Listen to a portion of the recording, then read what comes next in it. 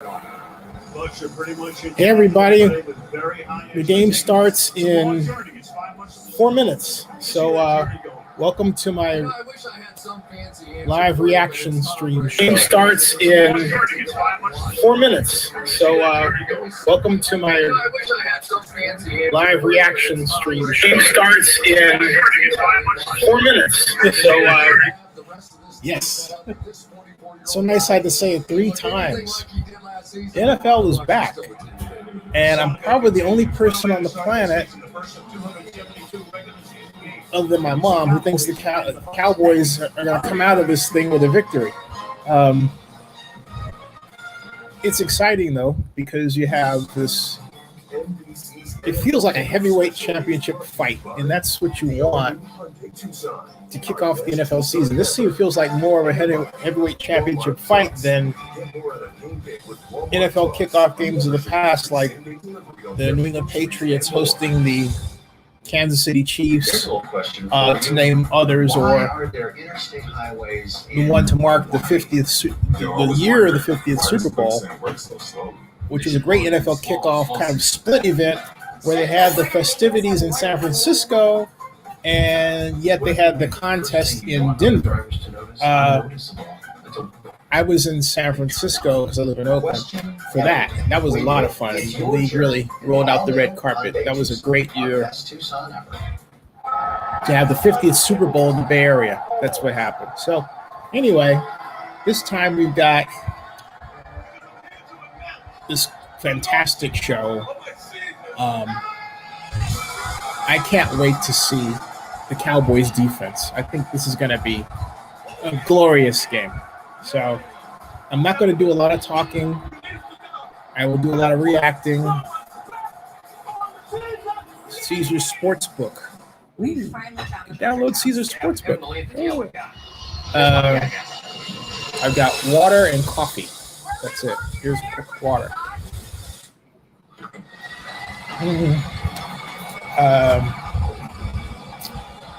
Getting the necessary nourishment. And morning, Ted. For bundling made easy, go to some of these commercials feel like Super Bowl commercials, you know? I feel like, okay, who's gonna, pull out the big commercial, right? And Walmart has cool commercials. They're making the food the star. The food is the star in the Walmart commercials, right? Gotta take my medicine. That's what I'm doing in a second here, right? No water.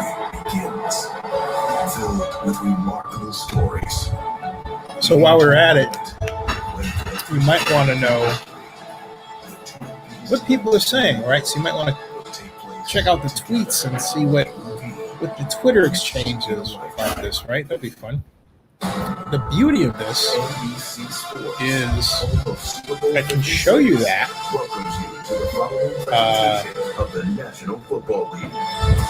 with trending. Marks the 20th anniversary of and here it is. Watch this. September 11th, 2001. In recognition of those who lost their lives, in partnership with Tuesday's Children, we welcome the Kane family for honoring Jason. I hate the Cowboys and Tom Brady. Marissa and Suzanne, and grandfather to Jacob. And he says laundry day, laundry day. You hate the Cowboys and Tom Brady. So you're talk about the ultimate conflicted viewer. What are you going to do? Grammy Award-winning singer, songwriter, actress, and author, Michelle Williams. Hey. So how do you do that? Laundry day. By the way, did you take out the laundry? How did you do that? I'm just wondering. Wow, she's gonna listen to this voice. Ooh, man, oh man. What's so proudly we hid, and the twilight's last gleaming, whose lights and bright stars through the perilous fight. That's Twitter, y'all. See? We're so and the rockets take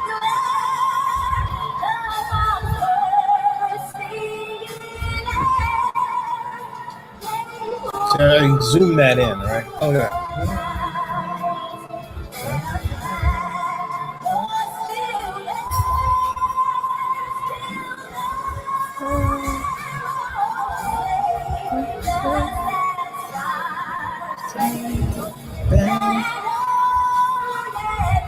Look at the flag. That's beautiful. Wow.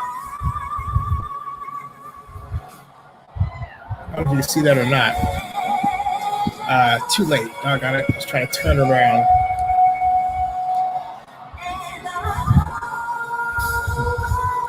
For those of you wondering why I don't turn it, I don't want to get copyright claim because, you know, depending on how they have the setting, they could actually shut down this whole thing. YouTube could, you know. I don't want that to happen.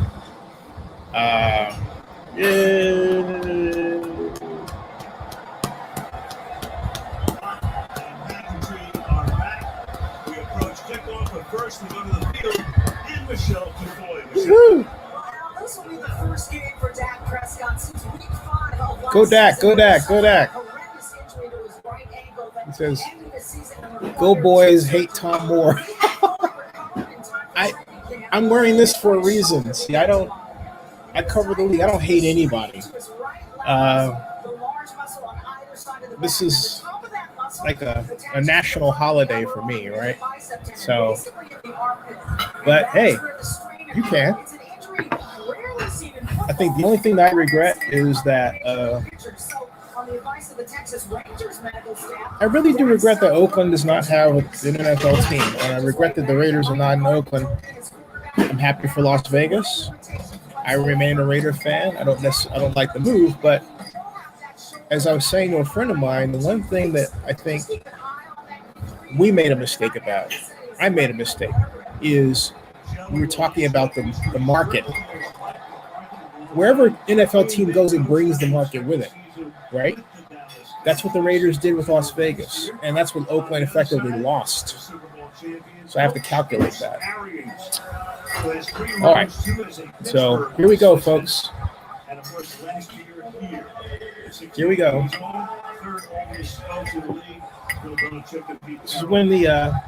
This is when the bullets are real, right? Carolina had that fantastic onside kick last year that led to a big comeback win against Atlanta. Jaden Nickens is back to.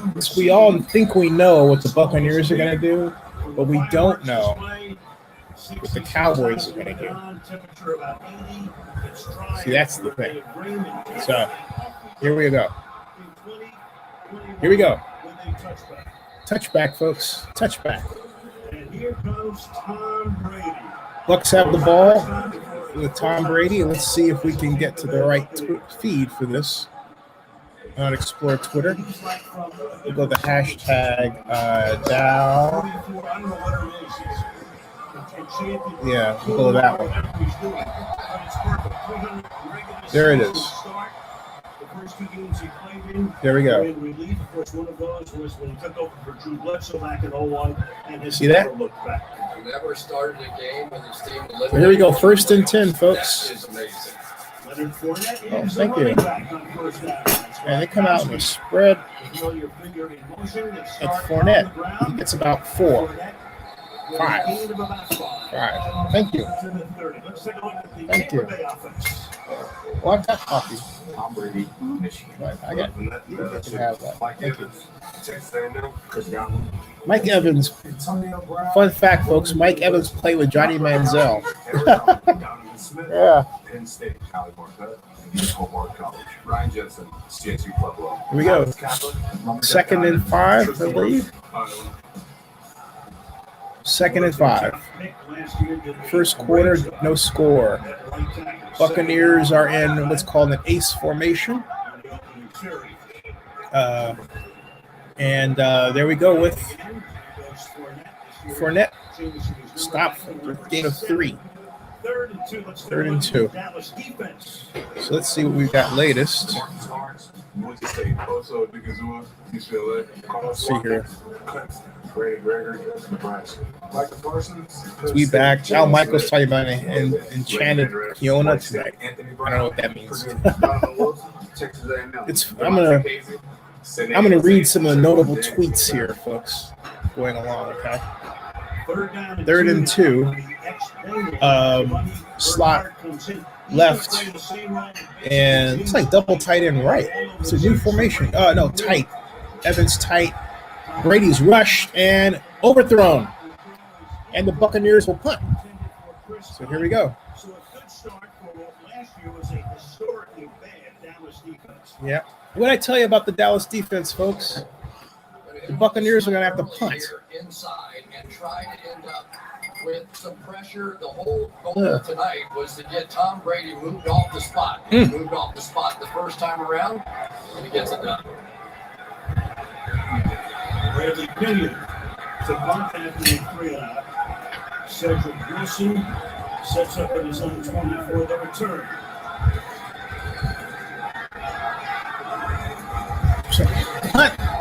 Punts away.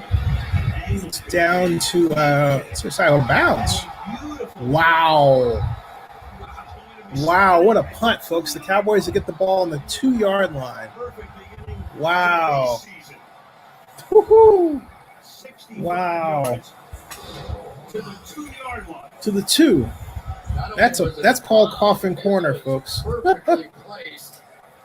Dallas Cowboys and Dak Prescott start there. A little fade on it. Perfect. So here goes Prescott. Hasn't played in 11 Here comes months. Dak Prescott. So no action. 98 yards to go for payday, folks. And he puts him in a shotgun. He's in the end zone. He goes 5 wide. Interesting. This is interesting. And back at the end, the Bucs were blitzing. And he's wide open. First down. To the man who says he's the best receiver in the league. How about that? How about that? Mm-hmm. Yeah. Right off the corner, and Dak very calmly just took it right up the field and saw him.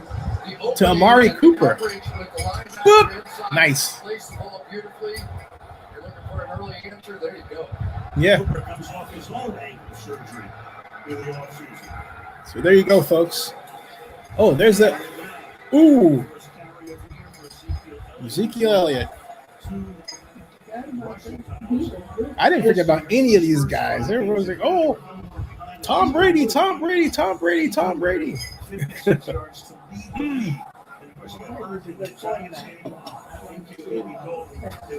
Yeah. Hey, 2nd and 6, folks. Back to throw, and Cowboys get a mark it. Depends on where they mark it. Oh, they gave him an unkind spot. Wow. Ooh, he got cheated by half a yard. I'd throw a flag just to have another measure. But still. Wow. Oh.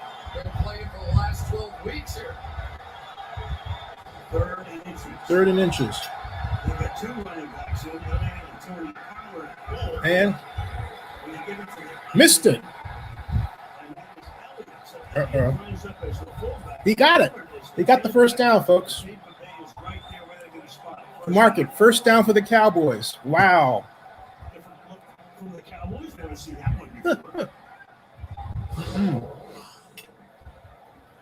Everybody's looking at the tailback. You're expecting something dive over the top, a little flip 90, some trick play, whatever. Instead, I wonder how many plays that Ezekiel Elliott played fullback. First and 10. They're in running formation this time. Amari Cooper. And there goes Ezekiel Elliott. Oh, wow. Tough 5 yards. Dak Prescott, Houghton High School. Ezekiel Elliott, Ohio State University. Amari Cooper, Alabama. C. Lamb, Oklahoma, Michael Gallup, Colorado State, Dalton Schultz, Stanford, Tyree Smith. Crazy with some slick moves. I agree. Texas, Tyler Gaddis, Arizona, Mhm. Connor McGovern, Penn State, Liddell Collins, Yep. LSU. Missing a key figure, Zach Martin on the Colts. We go. Screen right. First down. There goes Schultz, and that's a first down. And the Cowboys are moving. Yep, the Cowboys are moving smartly, folks. That's Kellen Moore. That's their offensive coordinator. Who's been the offensive coordinator in the past. McCarthy kept him when he took the job. I remember where this drive started on their own 1 or 2 yard line down there. And one thing I'm seeing already, and there's Todd Bowles, the defensive coordinator, one of the very, very best in all of football.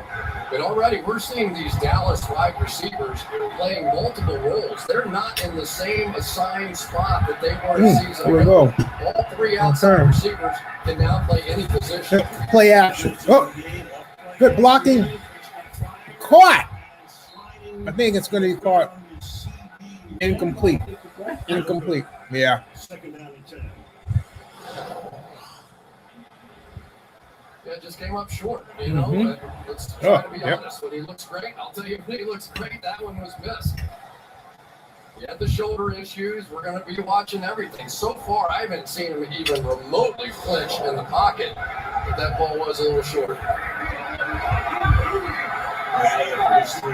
Waiting, watching right now this drive. This is the 8th play of the Dallas drive. Starting on Second and 10. second Oh, down. play action. Oh, boom. Oh, he dropped it. CeeDee Lamb has had 2 straight drops. 2 straight drops. Wow. Third and 10.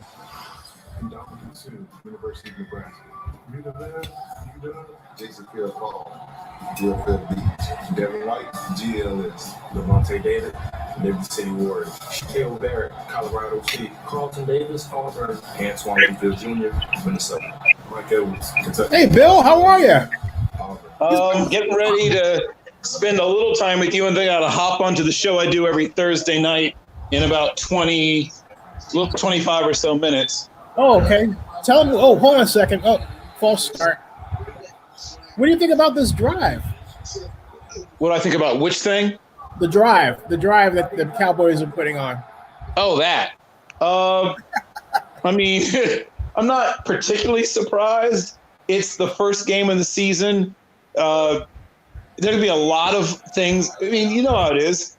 If you're going to expect to see anything where things are, you know, a little different, a little off, a little, you know, beyond or different from what teams have had months to prepare for this game. And I think that favors the team that was less successful the year before, quite frankly, right? Because you're more likely to change things. Yep. The team that just won the Super Bowl is unlikely to do much very differently from the year they just came off of winning the Super Bowl. I liked how they didn't waste any time throwing out of their own end zone. And why would they? Yeah. You know the old saying, right? You don't do that, right? Well, they said, "Out of heck with it, we are." Well, I mean, that was an old saying with guys, you know, when guys like Marty Schottenheimer were still in the league, yes, but the game has changed. That's true. Bill's looking good with a suit. You got a suit on, Bill, or a tie? Suit and tie. Well, I mean, I was coming home from. I just got home from work a little while ago. Oh, okay. Man. Yeah, so I'm still in my work clothes. What's your other show, by the way? Tell them about it. Oh, sorry, say it again? What's your other show that you got? Oh, it's the Sports Crib that I do with James King and Company. I've been doing it for a few years. Yeah. Is it on YouTube or where is it at? Yeah, it's on StreamYard and then post to YouTube or whatever. Yeah. Okay. Cool. What time? We 20. How many minutes now? 24 minutes. Oh, okay. can we come in as an anonymous commenters and make snide remarks about you? Of course. I'm just kidding. Of course you may. I heard that. Well, so Wednesday I was on a show for Nuts and Bolts, and some young lady, there was like, we had a friend of Dom Chorosky, who was the host, he'd gone to school with, was on. He was not a normal member, but he was like a guy that hopped on because he was one of Dom's friends. And some young lady was checking him out. She was like, is he single? You know, it's like, oh, okay. So yeah, we got some interesting comments on that particular broadcast. Hey, so who's going to the Super Bowl? I think it's going to be Kansas City and Green Bay. I'm picking the Saints versus the Saints versus the Chiefs. That would be cool. That would excite me. That would be a very offensive Super Bowl. Yeah. Oh my gosh. Lots of very, very, very, if you like deep pass attack, if that's your thing, if you like the ball traveling 30 plus yards in the air down the field, that's the Super Bowl you want. I'm excited for Jameis Winston. Lord's given him. Jameis is about to have a great year. Yeah. I'm worried about that defense. That's where my concerns are. The Saints' best players on defense are also the Saints' oldest players on defense, and that's not something that I normally like. When your best defensive players are all well into their 30s. Not ideal, but, we'll see. But they're going to win a lot of shootouts. I mean, that's apparently the plan, and they will. They'll win some shootouts. Well, that's the thing with the league now, I still. Oh, here we go. Hold on a second. First down for the Bucs. And Fournette, that's quick 5. Oh, it's Ronald Jones. Yeah, I have him in several fantasy leagues. I think he's up for a good year. I never do. I think I have Ronald Jones in 3 fantasy leagues. Wow. I like him. I think he's having a good year. Maybe I'll. This is 2nd and 5 for them. And I'll bet you they pass. Now they really are going to pass. Well, it had to happen someday. Yeah. Got 5 wides. Almost far. There he goes, first down. Mike Evans. Oh, that's another kid I love. I'm a huge fan of Mike Evans. And that's a new play, by the way.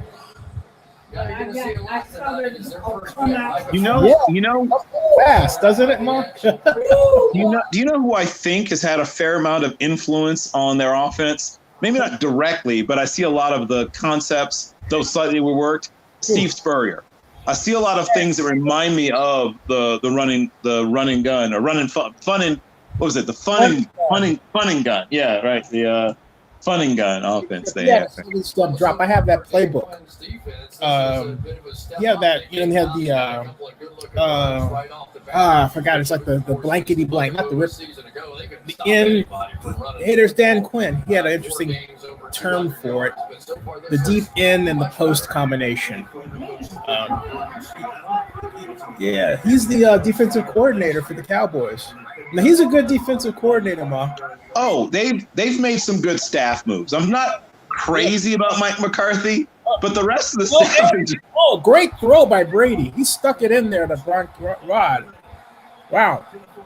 I told you. Yeah.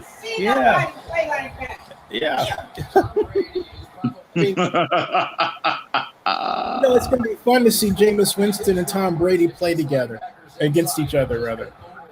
Yes. I mean, not really against each other, since neither of them was likely to take any snaps on defense, but I know what you mean. He got rid of it. Oh, to Brown. Great throw. I have Antonio Brown in a couple of fantasy leagues. I don't think I started him.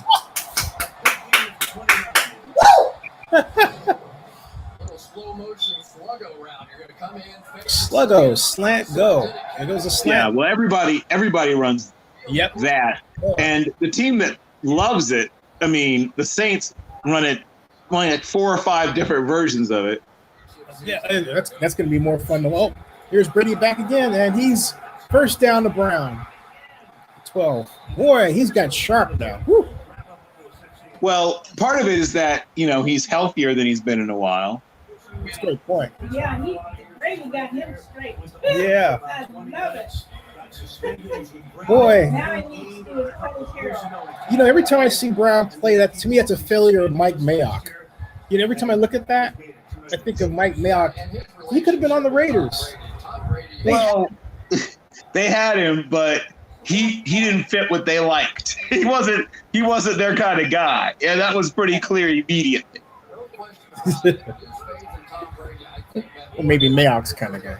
Yeah. Well, however you want to put it, but yeah, you say Mayock's kind of guy, but my understanding is that Gruden has final say over every single thing that happens. So That's I don't think true. Mayock alone would have been able to make any changes there.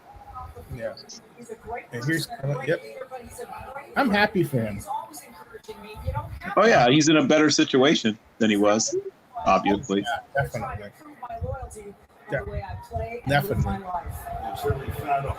Here we go. Second. I mean, no offense to the Raiders, but they weren't about to win a Super Bowl even with Antonio Brown. So yes, he's in a much better situation. Brady back. So, right, those right. First down. See, the problem with the way they're trying to get pressure on Brady is it's the way that Brady doesn't allow you to pressure him.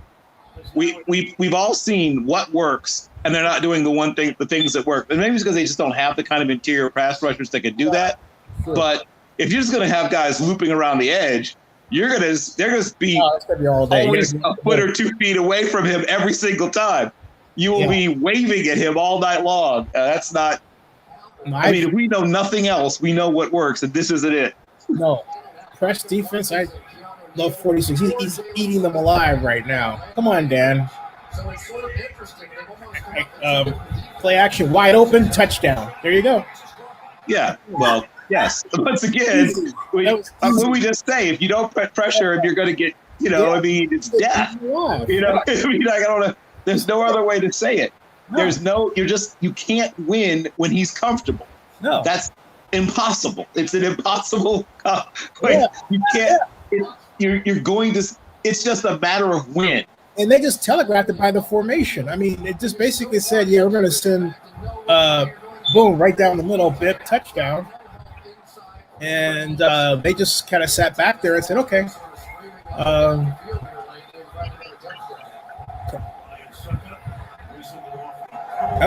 Snap, spot kick on the way, and that one's good.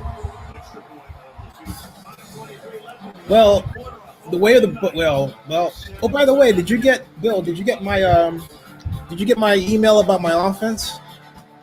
Yes. Yeah. I don't know if you had a chance to look at it or not, but I mean, a little bit. I'm really kind of busy. I have a presentation at a national conference in a few days, but I will. Yeah, earlier. I will look at it when I get back from Atlanta.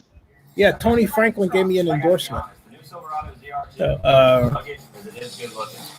Very jazzed about that. So I was, and I've added several plays since I sent it to you. So it's a different concept because I have two. The widest wide receivers are actually spaced out beyond the numbers all the time.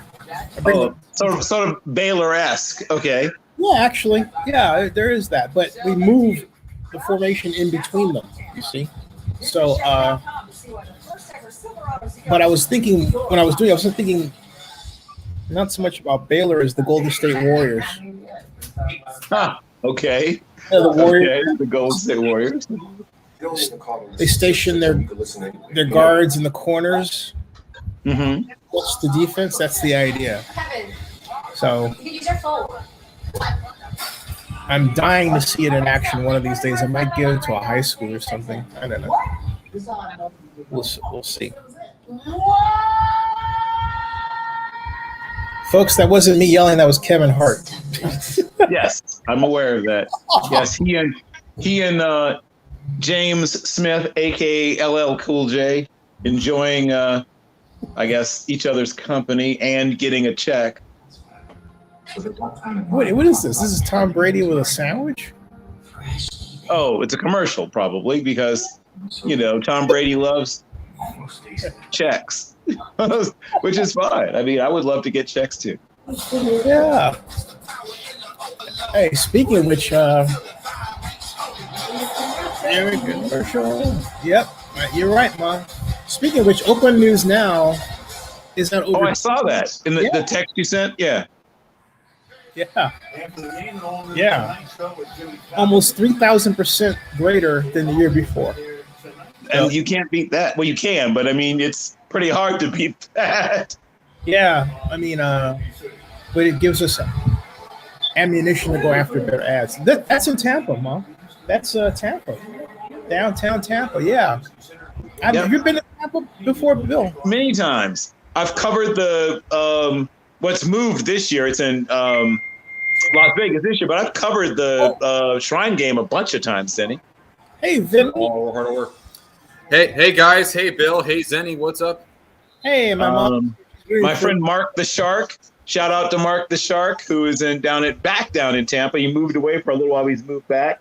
I usually crash at his house whenever I'm covering the Shrine game, but this year I guess I will not be able to get. See, it was great before because the Shrine game and the Senior Bowl, if you rented a car or whatever, you could drive from one to the other because Mobile's not that far from Tampa.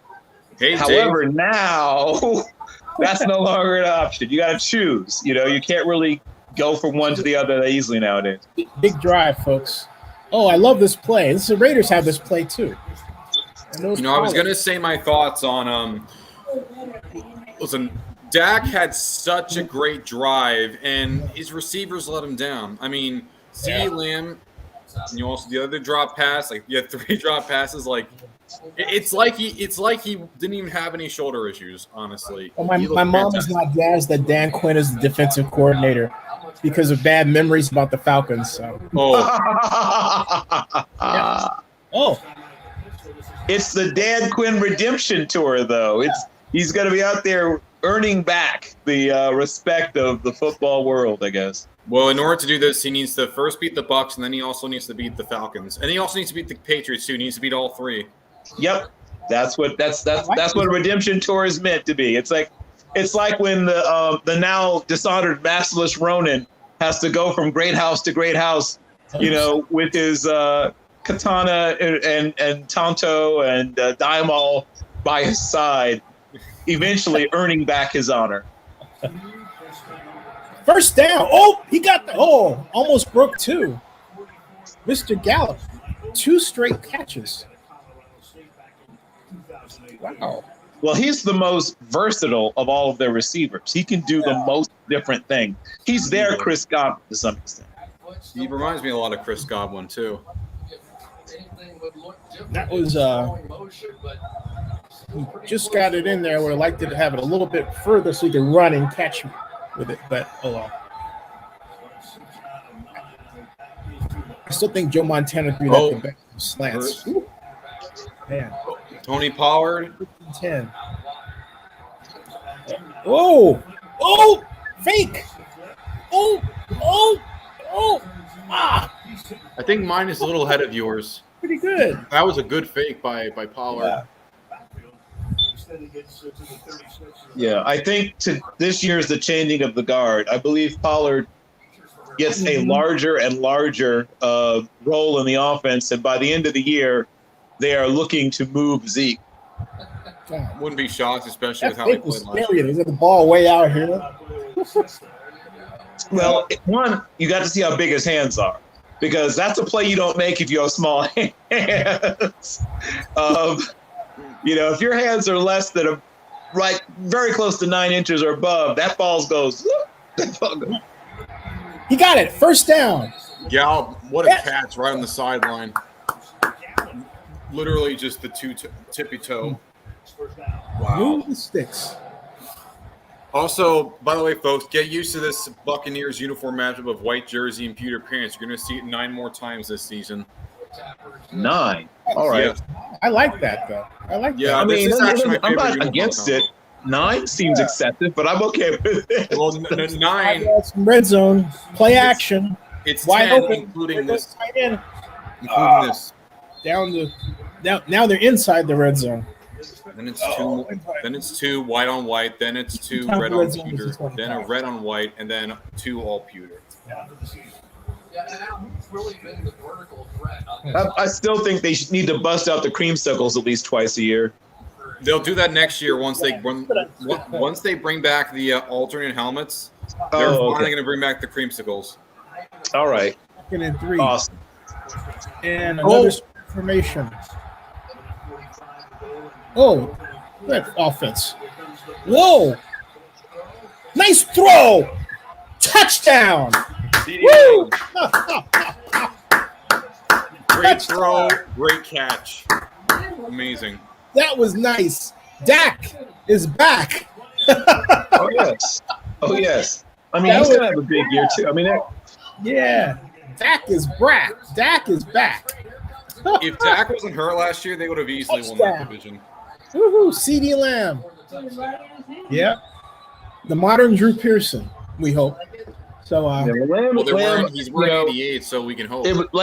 By the end of last year, it was clear that Lamb had emerged as the alpha dog, as the lead dog amongst the group. You know, with now Cooper really sliding down almost to a 2-3 kind of role, where he and Gallup, I think, are going to sort of go back and forth, you know, with that second banana roll. Hang on, Sean Murphy Bunting's down. He's laying on the ground and he's breathing. Oh, I meant to ask you, Bill, what do you think of Mike Mayock? I mean, he seems like a nice enough guy, but he's clearly in it over his head. Yeah.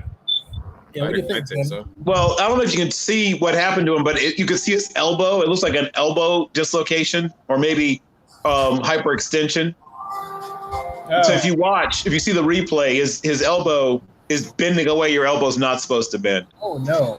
I've had that happen to me. I wrestled in high school and college. Now, luckily, I have very flexible, like elbow tendons and ligaments. But yeah, it's not what you want. It's not cool. Like just brushing your teeth and combing your hair the next day, not so much fun. It doesn't feel good either. No. It feels very much not good. Yeah. So it's amazing last year in the playoffs. Before the pain hits you. David. Says hello. Oh, hey there. Dave. How you doing, Dave? Dave is in Southern California.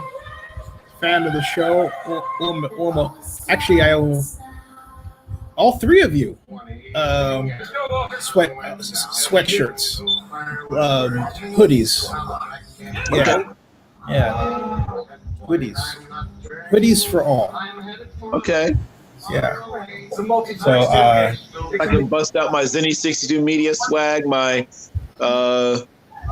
Around the Block Sports, and my Nuts and Bolts Sports swag. I can.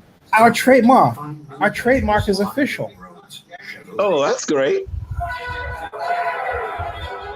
The difference between trademark and patents is that patents expire, trademarks does not. We survived the challenge period unscathed. Congrats, guys. Yeah. Pizza Hut's Detroit-style pizza is back. Same crispy crust, cheese all the way to Oh. the end, and the sauce still on What top. you need, Ma? Okay, now I'm hungry. Okay. Detroit-style pizza. Pizza looks pretty good. Like Detroit-style pizza, Detroit. It's like a Chicago style. It's like a mix, like a Sicilian and a Chicago style almost. It's pretty good. Okay, I got a question. It is good if you get it from a place where it's good. I'd not suggest getting it from Pizza Hut. I'm from New York, so the last place I would go for pizza is any kind of chain restaurant. That's the last place I would want to go. Best quarterback of all time. Is it really Tom Brady? It could be Brady. Well, see, it comes down to how it is you'd like to evaluate these things. So people recently lost. I don't know if you follow me on Twitter, but there was a lot of Derek Jeter stuff, and Jeter is very much the Tom Brady of shortstops, where his coming up big in big situations and playing on really successful teams has, for some people, made him in the discussion of like the greatest shortstops of all time. By the way, when people who are more into the advanced metrics say he's a wildly overrated shortstop who's good, maybe even borderline great. So it's a nice little debate. And of course, I come down sort of somewhere in between. But the thing about Brady, one is with the exception, obviously, that 1 year where he blew out his knee and missed almost the whole season. He's been remarkably physically capable of being able to just play, which is just so difficult. Even with the game being softened or whatever you want to use, it's still just hard. I mean, even in practice, guys pull calves and, it's just for him to be available as much as he has. First of all, to me, I'm one of those people that does give people points for durability. With one exception, he's been ridiculously durable, incredibly consistent. Now, is he overwhelmingly talented? Can he do the same kind of things that a guy like Aaron Charles Rodgers or Patrick LaVon Mahomes can do? Bring Junior. out the middle names here. The answer is so obviously what can no. Thomas Edward Patrick Brady Senior, Junior, right? Thomas Edward Patrick Brady Jr., right? He cannot do the same things that a Patrick LaVon Mahomes II, or I guess, the second, or Aaron Charles Rodgers can do. He's not that kind of guy. And which sometimes it makes it more impressive, the kind of career he's had, considering he's a guy who doesn't have, he's not more talented than Matt Ryan. He's just more successful than Matt Ryan. Yeah, that's what makes it so impressive. I don't know how much I'm a fan of that guy. I've seen that guy more than most Falcons fans. Well, once again, Matt Ryan's better than people think too, but it's just, so much of this is situation. It's not that bad, but, Right, but if Tom Brady goes to a different team, he doesn't have the same career because first of all, he gets carried as a fourth quarterback, right? Who does that? That's the first thing. Mm-hmm. So he gets an opportunity where he's never even active, right? To just work on stuff. He comes early, he stays late, he bothers the guys on the team to help him with things. And he's in a team culture where that's encouraged, right? Yeah. If he's in Detroit, people are like, go away, kid, I'm going home to my wife and kids, right? I'm just saying, like, people think in the NFL guys are all football all the time, and that's true some places, not every team. There's some teams where it's like, hey, kid, it's 6:30. I'm out of here. Great catch. Great pattern. Oh, Brown. Yeah. They are ruining him down the middle. Oh, boy, they are ruining him. Brown has been really good this game. Won't be shocked if he has another All-Pro season. Flag, though. Hold on. Oh, I have, as I was telling Zinni, I have Ronald Jones in like 3 different fantasy leagues, including one of my dynasty leagues. Oh. Hold on a second. And base defense. I can decline that one. Well, they're deep. Once again, the Cowboys defense is going to be a problem all year long. They're not going to be good. Better than last year, yes, which is not saying much, but they aren't going to be good. Like, you don't just alignment though. You don't just automatically flip a switch. It's like they need to discover blitzing. That'd be nice for them. Hey, whatever happened to the 46? If you can trust your people in the back half of your defense, and they don't. So it's hard to blitz when you don't trust your secondaries in. It's hard. But the whole purpose of the 46, the idea is you won't get enough time to find that open receiver because we're going to overload you with blitzers. Oh, hey, I was here for all that. I'm very aware of how Buddy Ryan and his sons even occasionally try to get their business done. But they also trusted their secondary. Yeah. They trusted Doug Plank. They trusted Gary Finsick. They trusted Leslie Frazier, right? Who got hurt, unfortunately, but he was having a great career. He got hurt the Super Bowl year, but he was having a great career, and he was never quite the same player, unfortunately. He ended up going into coaching, obviously, but he was a terrific corner. I remember Leslie Frazier as a young corner. And he's a great defensive coordinator now. Well, he should be a head coach again. So I remember both Tony Dungy and Leslie Frazier as players, and Dungy, right, a quarterback in Minnesota, comes in and as a rookie leads not only the team but leads the entire NFL in interceptions as a rookie. Not even as a full-time player, he was a nickelback. Incomplete there. And then he gets hurt and ruins his career gets ruined the next season. So he really only had about a season and a half as an active player due to injuries, but went right into coaching. When it comes to Leslie Frazier, I mean, yes, you could say that, his first full year, 3-13, and then in the final year as Vikings head coach, he went 5-10-1, didn't really do much. But let's not forget, I mean, yeah, you can say Adrian Peterson all you want, but at the same time, that Vikings team still made to the playoffs in general. Like, it's not like the guy has been a great defensive mind in the league for a very long time, and I also agree he should be a head coach again. I mean, if he gets a head coaching job, he brings Eric Bieniemy with him. Watch the hell out. Katie bar the door. Honestly, I think it's more likely you get both of them as head coaches. How does Dave Rangoon become offensive coordinator for the Bears after being nothing higher than more than a passing game coordinator? Not diminishing that, but his fundamentals during the preseason just sent me to the moon. I'm talking about the offensive coordinator for the Falcons. Go with T-Mobile, the GO in 5G. Well, I mean, we could have a whole very long show about the talent pool, particularly at the offensive coordinator talent pool in the NFL, and how it's viewed, how they think the pipeline works, and it is working that way, I guess, but maybe how it should work as opposed to how it does work. And I mean, it's very clear that there's some really problematic things about the way people decide what an offensive coordinator should be or should look like or whatever. And you think? Yeah. Definitely. Jeez. I mean, I saw the worst example of coaching in the league I have seen in quite some time when the Falcons took the field this preseason. I mean, quarterback drops not timed with the receiver patterns, zone blocking basically instructed in such a way that every single lineman was zone blocking, even when they should have been man blocking on the edge. And not surprising, the plane gets blown up by the Titans' defense. Not shocked at all. Just stupid stuff. From Tampa starting the second. And I said, this guy is the guy you have as your head coach, and that guy is the offensive coordinator.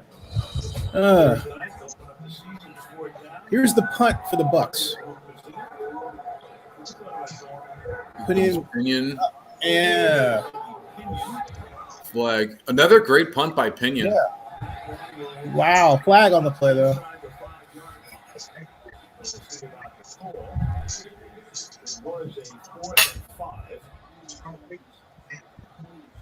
There's very few things I like in the sport other than special teams.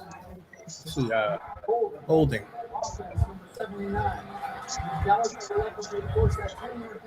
Replay fourth down. Wow. Folks who can help support Hurricane Ida recovery. Oh, pray for Louisiana. My God. Auction to bid on authentic items and support the Gulf Coast Renewal Fund and the American text Ida. We need a total infrastructure overhaul. I mean, absolutely. Hey, Vinny, how are you guys coming along up in New York? You guys okay now? Fortunately, we're fine. Though for some areas, I heard something like over 10 people died or something like that. I could be wrong here, but as someone who has in the early 2010s, us on Long Island have dealt with two major hurricanes that ended up getting their names retired. We had to deal with Irene in 2011, and immediately the year after we had. Look out! Wait! Ah! Sorry, Vinny. Yeah, I was trying to say that we got hit back-to-back years. We got Irene in 2011, which it had a lot of fun, but then Sandy hit us even harder. And because all this infrastructure damage all across the Long Island, the New York metro area, and New Jersey, it's the third costliest hurricane of all time. And that was a Category 1. That just tells you how much. In fact, on the water, so many people literally had to raise their houses by 6 feet because of how much flood damage there was. So many basements were flooded. Just homes had to be destroyed. It was absolutely insane. Last year, where they really came on at the end. So, I don't know that. I don't know in my lifetime if Chicago has ever had anything in the way of a flood like that. Do you know, Bill? I think Bill's frozen. Bill's frozen in time. When he gets his screen back, we'll ask him. Yeah. I don't personally think Chicago has. So much of the acclaim, but people And play action. And, oh, there we go. Whoa. Bill's coming back. Just 1 second. He'll be back.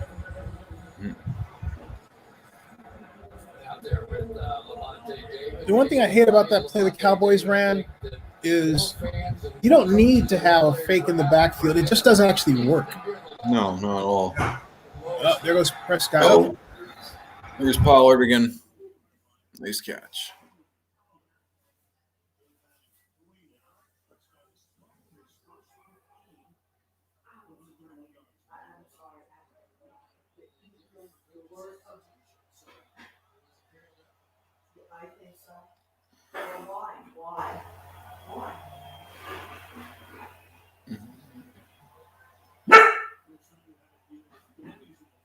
It doesn't make sense, right? It doesn't make sense.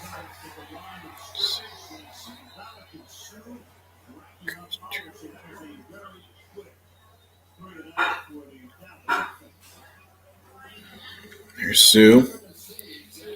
Maybe he can add another ring to his soon-to-be Hall of Fame career, I hope, as long as they don't punish him. Now, Zenny's frozen. It looks like everyone else is frozen, guys. I'll just be here for a little bit. It's a nice play. Pushed back by Pollard, and now here comes the punting. Here we go. Done.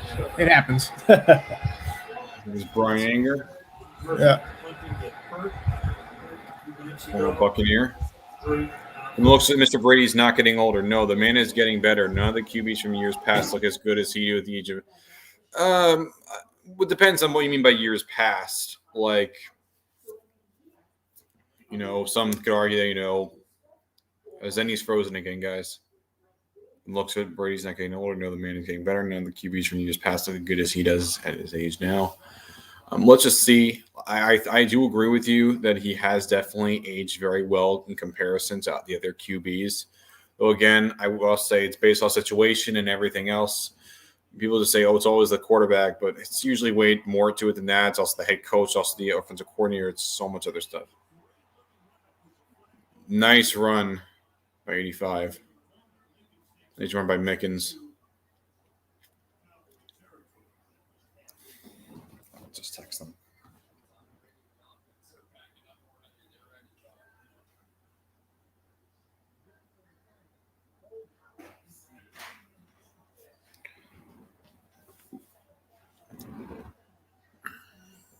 Ten-yard penalty from the start of the foul.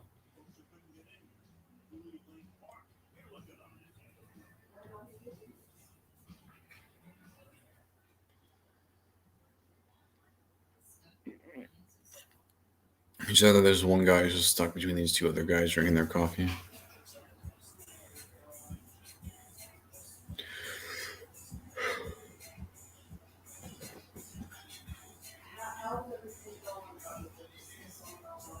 All right, so it's SoFi Stadium, where it's right by the new NFL network offices. Our whole studio is right by over there.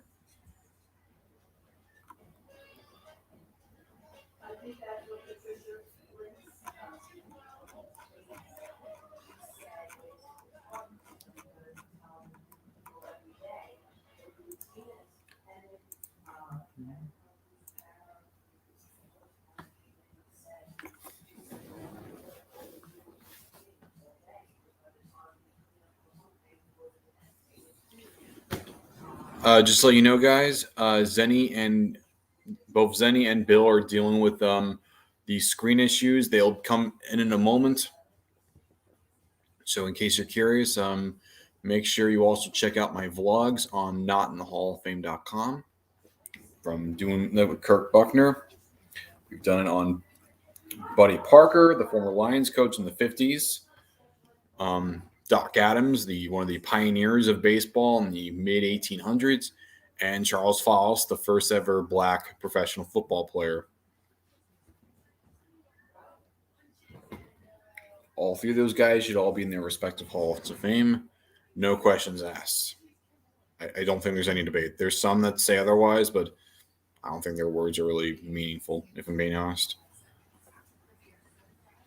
Like, honestly, the fact that they get so angry against it, like, Kind of says a lot more about them than it does about me.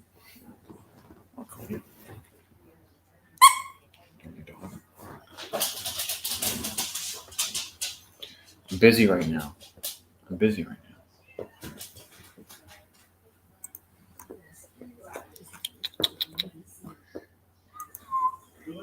Game back. Here's Micah Parsons. No rookie, of course. Finally, a Cowboys Rams rivalry page.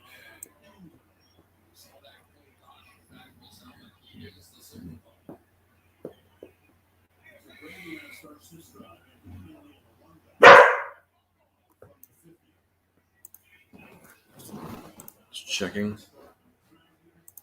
Don't worry, they'll be back soon, guys.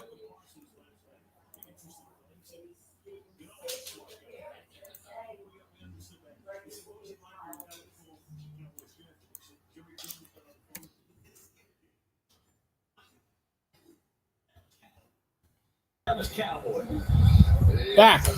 Okay. Thanks, Vinny. I don't know why that happened, but it happens. It's going on with Bill right now The thing too. about it is that the live stream never went away. Yeah, it's weird. I did entertain the other guys on here. Rather small, but here's what it is. Oh, Brady with time. Oh, picked off. No. Nope, was not picked off. Gronkowski caught it. I thought for a second, I was like, you know. Mhm. Hey, by the way, do you know that we have a membership program? We have the tiers set up. We don't have the awards yet and what you get, but stay tuned for the future because I'm going to be splitting the proceeds with people like yours truly over there. That's you. So, 3rd and 3 for the Bucs. Tie game. On the quick pack, wide open. Oh, I love nice. that play. He's charged with the shoulder there. That play goes all the way back to Don Coryell, but there's a flag. Hold on a second. He should be in the Hall of Fame. Being soon along with Buddy Parker and Clark Shaughnessy. Uh-oh. What? You're assessing with each other. Off at the last moment, flag is way back at the Buccaneer 47. Uh-oh. Sounds like a pass interference or something. I don't know. Before the flag.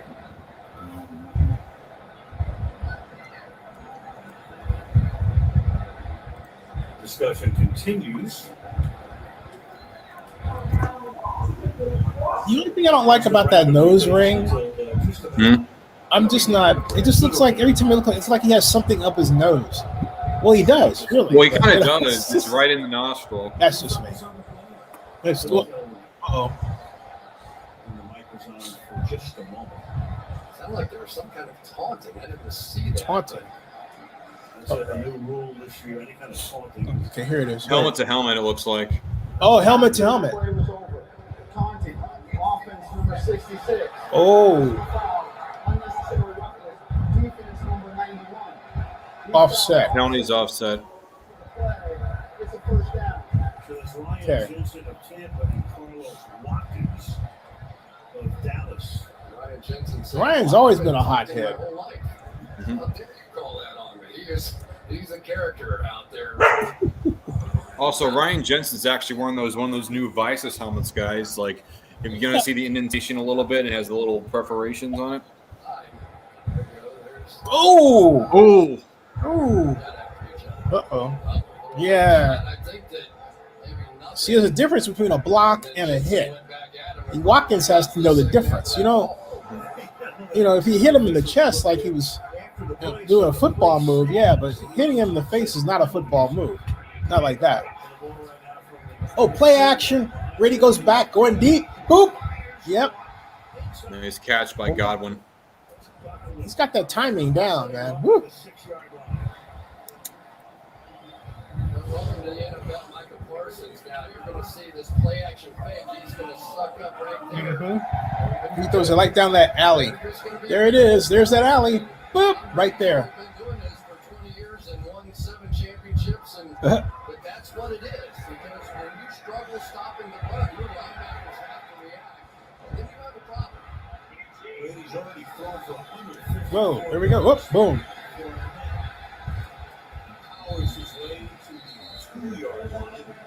10.5 to Dan's got to shoot some linebackers up the middle there. This is a football team. I don't. Bruce Arians that they run a lot of man blocking schemes.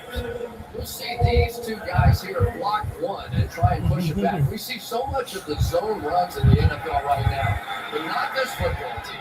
They believe. And I think that's why they're a better running football team, because they don't zone block a lot. Zone blocking, if you don't do it right, you can wind up with defenders in your backfield. That's what the Falcons experienced. Oh, play action. Is he going to run it in? Nope. Touchdown. No, they're going to throw it to Gronkowski. Touchdown, Buccaneers. That was easy. Boom. Very easy. And there are the cannons. Here are the cannons.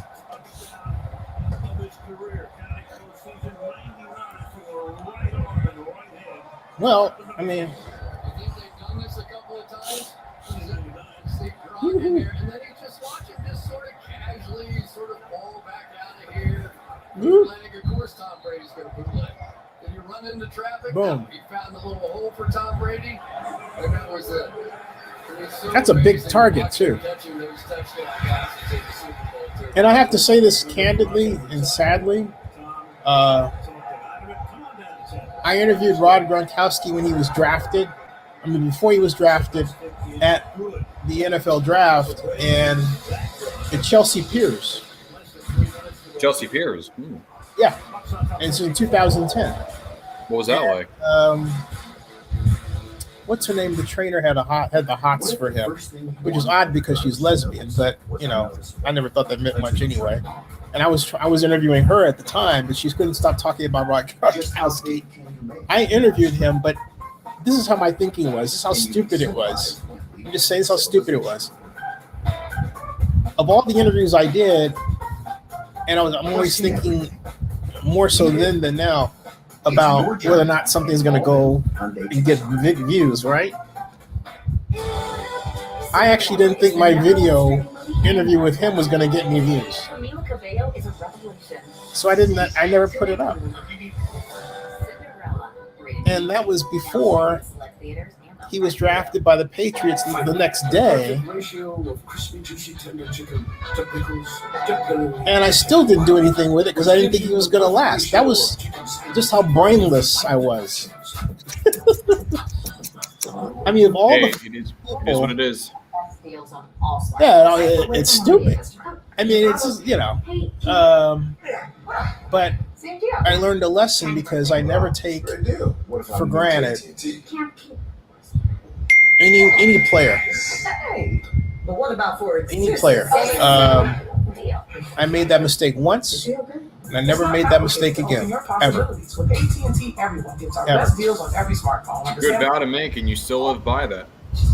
Right there, guys. I got another 10 years left. Not bad. This is big. So, Another Brady commercial. how many does he have? I saw him in a Subway commercial. This guy. First, even if you wanted to come back, we wouldn't take you. Yes, you would. Yeah, we would. You're right, we would. What's up? I'm getting into crypto with FTX. You in? Believe I'm in, but I still. saw Fireman Ed in that commercial. Is he in? Did he say he hates you? FTX. Oh, another one. Uh-oh. Hey, I'm with Coinbase, folks. I've been with Coinbase since 2013.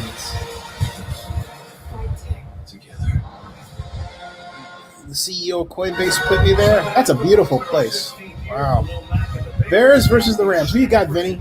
I have I have the Rams. I have the Rams winning this one. I have the boy genius Sean McVay. No, not Dexter from Dexter's Lab or Jimmy Neutron or anything. It's Sean McVay's Los Angeles Rams with Matthew Stafford. I see them beating the Andy Dalton-led Chicago Bears. And I understand that I want to see Justin Fields play, but does anyone else kind of feel bad for Andy Dalton with all just people just lunging at him just because they want to see Justin Fields? I mean, I want to see him too, but you don't feel bad for him? No, I go way back with Andy Dalton to TCU. He's played a long time. And look, they telegraphed the situation from the start. Of course, it should be Justin Fields starting. No, I don't know that that's the case. Okay, but I'm saying the situation as it is. Hold on a second. I want to see what they do with. Oh, wide open. Nice play. CeeDee Lamb. He's rolling all over them. Kellen Moore has a nice offensive design, man. I got to give it to him. I love the. Wasn't like a Heisman finalist, Kellen Moore, back in Boise State? Yeah. Oh, you don't remember him? Oh God, I remember. No, I know about him. I'm aware. Oh, that was a great design. Yeah. Okay, it's 1st and 10. Yeah, here we go. Back to throw again. Out of the way. Oh, he tried back shoulder. Flag. That was smart. John Foss on the sideline. That was smart. Mm-hmm. Pass interference. Defense number 24. The ball will be placed at the spot of the foul. Automatic. 1st down. Wow. Anytime the defensive back doesn't get it back around, and he's making. Hey, my mom is not back. I'll check on her during the commercial. So, what were you trying to say about Andy Dalton? Oh, I'm sorry. After this play, it's 1st and 10 for the Cowboys. I want to see if they go for the end zone, but not out of this formation. No, but they are throwing. And he caught it. Blake Jarwin caught it. Caught it, yeah. JPP looks upset though. Yeah. Anyway, what I was saying is Andy Dalton. It's the situation. I'm not saying that Andy Dalton shouldn't start. Quite the contrary. Because, first, I'm not a fan of Matt Nagy's offense, okay? Neither am I. I just think it's the way he puts it together, in my opinion, is undisciplined. And what I mean by that is they don't seem to pay enough attention to the timed pass. They're more in motion and formations than timing.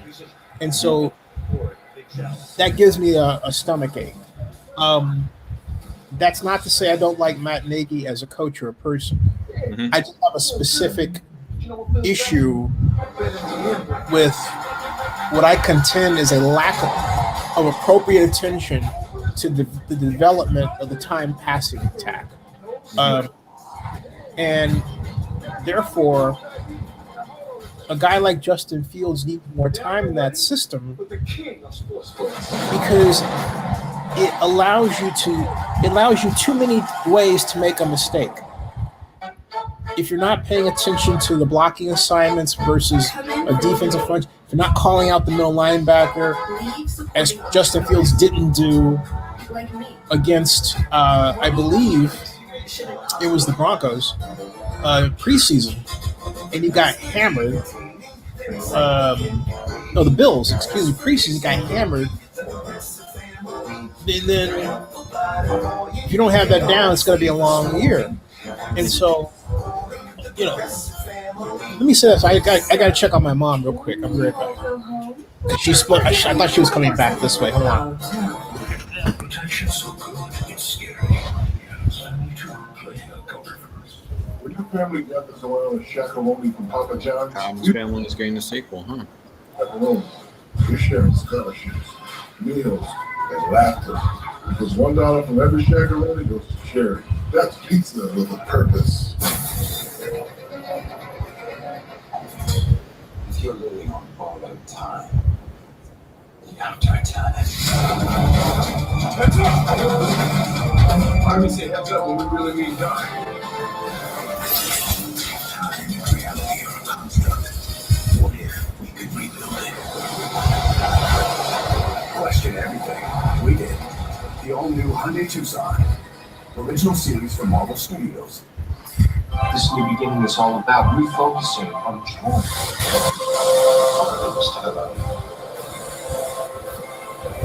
We're going to improve healthcare. Working together. September 21st on ABC. Sean Hockley's going to make the call. It's going to stand. She's fine. Put this under a microscope. Show you in a second. Rolling on the field stands as called. Tampa Bay has charged the timeout for the first of the half and has used one challenge. It's a completed pass and it's 2nd down. At first we thought He only had 1 foot down. We put it under the microscope with this baby. There it is. You can see the other foot, the toe gets down, the left foot is in. And the ortho so it's seen. Is that anybody see it? It's in a laboratory somewhere. The reason why I was saying about Andy Dalton is because, like, the way that Bears fans have been. Hold that thought. Oh, love that play. First down. That too. First now, down. What are you saying? Go ahead. Now, what are you saying? The reason why I say I feel bad for Andy Dalton is because it's like, I would say objectively, ever since the guy was signed, Bears fans just hate the fact that he's there. Like, whenever he's on the field, they would boo him mercilessly. And, like, Twitter hates his guts. Like, I think it's not really anger against Dalton. It's more so anger against the Bears franchise and everything else. But either way, I feel like it just feels like then boo Nagy. Why are you booing Dalton so much? Like, Justin Fields doesn't like that.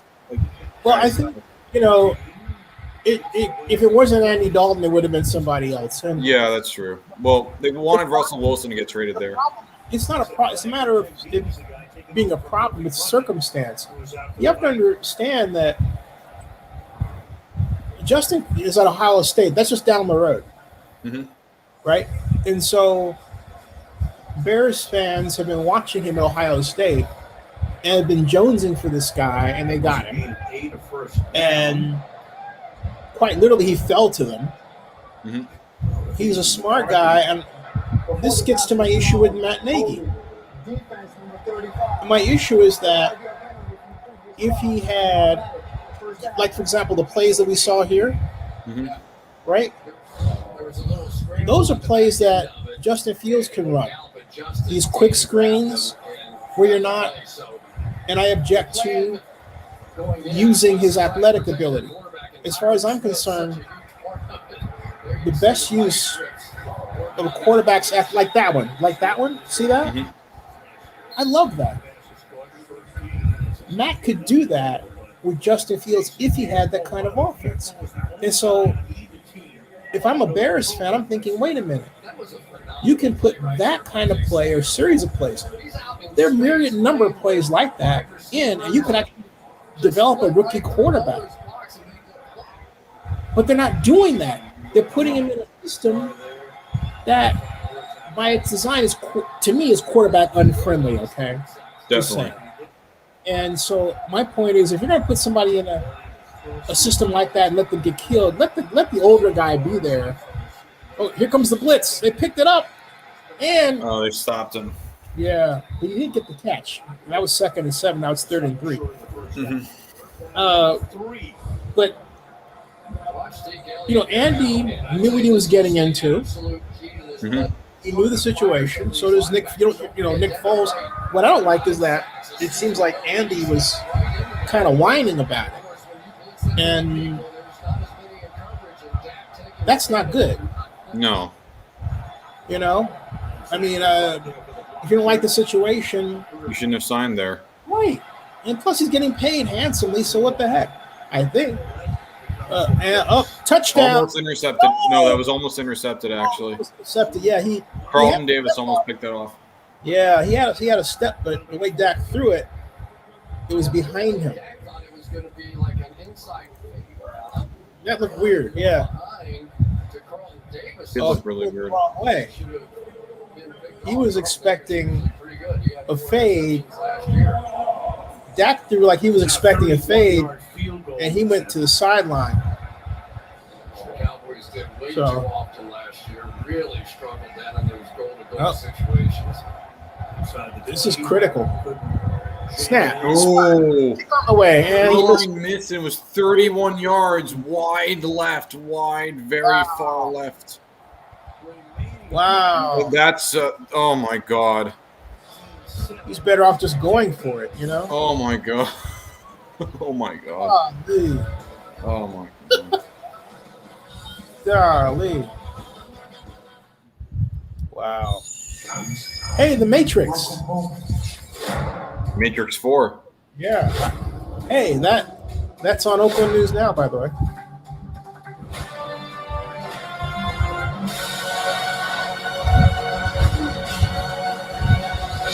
Hey, folks, the full trailer is at oaklandnewsnow.com. Crazy.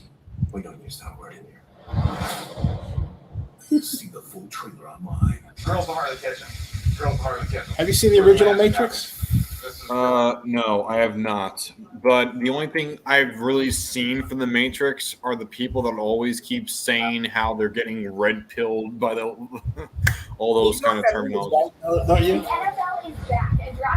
I say that. You know what the difference? You know what the red pill is, right? Yeah, I know what the term red pill is. Is like blue pill is things how you think they are, but the red pill is how the reality is. Basically, that's what the term red pill is. So it's more of an internet term. Like if you get red pilled by someone, you're showing the light. It's like the expression that Plato used in the cave. You're blinded by the prisoners when they see it. They're blinded by the light of reality. Yeah. That's what the similar analogy is. We were talking about pistachios. Who was that song? Blinded by the light. That was The Weeknd. Okay, John. Oh, I haven't heard that song in years. Decades. Blinded by the light? No, that's a different song. Up like a deuce, you know. No, I'm thinking of a different song. That song. I don't know who sings that. I know the Weeknd version, but it's a really different song. Same name, different song. Question everything. Hey Google, Bigger's good. what lyrics have "Blinded by the Light"? With an extra wide 10.25 I don't know, but I found these results on search. Tonight's kickoff. So Manfred Mann. Manfred Mann. Manfred Mann's Earth Band. That's. Hey, what do you think of your new governor, by the way? It still feels very surreal. The fact that last year we were calling Cuomo a hero for the state of New York. He also won an Emmy, and now just 1 year later we find out the nursing homes. Fumble.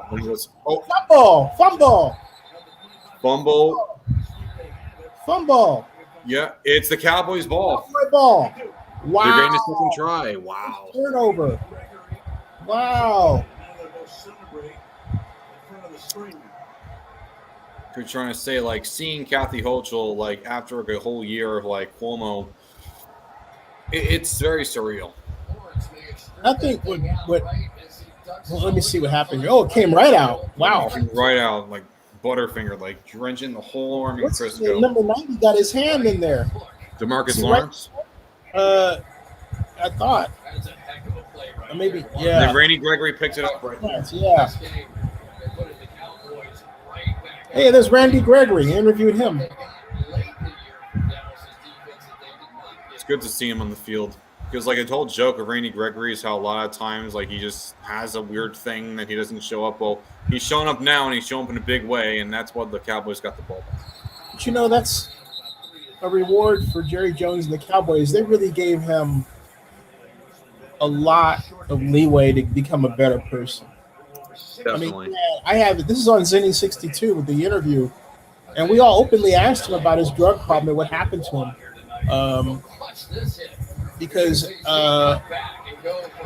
he hadn't shown up at the draft. He just made it. It's a whole story, and the interview, which happened in Chicago, right there, is really fascinating. Hold on a second. Here comes this play. I remember seeing mock drafts that had Randy Gregory in like top 5 even. He was, yeah. Then he fell to the end of round 2. And wait, a miss. Okay. Well, it's 3rd and 8, so he has another try to throw it. What is he doing? I don't know why they keep going after Jamel Dean. Now he is vulnerable to some double moves. But he keeps underthrowing them. Take some risks. But wouldn't you think they go after Ross Cockrell anyway? Here and check out what the replacement? But Randy Gregory is out of Nebraska's. He's a top 5 talent. Mm-hmm. Hey Eric, how are you? Hey guys, how you doing? Hey Eric, how you doing? Good. Watching. Just turn on the game, so just turn it on. How's your mom? Mom's doing good. Thanks for asking. Hey Eric, as I told Bill and Zenny before, get used to this this uniform combo for the Buccaneers because you're gonna see it another 9 times this season. Oh, hey, Vinny. I know, right? Tell your mom and dad I said hello. I told him about that, and I also told him about our milestone. Yeah, and It's tell them all the work of all of us. It's not tell just them- you, me, or Eric. It's everyone. And tell them we'll get back on track soon. So don't worry. Yeah. Yeah, they did ask about that. How's, but I told how's them your that mom as well. doing? Vinny? Zinni? Say again? How's your mom doing? Fine. She's talking back in the back there. She's Good. happy as a clam. As long as she's happy, I'm happy. So There you go. Boys on the 25. Whoa! Nice catch by Wilson. Beautiful. Wow. Wide open. Beautiful. First down, Cowboys. Wow. That was a wide open pass. Very wide open. I will also say this to anyone that's watching. Zenny compared to the NBC crew, Zenny was a lone wolf tonight in the fact that everyone, the audience, and every single person for NBC, everyone picked the Buccaneers to win the game. Everyone. Everybody in the world did. And it's not Hey, you know that old. Hey, you know what? I hate Brady like everybody else, but I know not to bet against him. So I don't know. I just don't bet against Brady. And Eric, I keep saying this, all right? Don't hate teams anymore. When you're covering, you're covering the league. So yeah, we cover the league. I don't hate every team. I don't love any team. The reason why I say that is because Okay, I take that back. But we could hate the Chiefs, right? And the Broncos. But my point is, when you cover the league, you know football. Right. And the fundamentals, you don't get led by what other people say. And Right. I have seen enough. I was convinced. Whoa! First of all, touchdown, tie game. Amari Cooper, tiptoe.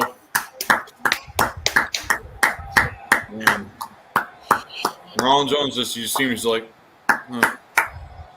Yeah, my point is that was a good catch by Amari.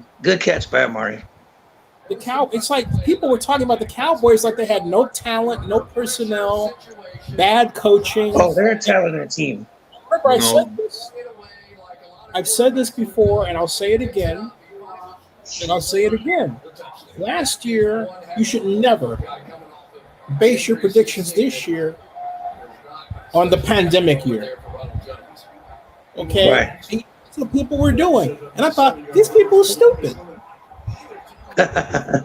Wow. It's the same thing with you're right, because it's the same thing that happened in the NBA with the bubble. I mean, everybody assumed the Lakers were going to get back there because of the bubble, and then look what happened. So they got swept. But when people do that, they don't pay any attention to the process of how a sport works. True. So And it happens all the time. What happened to the all the time. Last year happened because you had X number of teams on the other side. Like, remember the Lions when they played?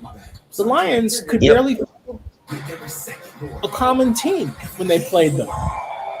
Everybody, I mean, the Buccaneers, they, like Vinny said, they benefited off everybody being not healthy down the stretch, and they were healthy, and there you go. Yeah, so and having to pull people off the street literally to play, or exactly. You didn't know what game you're going to play until like maybe 2 or 3 days before you played it. Right. That was a regular. The Raiders did the same. The Raiders did the same thing too last year. That was a regular base, and you mean to tell me that you're going to predict what the team does this year based on that? I'm not. Yeah. And then now exactly. They have a new defensive coordinator, the Cowboys do, and they've got Dak Prescott back for a full season, hopefully. And he's playing with a chip on his shoulder too. He is. I can tell he's playing. Wait, but it's not the chip that I'm concerned about. What I'm talking about is unknowns. You don't know, because he's coming back and he's new, you don't know what they're going to call with him in it. And that level of predictability hurts a defense's ability to stop him. I agree. the players don't call the plays. It's the coaches. No. Yeah, right. So it doesn't matter, like someone says, "Oh, Jameis Winston." The point is the scheme, and I beg of everybody, Eric, read a playbook. I don't care if it's boring to you, do it anyway. Oh yeah, I agree. It's the scheme. And what the coaches are asked to do, and like West, all that, because that's the beauty of football is in the play. Exactly. Hey, Vinny, you know what? When I play Madden and I do a play and I draw up, I use a quick slant. I love the formation of it and the scheme. It works. Yeah, definitely. The thing that made Madden itself, like, because of what Trip Hawkins did by growing up with the Stratomatic, he was able to create a game that allowed there to be extra. Oh my God! Sorry. Interception. Picked off. Wow. Picked off. Whoa! I'm seeing it there now. Wow. That's a touchdown. Is that a touchdown? Wow. No, he hit the ball. He was touched down. Wow. So yeah, Brady has thrown interceptions last year too. Well, to be fair, this was on Fournette. To be fair, and it was on. Have you guys seen the Buccaneers America's game? I've not seen that yet. No. Not yet. No, not yet. Do you know who one of the stars was they kept talking about? And it was aired yesterday and today. Leonard Fournette. So it's almost like bad karma. In a way, yeah. Yeah. So what were you saying about Madden, Vinny? I said what Trip Hawkins has done by creating those games, because he would always have the Stratomatic with him playing football and baseball, especially football. And what he was able to do, he said, you know what, maybe I can really teach a whole bunch of people how to play this game itself. And, a lot of people said it wouldn't work. And so when he started Electronic Arts, EA, that's what he went on doing. And, of course, we all know what Madden's become. And it's become a multi-billion-dollar industry. And the game has benefited, and sports has benefited. Everything's benefited as a whole. Some like to say that, the sport itself is you get into it only if you like football. Not true. A lot of people get into football itself because of Madden. I can say that for my generation right here. Right. Exactly. And you know what? Like when I play, touchdown. Out of bounds. No, not out of bounds. You're saying, Eric? When I play, I know what play I'm going to use. I know I'm going to either do a quick slant or I'm going to do an out route. And 9 times out of 10, the guy that I'm playing can't stop it. He can't. No matter what they do, I always do a quick slant, and then Nelson Aguilar will catch the ball and I'll score a touchdown. That's they can't stop it. And then I understand scheme. That's scheme. Yeah. And I don't know why Gruden doesn't use these plays in the game. It's like it's in a video game. Use these plays. It was almost picked off. Come on, Dak. Where were you going with that ball? Hey, Barry Lee, what's up? What's going on, Barry? Barry. Hey, folks. You reckon? Hey, what's up, Barry? Eric and Vinny, you recognize the shirt? Yeah, I know. He's one of our first ever. He's one of our first ever sponsors for Zany62. He is the first. He actually bought it. Wow. Yeah, he bought it. He was that big of a fan. Still, he bought it. He's still with us to this day. See, just hey, Zinni, I feel like sending some of the plays I use on Madden to Gruden and say, use this in the game. Use this, Gruden. Thank God. scored touchdowns this time. Guess what? Zero-Line got it. Yay. Wow. Give it a round of applause. Good job, Cowboys. Well, at least he did it. And you know what? People forget that the Buccaneers at one point last year, everybody was asking what was wrong with the Bucs. Remember that? Everybody was like, what's wrong with their offense? What's wrong with their, everything else? And so, yeah. Another clear loss. It was actually their loss to the Chiefs. And they came back and they just went on an absolute tear. And playing the Super Bowl Yeah, over those. they're not a clear lock to repeat. That's just, I agree with you, Zinni. This media idea of ridiculousness. They're a lock to repeat. No, they're not. Nobody's a lock to get to the Super Bowl. Not alone repeat. I mean, come on. It's just these narratives. You're right. I'm starting to realize all these shows are all opinionated. They're all opinionated and no facts. They're all just opinion shows at the end of the day. Let's be real here. They're not really news shows. I mean, would you consider First Take to be a show based off news or a show based off opinion? No. It's a debate show. Debate show. It's news commentary. Yeah. It's actually exactly the industry, folks. We're in it. It's news commentary. Yeah, we're all part of it. Speaking of the NFC South, I actually want to say something, and I have a prediction right here. I will say right after this play, I'll say it. Went for nice run. Ooh. We're gonna have a shootout. We're gonna have a shootout in this game. This game is gonna be a shootout. I can already feel it. This game is gonna be a shootout. Yogi Berra, 10. And usually Thursday night games are not that good. Usually Thursday night games are just like whatever. This is actually a good Thursday night game.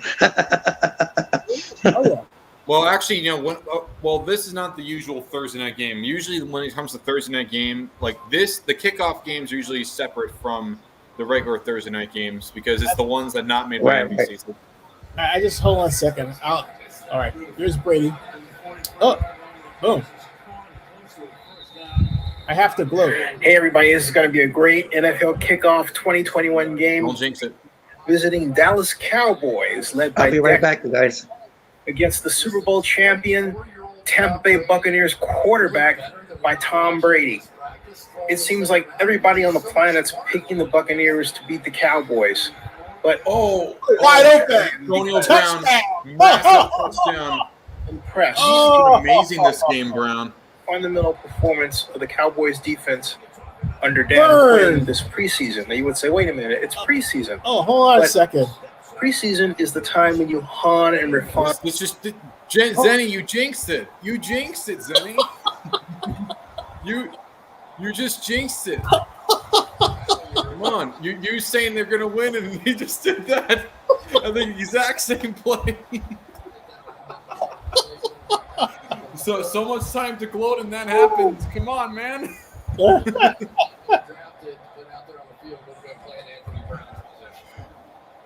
Out of any time you could do that, you did it at that point.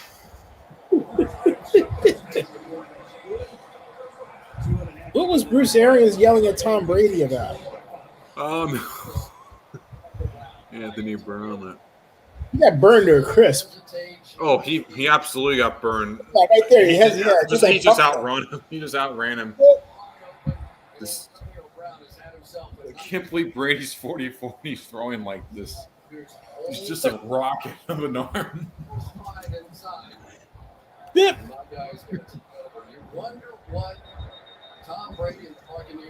Now there's only one other person. All right, I'm back. There's only one other person who can throw that kind of ball, and that's Jameis Winston. Watch. I was going to say about Winston just a moment, actually.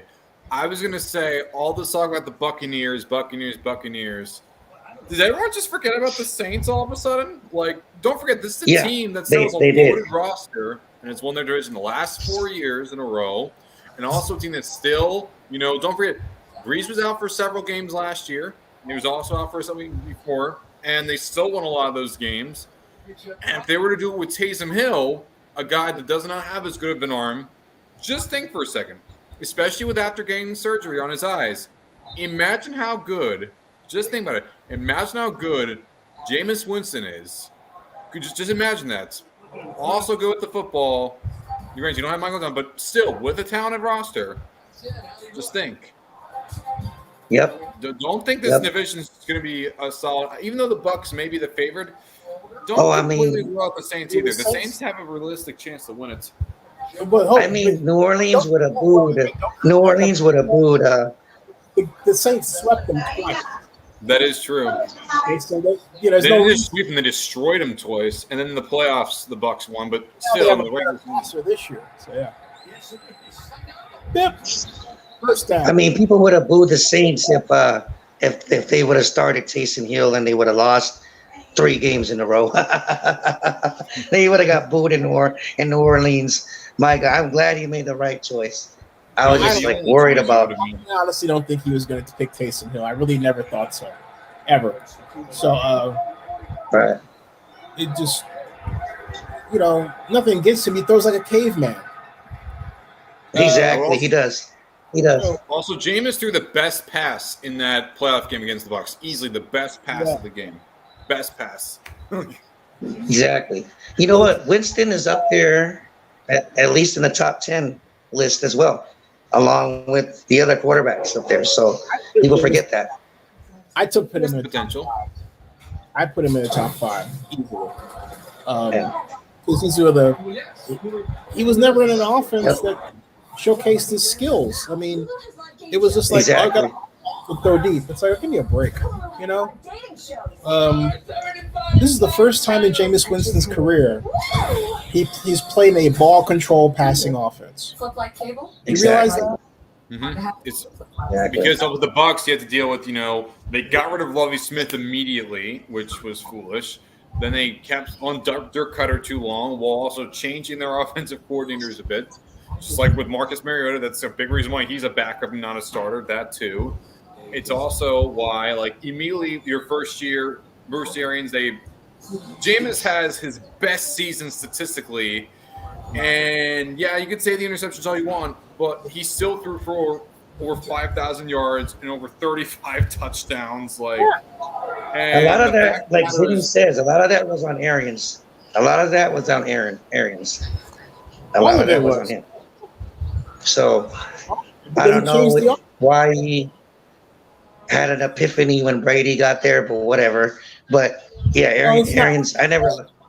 Eric, the reason what happened was that because anybody knows in just watching their offense and just running a tape.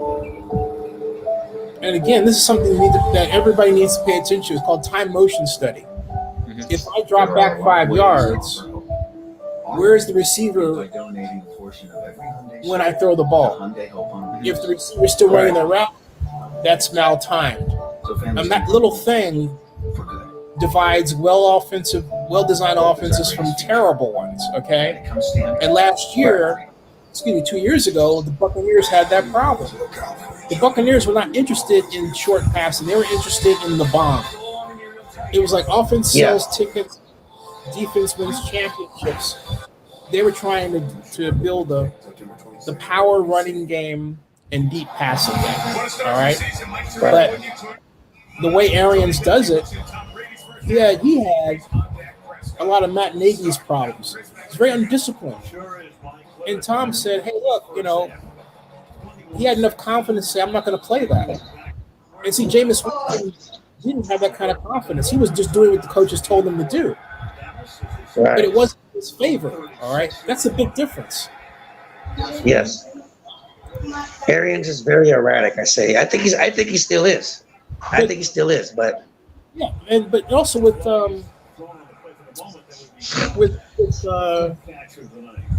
Bruce Arians, Carson Palmer played in basically the same offense and said that Jameis Winston just needed another year. He never got that year. Never.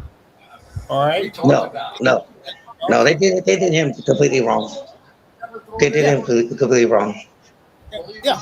It's just like the NFL too. It's like this whole narrative of let's take somebody like Tim Tebow. Can anybody honestly say Tebow got a fair shot in the NFL? Hold on, Eric. Hold on. Uh-oh. Wow. Whoa. That is huge. Double whammy. Was grabbing the face mask. Right there. But they didn't catch penalty. Yep. But they didn't count that one. I don't think. 2 fouls. I see why it looked like it because he grabbed the outside of the helmet. Whatever the case now. Yeah. They're on the Buccaneers side of the ball. Side of the field, excuse me. Now, what were you saying, Eric? No, I was saying it's just like you could take Tebow, for example. He never really got a fair shot in the NFL, in my opinion. I mean, he went to the Jets. They didn't try to build around him. When he was in Denver, Elway never really liked him. And then they try to let him play a position that he's never played. And expected him to be successful when we all know you can't play tight end if you're a quarterback. So it's like, the league does that, the league, Yeah, you're right. And everybody wants to say Tebow was no good, but you know what? He's the one. Him and Kaepernick were the ones that started the read option thing in the NFL. Actually, the guy that should have done the read option was Vince Young, but that never happened. Right. Vince Young was ahead of his time. Because they were doing the read option at Texas. Right. He was good. He was really good. Vince Young. Man. 3rd and 3.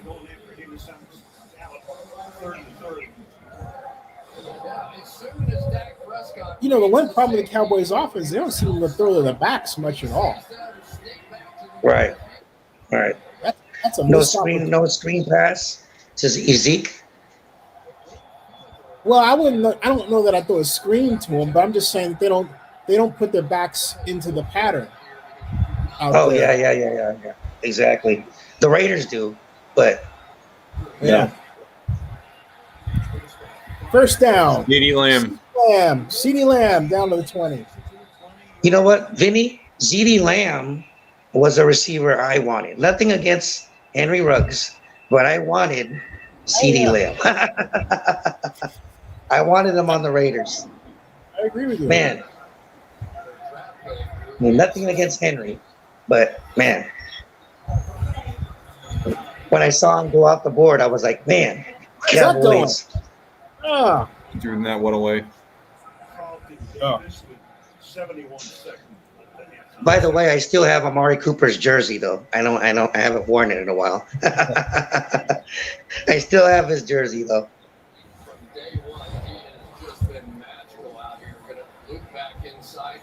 Oh yeah, 3 on 2. Whoa. Let me go get a drink real quick. Be right back. Second and 10.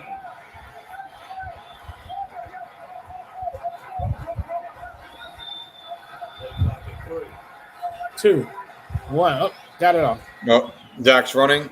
Oh, sacked. Yeah. Wow. Gilbert sack. And that's 3rd down and very long now, under a minute. 3rd and 22.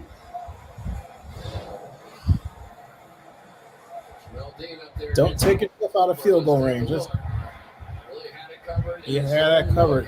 Well, and that's the first time I think I saw Dak sort of go, "Oh, I really want to try and outrun there." But I think I can. 3rd and 22. oh, flag.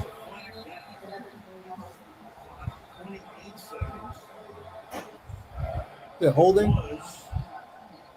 3rd and 22. I'll bet you that's holding.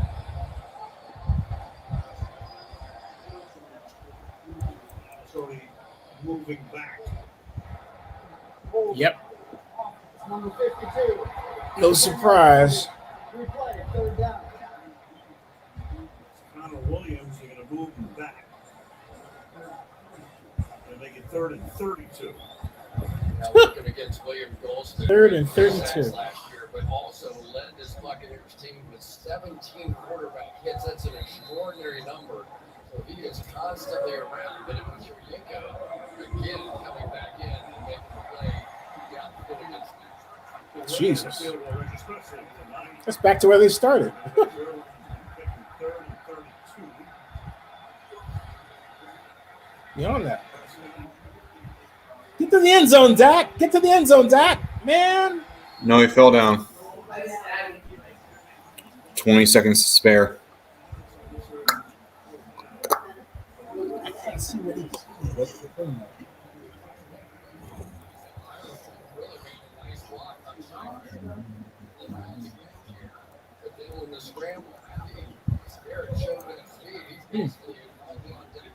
Yeah, those Bucs linebackers are fast.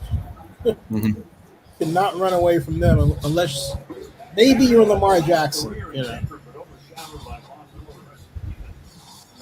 Dak Prescott is not Lamar Jackson. How about that for a college free agent coming out? Had 19 and a half in 2019. William Goldstein's down. He's grabbing his knee. Hey guys, did you see? Did you actually get a chance to view my vlog? It's the Ravens just don't catch a break. This is their third running back they've lost due to season injury. And Marcus Peters, that's a huge loss to their secondary. I agree. No, I had the Ravens win the division this year. Now I'm not too sure. I mean, I still think they're going to make the playoffs, but the division is a little murky, especially with the Browns there. Don't count your chickens. That is true. I should not count my chickens before they hatch. Look at this game, you know. There are some who thought it was going to be a blowout. No. All right. So don't count your chickens. Here's Zerline. What would say I am happy that Bell and Freeman are getting another shot, but where is Gurley and Murray? Come on, guys. Sign them. 60-yard field goal attempt. 60. Well, let's see. Okay. Oh, he not even missed it.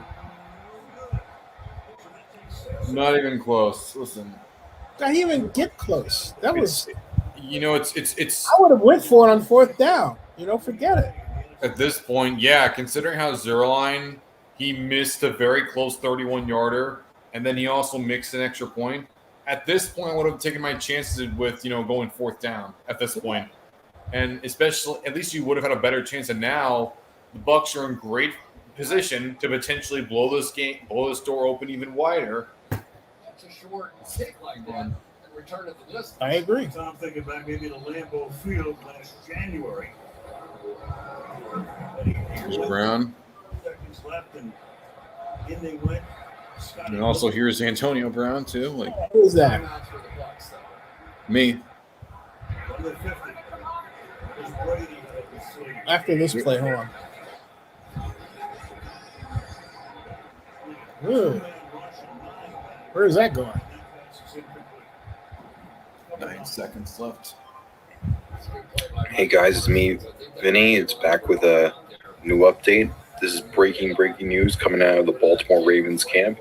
They were forced to cut practice early today because running back Gus Edwards, especially with Mark Ingram gone, you have Gus Edwards out with a knee injury, as well as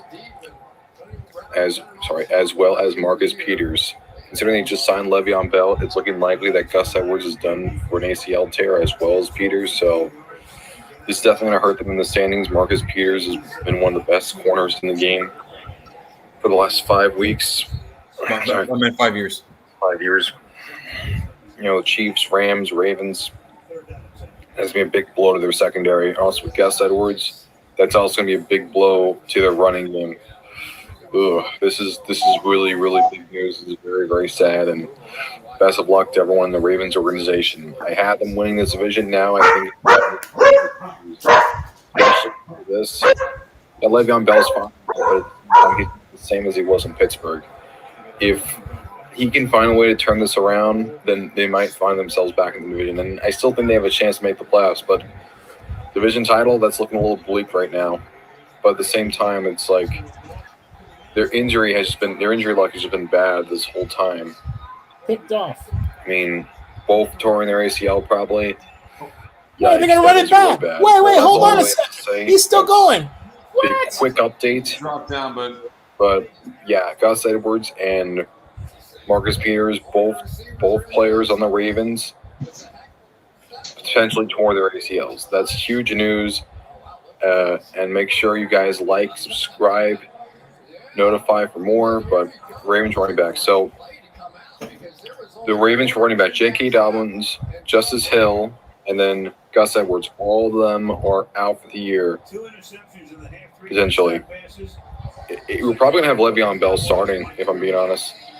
Week 1, we're probably going to be having Le'Veon Bell start on Monday Night Football against the Raiders. I will say it does increase the chances for the Raiders to win, but at the same time, either way, best of luck to both Marcus Peters and Gus Edwards. Ugh, yeah, I probably should have done my prediction, but either way, that's just the news, guys. Please subscribe for more. Please like if you haven't already, and make sure you comment Make sure you comment and tell me your thoughts on the recent news for the Ravens. Thank you guys so much, and as always, have a good day. Peace.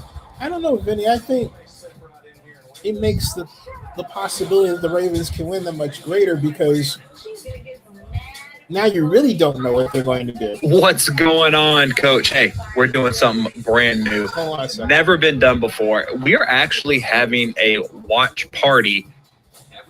I don't know what that is.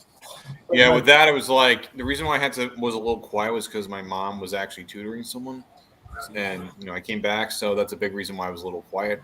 But yeah, that was like just my initial first impressions, like just immediately. That's as soon as the news was breaking. Yeah, but still, best of luck. Like I still think now after I've been taking a chance to look at it. I still think the Ravens are in much in this division as before.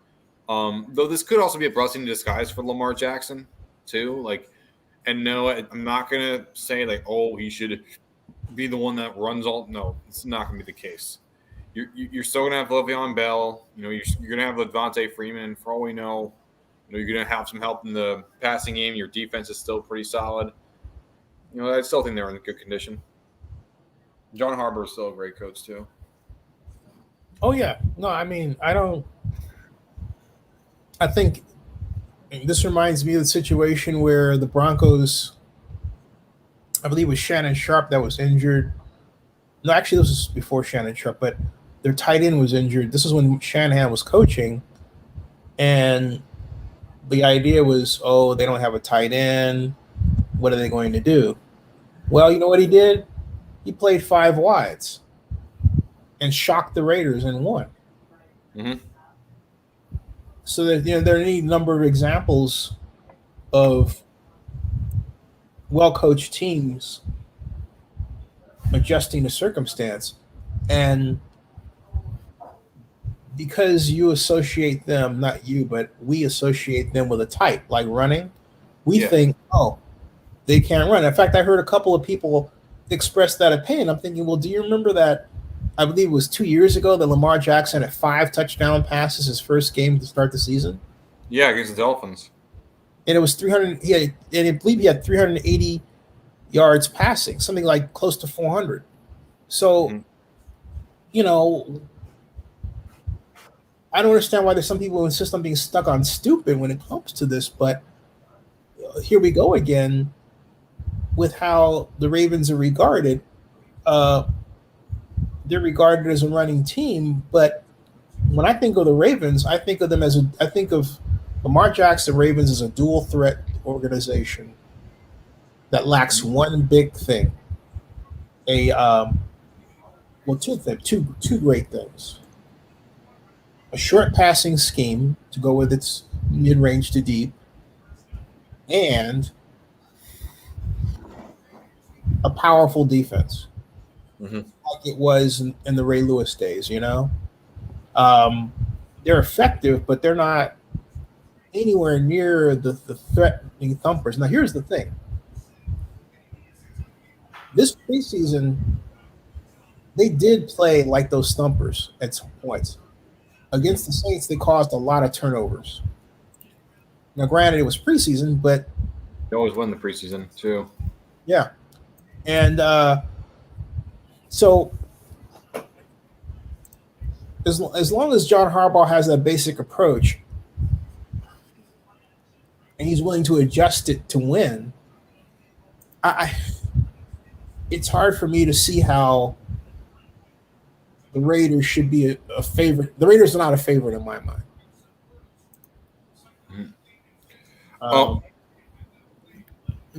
Hey, Zenny, I want to actually ask you this question. Now that we're here, considering, because this is not just an Oakland question I have. This is actually a whole statewide thing for California. You think Newsom's going to keep it, or do you think by some chance he's going to end up being recalled and Larry Elder is going to be governor? I don't know. The simple fact that we have a recall is problem enough, I think. I'm going to do some more blogging on behalf of Gavin. He's been my friend since '98. But I think you have an electorate that, well, look, I don't care what anybody says. Politics is about money. Politics is about how much money you put in the pockets of the people that elect you. Definitely. And I know people don't like to hear that, but that's just the truth. And politics is about money. If you're not making sure people are employed, and if you're not making sure that they're able to feed their families, take care of their kids, there's no way you should expect to be reelected. And yet, and the message that Gavin sent out, well, first of all, he closed a number of establishments, including restaurants, but he didn't figure out a way. And I was even texting him saying, he didn't figure out a way to pay people for closing. He just said, you closed. And that created a ton of problems. Mm-hmm. And if he had a system where people were at least making half of what they were taking in, something, rather than goose egg, I think the political blow of him going to French Laundry would have been less. All right. Mm-hmm. And much less. Now, was it a mistake to go to French Laundry? Yeah, I don't know who talked him into that or why. I mean, it was obvious, but I don't know why he allowed himself to even think that would be okay when you got people in restaurants who work there who may be upset that they have to take a special shift to work for you because you're the governor and you're dining in this place and you're not wearing a mask. So they're going to take a picture and stick you with it. Mm-hmm. Yeah, that was just patently stupid. It was very stupid, and he's only given his critics more reason to dislike him. And the even bigger question I have is Larry Elder in particular. Now, as I know about Larry Elder, long time, radio host for California, grew up in Los Angeles.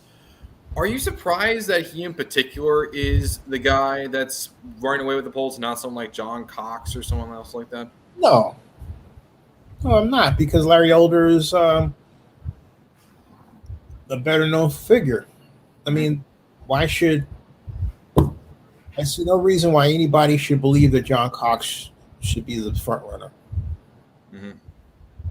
John Cox got blown out by Kevin Newsom last time. I rest my case. So my point is, I just don't see that.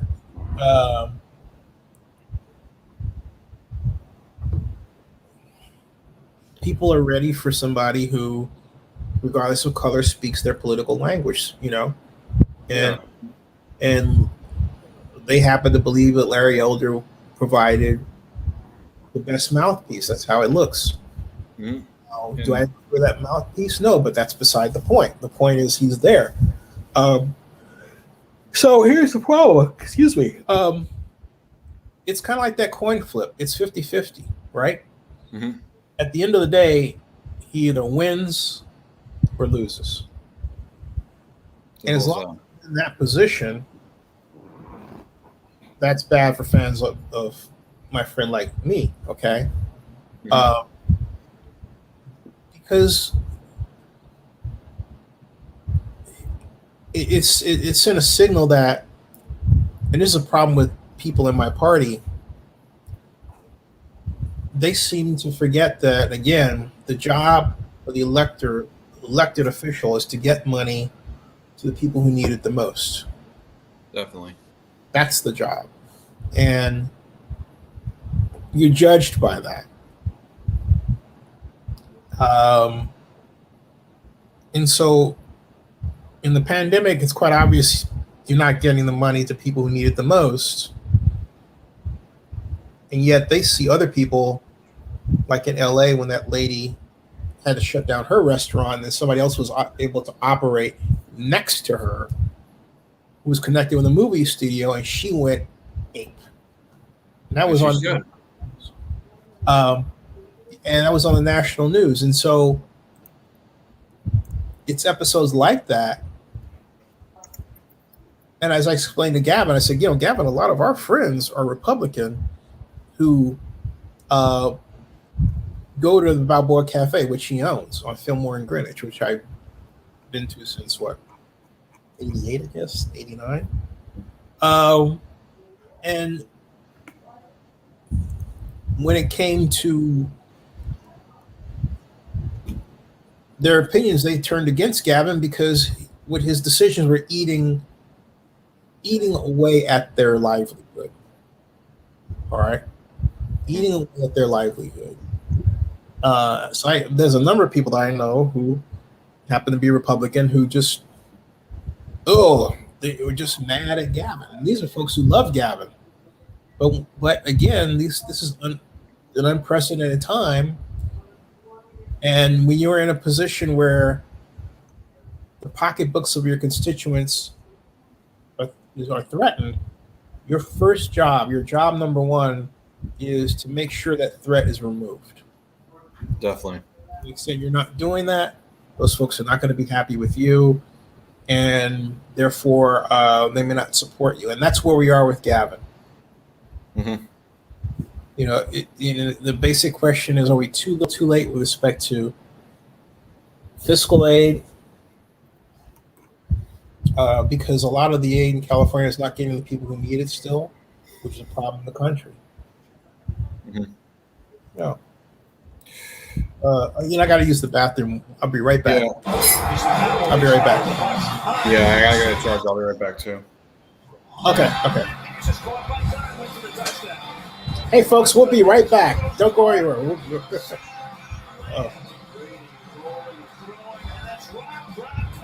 I'll be right back, Barry. Chevrolet, front new roads. Action-packed first half, Raymond James Stadium, Tampa, Florida, 21-16. Champs on top by 5. Dak Prescott, 23 of 32, 224 and 2 touchdowns, looking sharp. Brady, of course, looking sharp as always. 13 of 21, 213. 3 TDs, 2 picks, 1 coming at the end. Antonio Brown with that 47-yard touchdown reception, 4 catches, 118. Cowboys takeaways on back-to-back plays, scoring 9 points off those 2 takeaways. Now, Michael's Chris Collinsworth, the show for you. Opening game here on Thursday. Off to go to Los Angeles on Sunday night for the Bears against the Rams to start Sunday night football. Cowboys will get the ball. It's Pollard back deep. Opinion to kick off. So usually he sends that one through the end zone. Let's go to Michelle. Well, Al, Zeke Elliott had just 4 carries in the first half, and Mike McCarthy told me we're just responding to the defensive matchups that we're seeing. But he is very happy with the way Dak Prescott and the offense is taking care of the ball. Bruce Arians, on the other hand, he's ticked off about his team's 3 turnovers, saying they're not taking it from us, we're giving it to them. He said we've had miscommunication on the back end, but he's confident that'll get cleaned up here in the second half. Those those back-to-back takeaways, and Elliott in the backfield. It's the 41st play of the night, and it's knocked away intended for Cooper. And for him, Carlton Davis with the breakup. Zach Martin not playing tonight. Connor McGovern has taken over for him, and he has had a tremendous first half. This is one of the top defensive lines in all of football, and he's been picking up all the loops, all the stunts, all the different blitzes. And he is known as one of those strong guys, the instinct baller, I think they call him. They're not worried about him getting pushed back into the quarterback, and you can see it on that sequence. Prescott on the outside. That is caught. Short lead here for Dalton Schultz. And they run 42 plays, have the Cowboys. 7 runs, 35 passes. Buccaneers defense, look at that. Last year, best in those 4 categories, and that's 2 years in a row that they led the league in rush defense. Meanwhile, Mike Edwards, the safety, that's a problem. Because they're already minus Murphy Bunting on the back end. Well, Jordan Whitehead is the other safety who couldn't play because of a hamstring issue with him. Mike Edwards is a good player, though. And there is Whitehead, Jordan Whitehead, who normally start. Hey, Barry, I think I like Drew on. I'm back. I like Drew. Incredible 6.3. I think he's great on there. What do you think? Quarterback rating against him last year on a lot of snaps, over 150 snaps. So he is an asset in the passing game. But so much of what's been happening here tonight with the Dallas Cowboys are just sort of these quick lateral throws, I think, to stay away from the pass rush and the big guys inside. So that Dean has come in for Bunting. They're also minus Chris Cooper, another safety. He is inactive tonight. Andrew Adams available. And Winfield plays the other side. You know, we are going to see this in the second half. It rained today. It's humid out here. It's not that hot. But cramping on opening day just happens. I mean, there's just no way to prepare for playing for 4 quarters of football in this kind of heat when you haven't been playing. I understand not wanting to play your starters, but there is a price to be paid on opening day. Good news there. Obviously, Edwards is able to walk off. Looks fine. At least for the moment. And his play resumes will be 3rd down and 5. With the ball at the 30-yard line. 3rd and 5. Cockrell comes in to take his place. I think the Cowboys are going to start spreading them out. They're awfully good in that secondary. I hate these narrow sets. And first down. Wow. Great throw by that. Hey guys, I'm back. Barry Lee says, what do you all think of Drew with NBC? It's early so far. We still need to get a feel for it. I like him. I always like Drew anyway. So I think, he's done a great job. But I would say from what I've seen so far, I'm liking what I'm seeing. Yeah. But so far, even though it's early, I still think he's doing a good job. Definitely way better than Jason Witten with ESPN. Where's he? He's like coaching at like a high school somewhere? I think so. Hold on a second. Play action. Hey, a new play. Oh, God. You know what? They need to redesign that play because they have him running too deep into the flat. That's going to get picked off.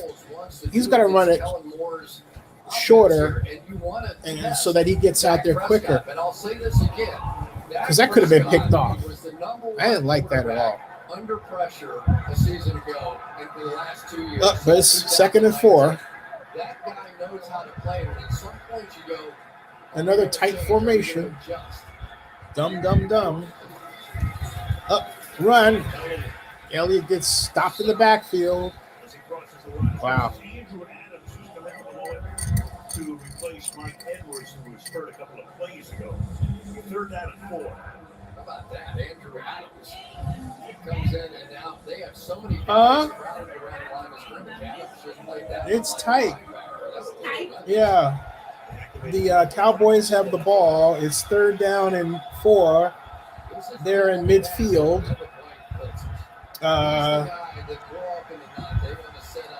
As you can see. Blitz. Oh, first down. Wow. What a catch. Woo. Great. What a catch by Cooper. Dak just got that away, man. Woo-hoo.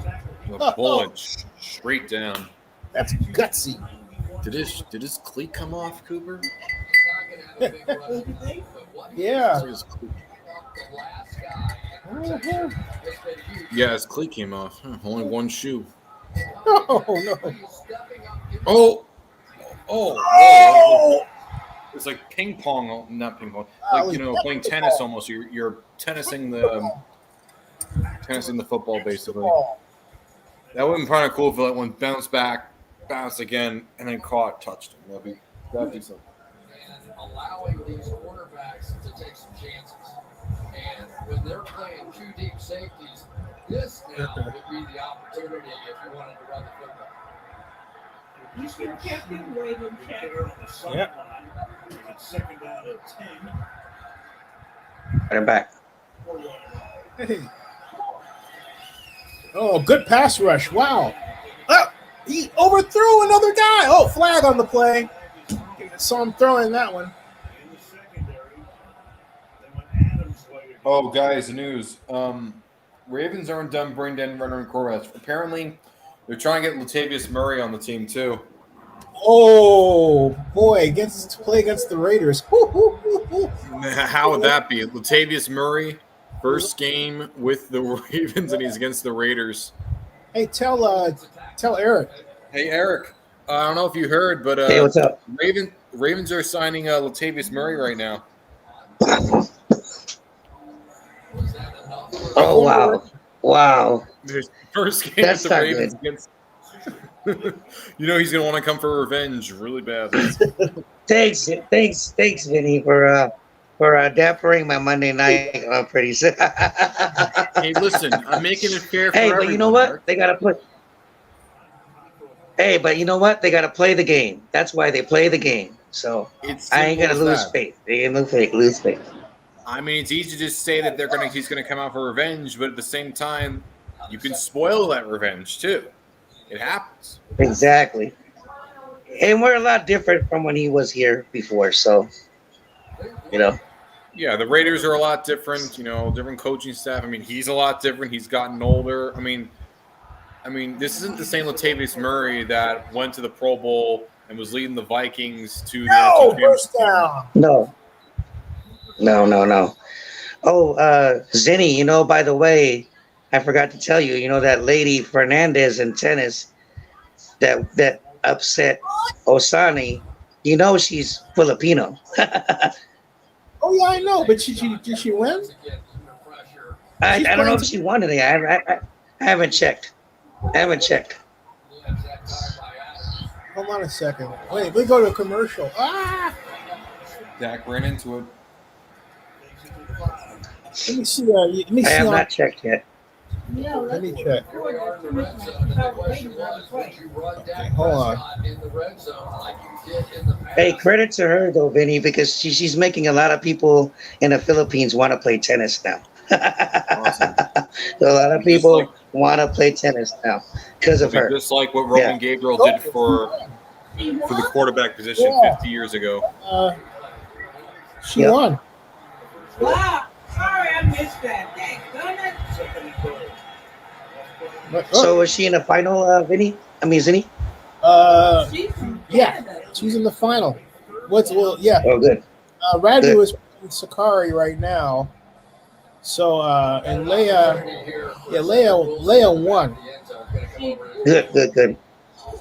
It's too early for me to watch it. I want to watch it, but it's like really on late. Really on late. It's at weird times.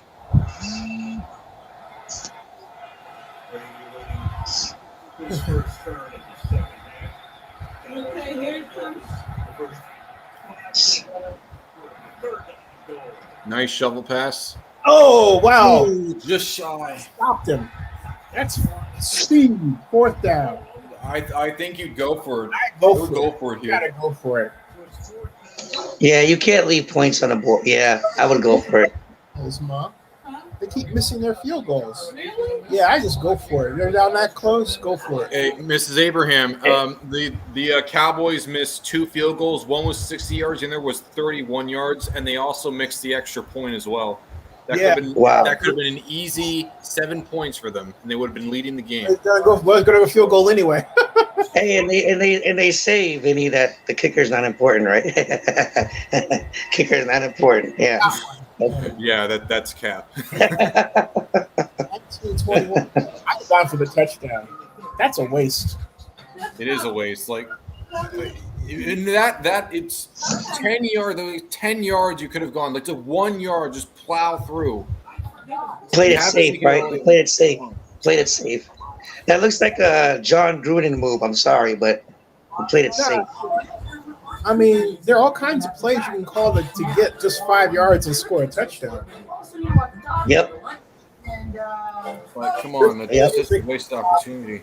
They could have had a formation where everybody was on the right. It's like it's like you're giving Brady an extra opportunity there, which you don't want to do with Brady at all. You want to go for the kill. As they say, But, yeah. Streaming September. Woo-hoo. FX on Hulu. With the capital. Hey, Vinny, I don't even do that in a video on Madden. Okay, I go for the kill. And when I'm there on 4th down and goal, I will score a touchdown. I'm going to score a touchdown. I think almost everyone from PFF or even outsiders would have done the exact same thing. I mean, yeah, because on Madden, right? On Madden online, when you play somebody, it's only 5 minutes a quarter. So when I score a touchdown, I always go for 2 points because it's 5 minutes a quarter. And then people get mad at me, like, how come I always go for 2 points? Well, I go, well, it's 5 minutes a quarter. I mean, plays like this is why the Packers failed to come back against the Bucs last year. Like you had these dumb plays where the Packers could have literally run in like wide open or just go for it. Instead, they kicked the field goal, a very short field goal, and trust their defense. For the life of me in that game, I don't know why Aaron Rodgers didn't just go, you know what? Forget it. I'm going to take my opportunity and do it. I don't care what this coach says. I mean, sometimes you got to do that, right? You got to just say, I'm going to make this play because I know we can do it. How much he goes against his coach and his GM. Hey, what do you guys think he would? Yeah. He never liked this. He never liked this Reserves coach. are tough. Aaron Rodgers never liked his coach. He doesn't like his coach now, but he doesn't like his GM. He doesn't like Gutekunst either. If you watched his press conference, he basically threw everybody under the bus. Aaron Rodgers did. It Not wasn't taking responsibility for himself. It's ridiculous. No. It's on him too. No wonder he couldn't hold on to his Danica Patrick left him. Never took responsibility for himself. Yep.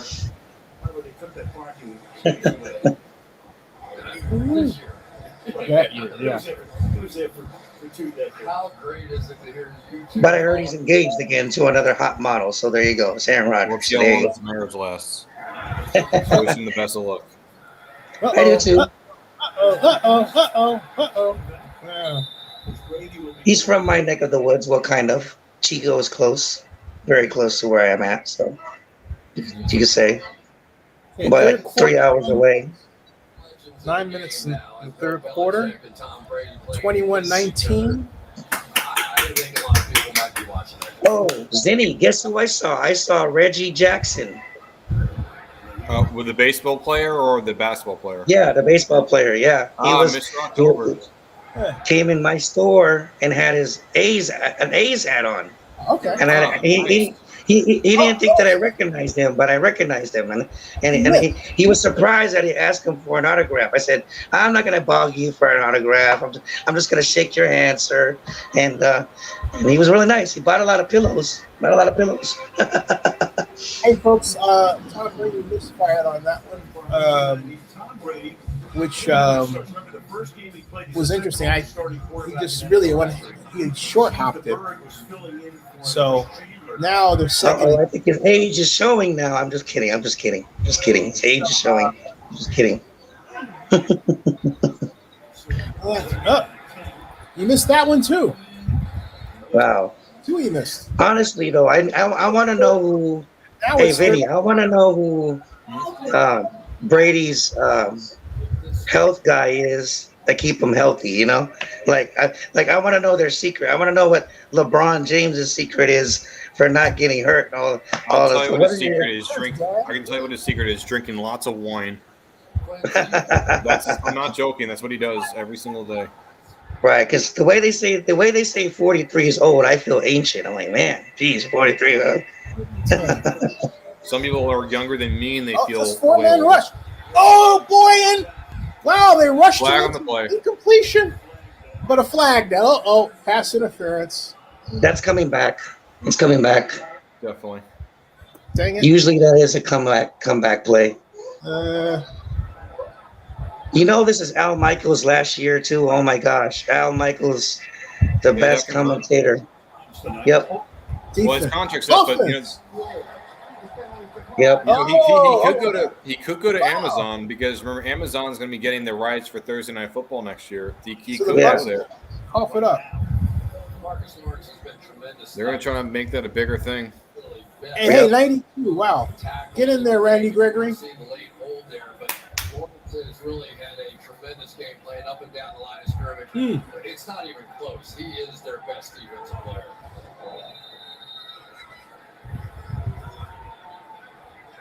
I'll be right back. Gotta check on dinner real quick.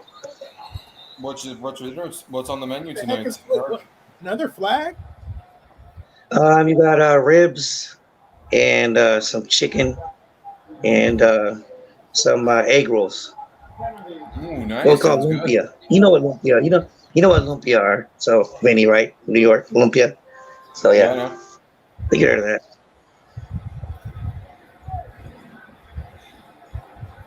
Bars and Jones root beer, very classic, very famous. The Brain Trust. That's Leftwich and Brady. Oh, that was a low one. Ooh, that was close. Oh, whoa! Oh, if he stays up, he does. Whoa! Off to the 25. Wow! Nice run. I thought he was gonna get more than that. Buccaneers, Raymond James Stadium, crowded.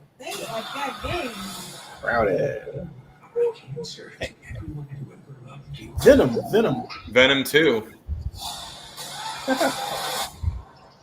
Yeah, I'm excited for this. October 1st. Shriek.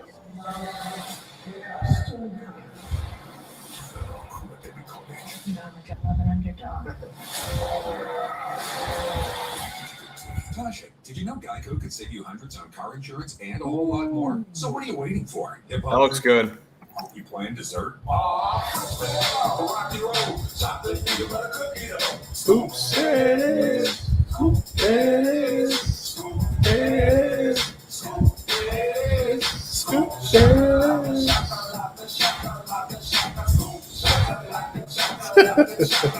Geico. Switch today and see all the ways you could save. It's time to switch to T-Mobile. Right now, it's zero cost when you do. Keep your number and keep your phone.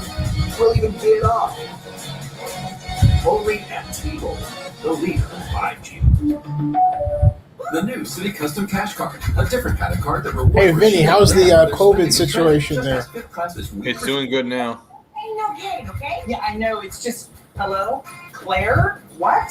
Fire? Or always road tripping on empty day. I told you this would happen. The light was not even on. No, it was on. What? With the new City Custom Cash Card, it pays to be you. From fitness clubs, gas stations, restaurants, and more. Earn 5% cash back to automatically adjust to your top eligible spend category. Up to $500 spent each billing cycle.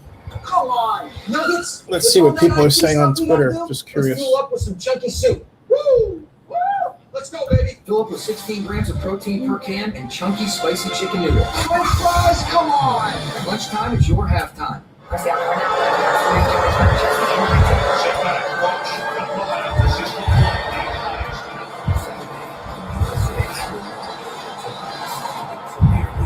Manchester United, Newcastle on USA.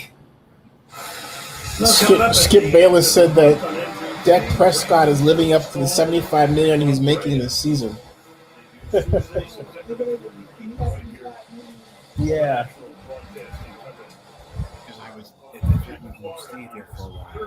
Oh, 1st and 10 for the Cowboys. On their own 25. Play action. Good block. Oh, that's a risky throw. What did he do that for? That was stupid. Man, oh man. Flag.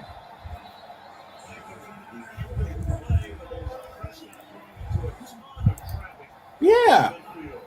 It was stupid. Here's the flag.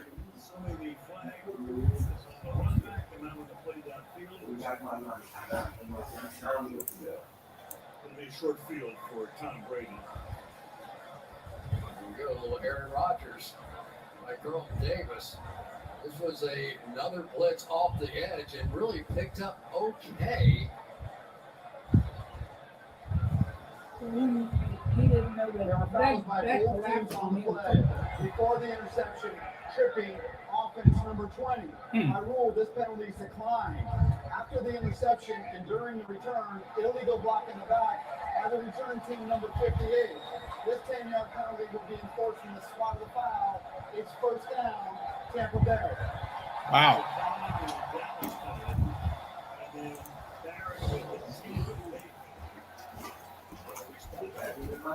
See the blitz pick up out here. Yeah, and then he just throws it. Throws a great. Oh, he doesn't. It goes right out of CeeDee Lamb's I hand. would never have thrown it that there. Yeah, that's and that's Kellen Moore's fault for calling that to begin with against that coverage. That's just basically putting your quarterback in.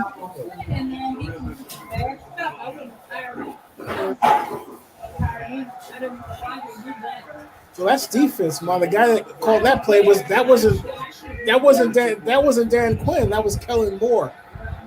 And up the back shoulder to Gronk Gronkowski. catches it there You can count on that like death and taxes. easily. Yeah. Death, taxes, and Gronkowski still having a great connection with Tom Brady. Changes for this Cowboys defense. Keanu Neal, former safety, now playing inside linebacker for this very situation to cover these big tight ends down the field. He's always been a big hitter. That time Gronk able to take advantage.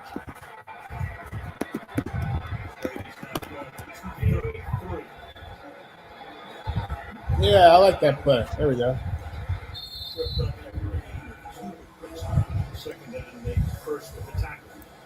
Where there are just so many different players playing roles right now for this Dallas Cowboys defense, and it may pay off for them as we go deeper into this game. But they have been sort of interchanging. It's been Micah Parsons and Keanu Neal sort of playing in tandem, and Jalen Smith and Leighton Vander Esch sort of playing in tandem on early downs on those run downs. So now they've got Parsons back in there, what they consider a passing situation.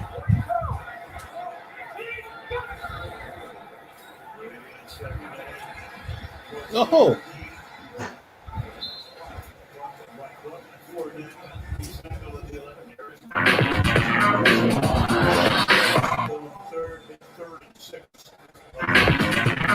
Tacklers in all of football. There's Dak Prescott. Had a tremendous night tonight. But Micah Parsons is one of those guys, he just like 1 out of 20 opportunities, something like that in college. One of the absolute top guys that would run 4.39 at the linebacker position. That allows you to cover anybody on the field. Now here it is on the edge, probably for the blitz.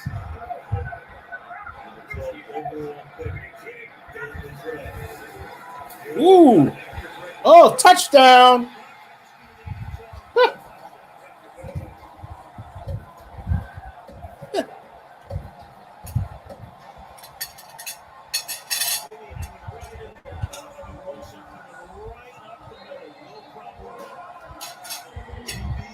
zero.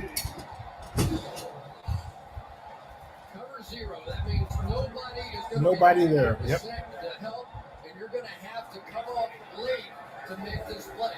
And it's going to take a defensive lineman, is that Lawrence, to try and cover Gronk down the middle of the field because of that cover zero blitz. Wilson was the man who was coming. He was lined up over Gronkowski. He came, Brady was right in there. Stuck up for the point after. Tampa Bay, 28. Dallas, 19.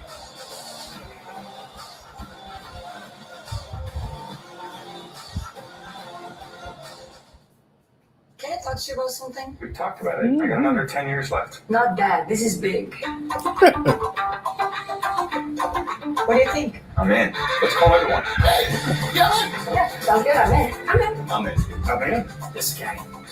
First, even if you wanted to come back, we wouldn't take you. Yes, you would. Yeah, we would. Right, we would. I'm getting into crypto with FTX. You right? Believe I'm in, but still hate you. Understood. Is he in? Yeah. Did he say he hit you? FTX. I get it. Tonight, I'll be eating a club sandwich with fries and a side of mayonnaise. Wonderful. Mayonnaise? No fries. FTX. Coinbase, folks. Coinbase. Coinbase.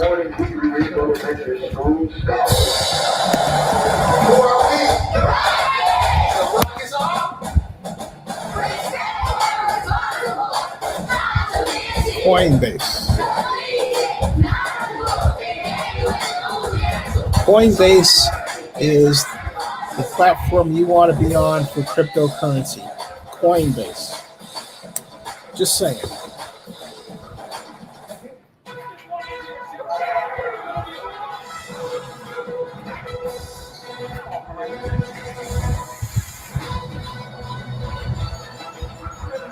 Welcome back, football Oh, thank you. fans. We'll see you in the fridge. Progressive presents At Home with Baker Mayfield. I'm happy she's renovating her kitchen, but if I have to hear about subway tile one more time, I know, right? She acts like she's the first person to ever put it in her home. hello, 1904. Thank you. Oh, there she goes. Okay, I'm back. Okay. Driving in the car, but couldn't donate to my walk-a-thon.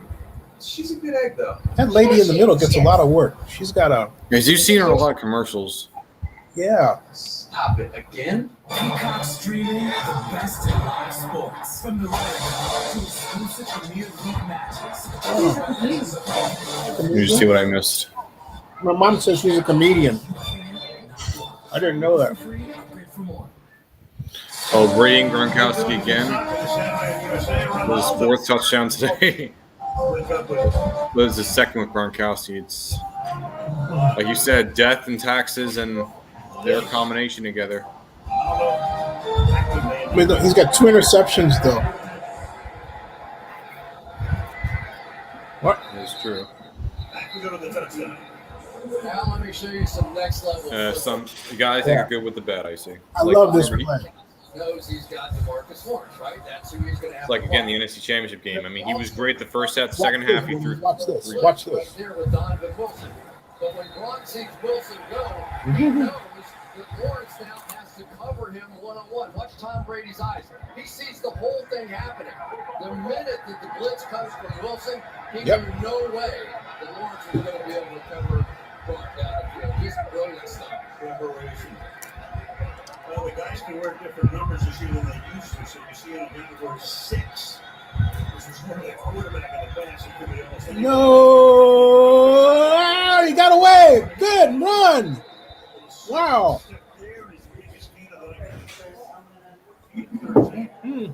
Great run all time. You go back to touchdown passes. That's 86 during the regular season, 14 in postseason, which is the most from quarterback to receive 100 of the 102 that Gronk has caught. He got one from Garoppolo and Neyland, got one from Frank Gabbard last year here. Like Jarwin, the tight end. Yeah, we all talk about Gronkowski, the character, and all the funny things that he does and says and all that. He proved just how intelligent a football player he was right there. It's funny, he retired, he was going to go to television, he did, movies, and whatever. He became a little media, and then Tom said, come on down. So the great thing about the weather, the state income tax. Down here for those reasons. Oh, yes, they did. Second down and 30. First down.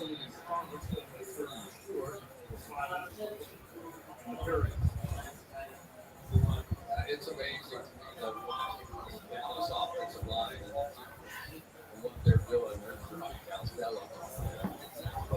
Excuse me, they don't go without a huddle. They don't know how to do that, I guess. I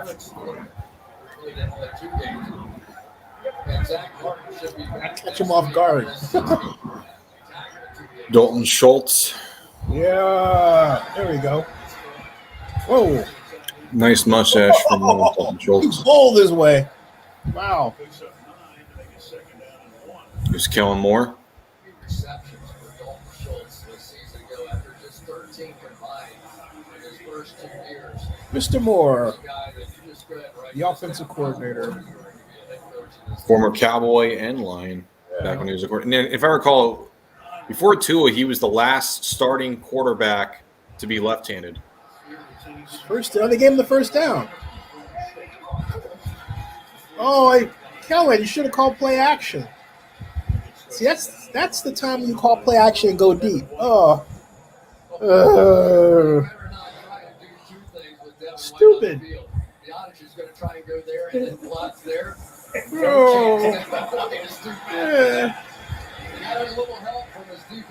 mean, they're looking for the run. They're looking for the run. Fake the run and throw deep.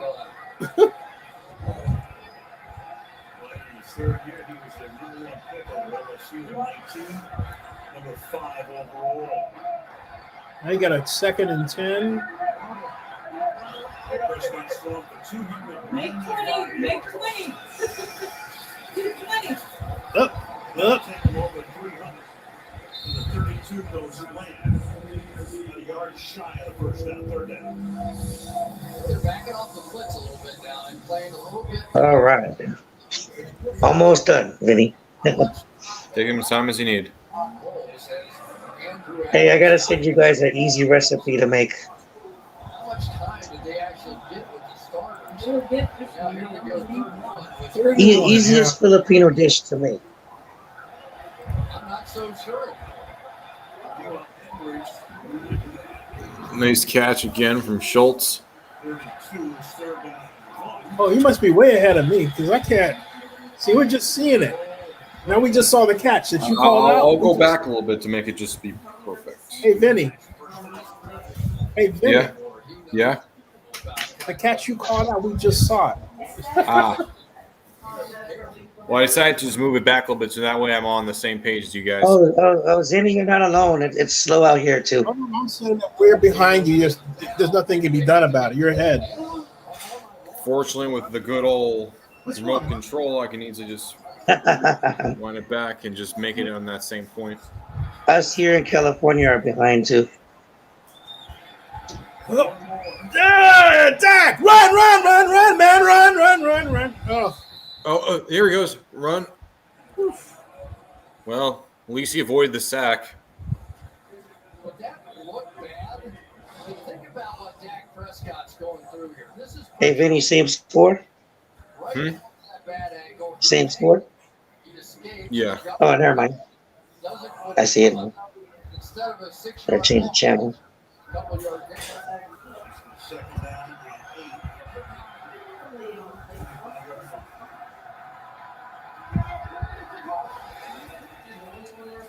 Good block. Good blocks. Good blocks. Good run. Yeah. 3rd down. Yeah, they're using all their wideouts as crackback blockers now. They're trying to make sure that Monte David and White can't pursue down the field. And then it really turns to the quarterbacks for both Jamel Dean and Carlton Davis, both really good tacklers on the outside.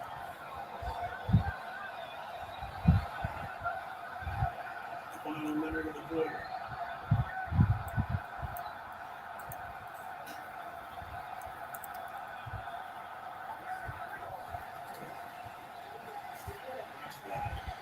Roll. Touchdown! Woo! Nice, Amari Cooper. What a catch. He looks like he's in pain, but let's see. Boom! What a throw. What a catch. They ought to go for a 2-point conversion. Well, I would do that, especially with how Zerline's been. One of the best route runners in the entire National Football League. And honestly, just too much to ask here for Cochran coming in the game. And just the fact that Tampa Bay is thin at the quarterback position. I swear, Al, I went up and down this roster 100 times. I thought that was their only fault. They got somebody hurt. I know. Oh, man. Well, going with Zerline again.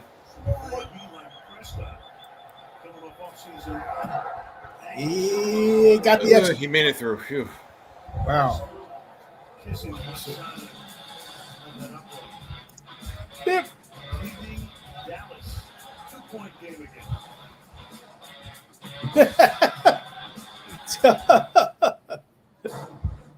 James Bond, yes.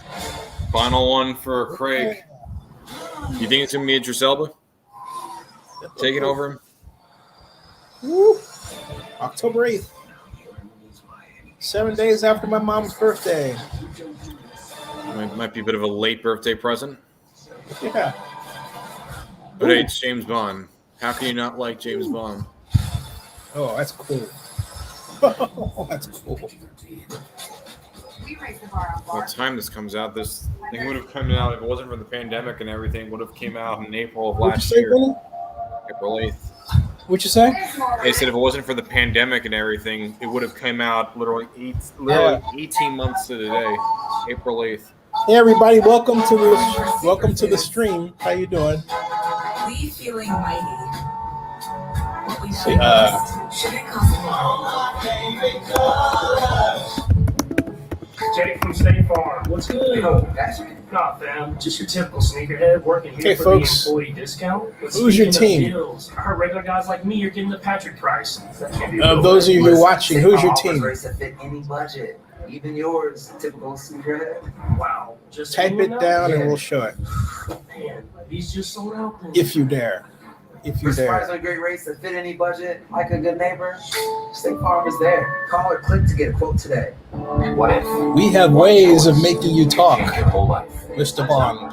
What is it that you want to do? Nothing's ever good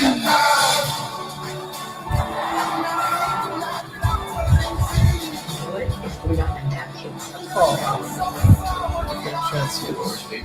You 40 minutes to respond. I guess they got 40 days to go this Did Joe tell you about our 10-year reunion? Maybe Jenny will be there. I was hoping to see you here. Can't believe it's been 10 years. You're living the dream. Is that possibly really that before? I just want to be ordinary Joe. It's only natural to wonder what if.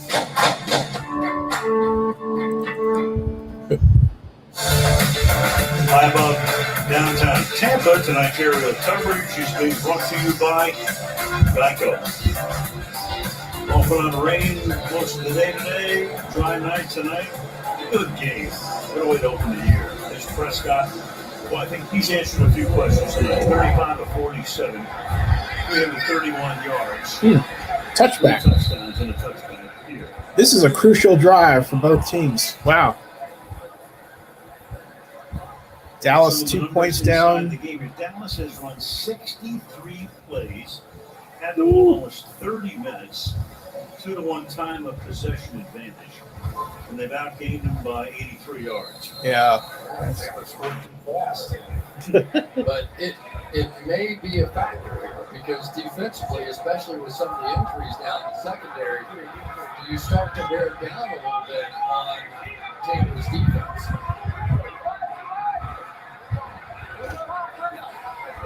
He's going to get 248 tonight. Whoa. Oh, there you go. Great little play. See, Vinny, that's what they do that the Cowboys don't do with Elliott. Mm-hmm.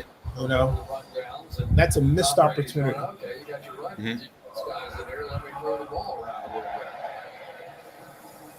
Look at Antonio Brown. You know, when he came in, See that, Mom? Antonio Brown has 4 catches for 118. Yeah, I saw that. 118. You get over 100 yards. Ooh, he ran right into Randy Gregory. Forget it. Holding. It's got to be holding. What?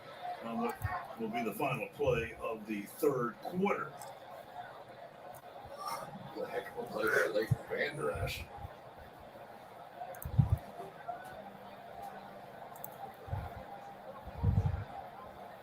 Luckily, with a busy night. Checking with Tampa Bay on what do they want to do? Illegal use of hands to the face. Defense number 7. This is a 5-yard wow. from the previous spot and an automatic first down. Tampa Bay has elected not to extend the quarter. This is the end of the third quarter. There you have it, officially. 2026 kickoff special from Tampa continues after these messages. 2-point game. Uh-oh. Oh, my God. La Brea.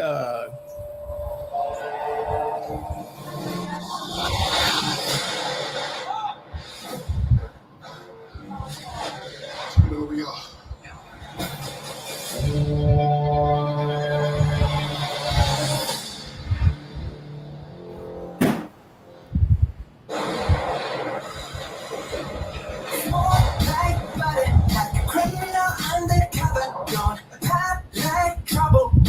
Into your heart like that.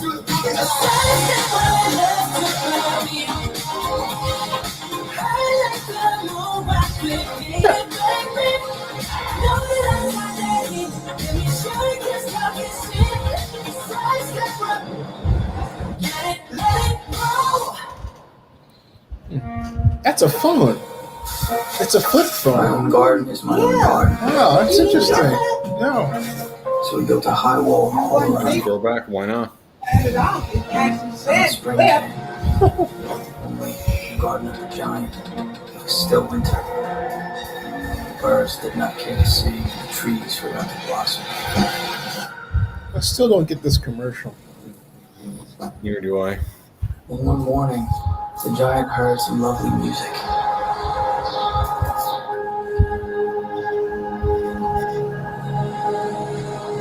Through a little hole in the wall, the children had crept in. Huh?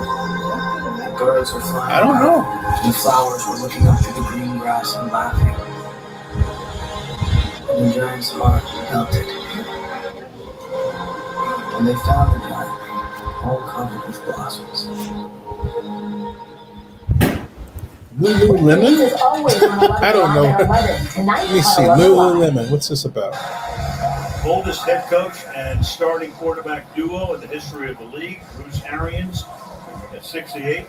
Tom Brady rolling along at 44. Al Michaels, Chris Collinsworth, and Sheldon Foya opening night. Good game. Real good game. 28-26. Tampa Bay. It's just athletic apparel. That's it. It's about clothing. That's it. Whoa!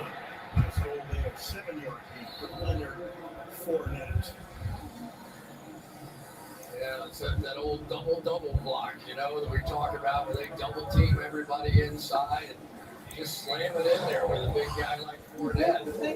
Double here and a double here and just get him going that way. He was never with Chicago, I don't think. Big Brennan Urban in there, getting the other end of that double team. He's one of the top players. He started with Jacksonville. Mm-hmm. And then he went to Tampa. Yeah, that's not the one because he don't look like him. Whoa! He was not particularly happy toward the end of last season, sharing time with Ronald Jones, and Arians basically sat him down and said, "Hey man, you gonna buy it or not?" Yeah, and he had a completely different change of attitude. You know, you got to remember, Fournette was with the 4th overall pick to Byron Jacksonville. Leftwich. And that did Former Jaguar. Then he also won in the same stadium as a member of the Steelers, and he even did play for the Buccaneers. So a few surprises here this season. Uh-oh, shift. Uh-oh. Whoop. First down.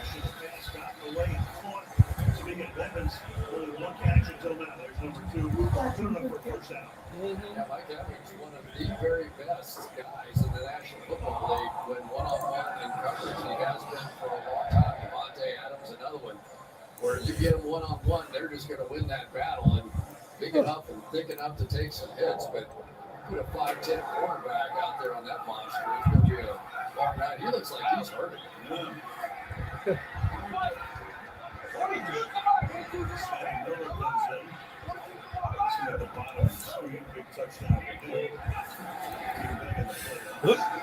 Oh, wow. Just stopped him. Oh. Whoa.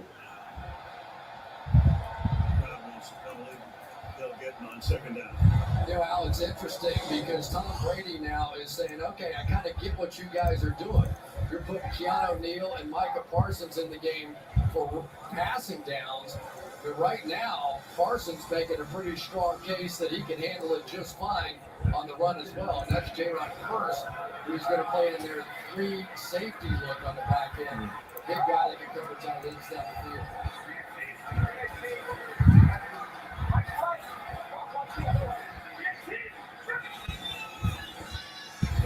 Ooh. Wow.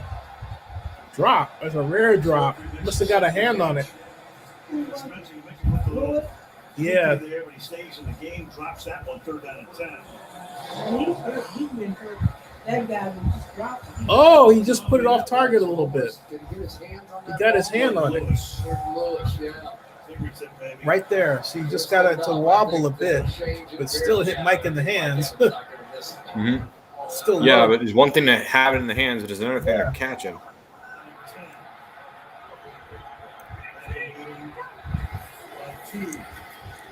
Woo!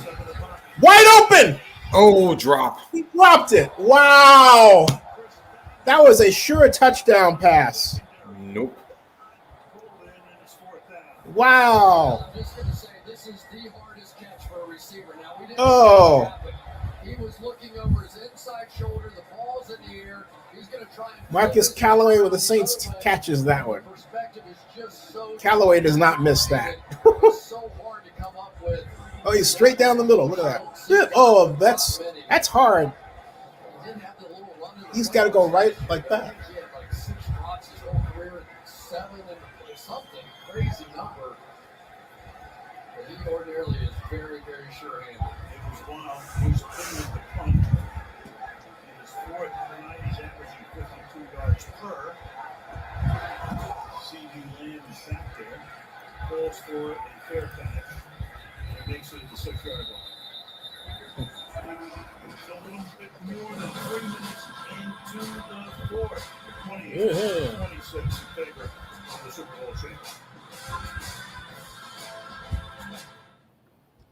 Yeah, that Lululemon commercial, that guy about the giant and all that crap. It's just about some clothing. Makes no sense to me. The one that didn't make sense was the Tom Brady Subway commercial, where it looks like he's like a cologne, but it's like, you know, how they're always in black and white, it seems like. And then it says, oh, it's Subway. It's a whole slice of bread. But the thing is, like, he literally openly said he's literally doing it because of the money. Why not? Hey, I don't blame him. Yeah, hey, if it's for the money, I do it myself. Yeah. He's being honest about it. Must be good money, though. You know, Subway, it's you need to help out your image after everything that's gone on the last couple of years. Caesar's Sportsbook. Pat Oswalt and JB Smooth. Hey. Caesar's Awards on the Caesar's Sportsbook app? Yes, Carl. Okay. But do they have an affiliate program? Check that out, Vinny. Caesar's reward. And that reward. Why would someone else give them? You know, speaking of Caesars, I don't know if you heard, But the Saints actually, because their deal with Mercedes-Benz came to an end, they decided to sign a new one with Caesars. So now instead of being called the Mercedes-Benz Superdome, it's now called the Caesars Superdome, which is a name I kind of like a little bit better, honestly. Oh yeah.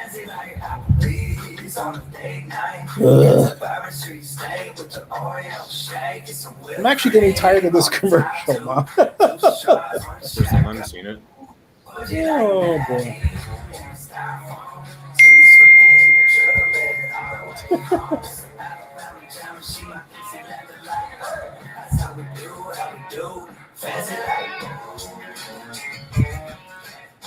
One of the NFL season. Why do you have to do like you do?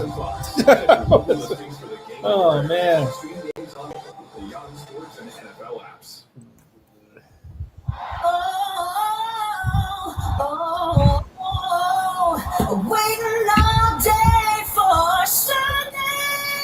Bears versus the Rams.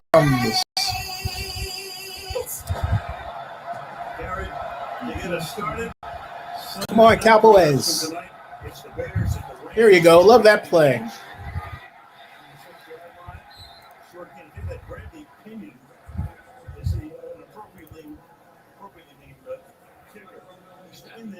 Inside the 6-yard line 3 times tonight. The punters have really had a pretty good night tonight, no question about it. How about this now? Dak Prescott. Jerry Jones has to be thrilled already with what he's seeing out here out of Dak Prescott. If he were to come into Tampa and lead some game-winning drive 95 yards down the field, this would be really something special. 2nd and 8. Woo! Throw. Oh, almost got it. Almost got it. I hate that play, though. I mean, if you're going, folks, if you're going to throw down there out of wide formation, throw short. Or throw deep down the seam or the sideline, but don't throw that kind of pass. That was not Dak's fault. That was Kellen Moore who called that play. Ugh. Didn't seem like Dak's fault either. Well, he didn't call the play, so you know. That was a bad play. It's so easy for people to just blame the players for everything, but at the same time, you know, again, another coaching matters a lot. Stupid call. Boy, what a stupid idiot. That offensive coordinator. Yeah. Man. Played a really good game tonight. All the stuff they were doing to Jamel Dean in that first half. Here goes Collingsworth again. Oh my gosh, Collingsworth.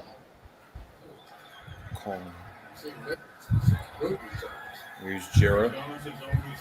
Yeah, Jerry.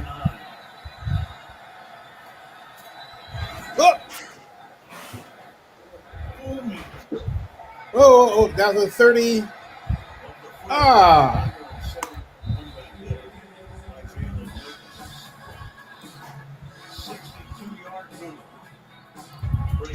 Man, this is actually a good game. A great game. Oh, yeah, it's been a really competitive game. Very nice back and forth. No shootout, but I think, at least it's competitive. I think this is one of the best Thursday night games I've seen in a while. I think one of the best Thursday night games I've seen includes gotta really look at it because like I haven't seen some really nice Thursday. If you count the Thanksgiving Day games as together or separate, some good ones. Like, I really need to look through it all. Hey Google. And the funny thing is, Vinny, we play the Cowboys this year. I think on November 25th. I think we go to Jerry World. I think that's where we go. Yeah, Thanksgiving. You guys excited for that? Excited for the Raiders on Thanksgiving against the Cowboys? Oh man, Raiders and Cowboys. Yeah, that's two fan bases. You know, yeah, crazy fan. It's gonna be crazy. Gobble gobble. I don't like it's on Thanksgiving, but you know, the Thanksgiving. Listen, I think Thanksgiving makes it a little bit. When it's Thanksgiving, look at it this way. Usually, every single year, the Cowboys Thanksgiving Day game is the most watched regular season game every single year. Yes. Why is it? And look at it this way. Hey, more eyeballs means more pressure. Now, that can be a good thing or a bad thing. I would say Exactly. personally, get any opportunity you possibly can, and realize that at that time, if the Raiders are competing for a wild card spot or something, this could be. I hope so. I hope so. But we'll just see. Oakland We and shall Las see. Vegas and Los Angeles all hope so. Like the whole triangle of Raider Nation right there. Yeah, so my cousin is gonna send me some videos, and when he's at the game on Monday, and I'll post it on here on Zenny when I get it. Yeah, he won't tell me how much he spent for the ticket, but I said I don't need to know that. It's all right. Let's go places. Daddy. Ryan judgment with this kid. That's the way it looked on this field last February. His first ever host at the Super Bowl. Brady and company walking off with Steve Lombardi to cap an 8-game winning streak. You know what's funny with sports? Like I was saying earlier, how they say 44 is really old in sports, right? I was that graph that they put up earlier. I was like, wow, Tom Brady, the oldest duo. Now, folks. He still looks good for his age. Hey, I say the new 40s. I feel 30. That's the new 30. They need to change that term, man. 44 is not ancient, okay? Neither is 60 or 70. No, they need to change that. Change that term. Understand that what he's doing is an anomaly. Most people that, again, the average length of an NFL career is usually 3 years. Oh, yes, I agree. Ooh, there goes Chris. Oh, there goes Goblin. Oh, good call by Byron Leftwich. And you would think, Vinny, for a guy who don't have nothing to prove anymore, honestly, but wait, what is this? What is he doing? He dropped the football. Caught it. He caught a football from a helicopter. Why did he drop that? That's last. Oh, jet sweep. Antonio Brown. Boom. Oh, helmet came off. No. That's another story I'm surprised about is how well behaved Antonio Brown has been with the Bucs. That's what I was surprised about. I think also for him, kind of also said in that, hey, this team has given him maybe his only opportunity, and he knows that this team has a realistic chance of winning the Super Bowl. And of course, he got his Super Bowl, so that's definitely going to help his legacy. Not only that, he's been playing outstanding. Like, he has been one of the go-to guys. He's been their deep ball catcher the whole entire game, and I love to see it. Oh, he caught it anyway. Whoa! What a catch by Fournette, man! What a Fournette is a Fournette is a beast, man. That he intercepted for a second there.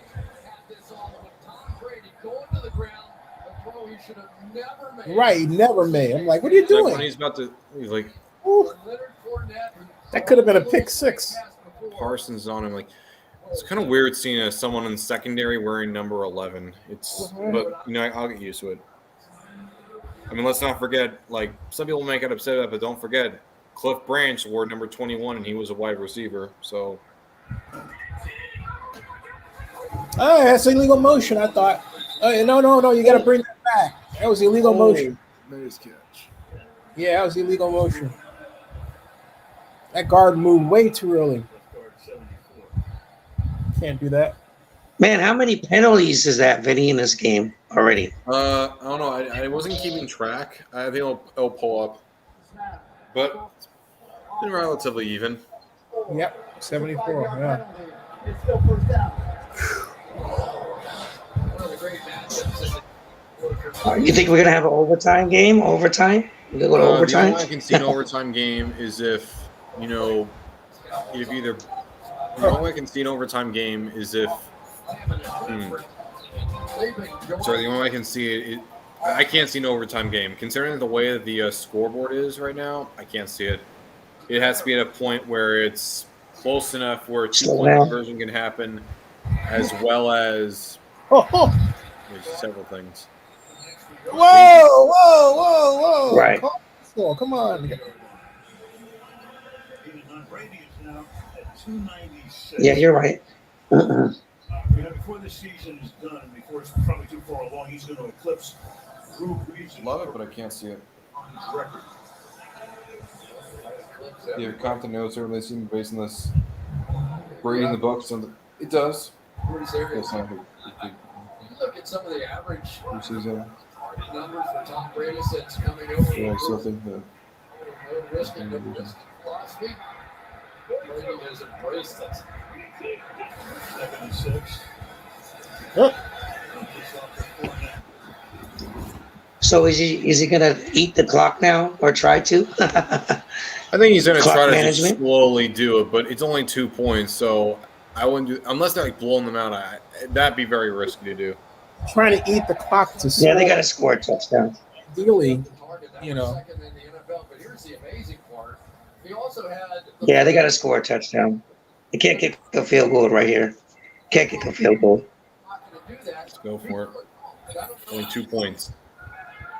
2 points is like nothing. You okay, Mom? Yeah, exactly.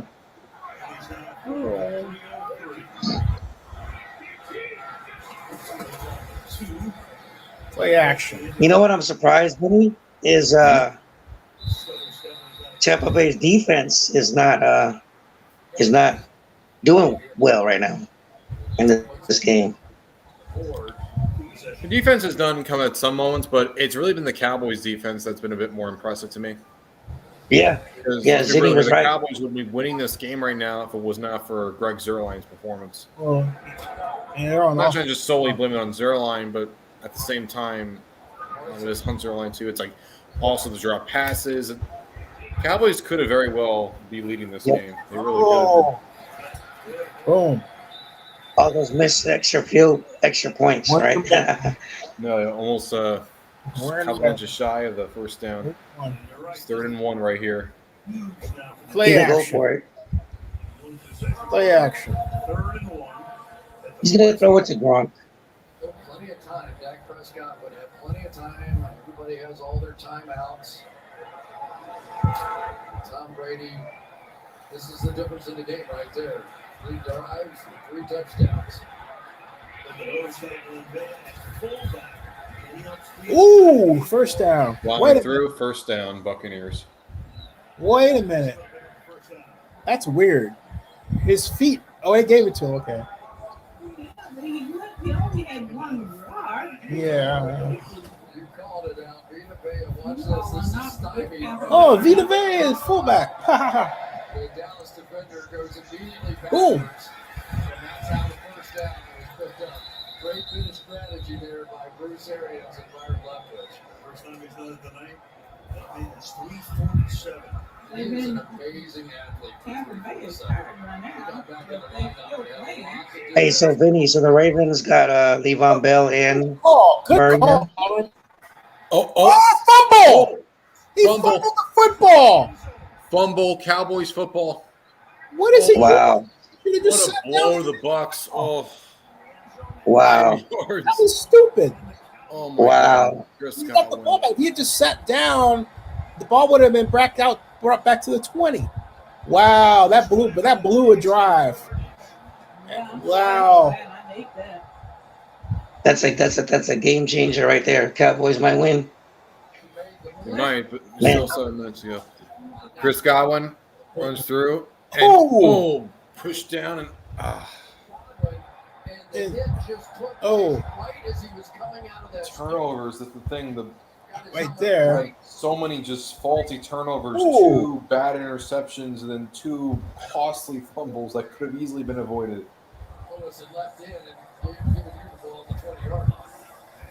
Ooh. Hey, that's the name of football, right? Turnovers. Man. it's not like a nice turnover, like a cherry or an apple turnover. Those are the good ones.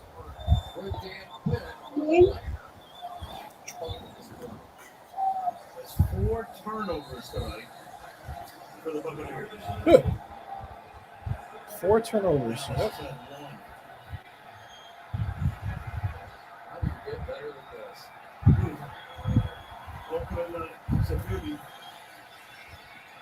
Woo! They are Good. fast. You can't do. They are way too fast. You can't run past them. Ugh. Oh. On the other 9 carries, he's at 16 yards. Jason Pierre-Paul, I think, has always been one of my favorite players to watch play. He plays the run as well as he JPP. is the quarterback, and he led this team in sack. He never gives up. You know, I'll never forget this gift that one of my uncles gave my other uncles. Gave him, like, you know, one of those big 3D foam fingers, like, you know, the finger up.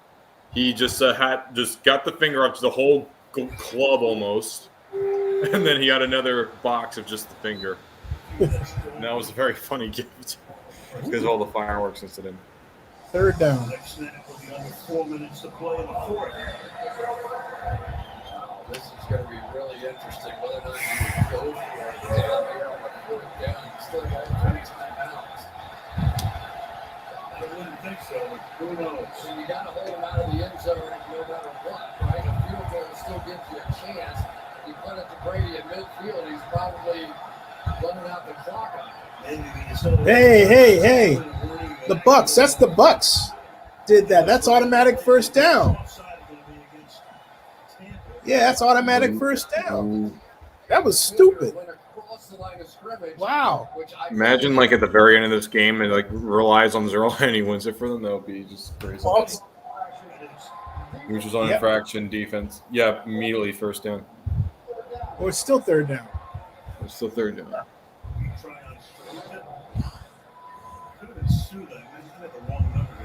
He got the wrong number.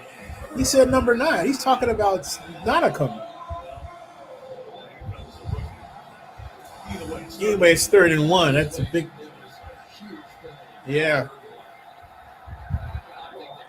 Heck. First down. First down. CeeDee Lamb for the Cowboys. Yep. Wow. With under 3.5 to go in the fourth. You know, CeeDee Lamb isn't the route runner that Amari Cooper is just yet, but he is so dynamic with the ball in his hand. Some of the plays he made in college, I don't think I'll ever forget. He had plays where he was making 5-6 guys with his tackles and taking the ball all the way to the inside.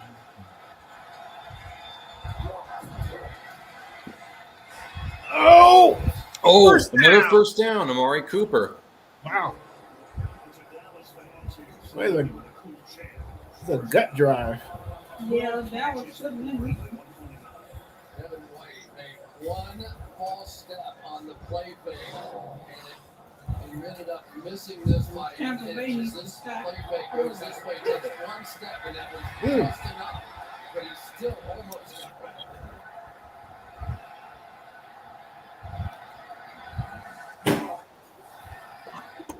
What the heck is that, man? Ooh. He threw that away. That's not a fumble.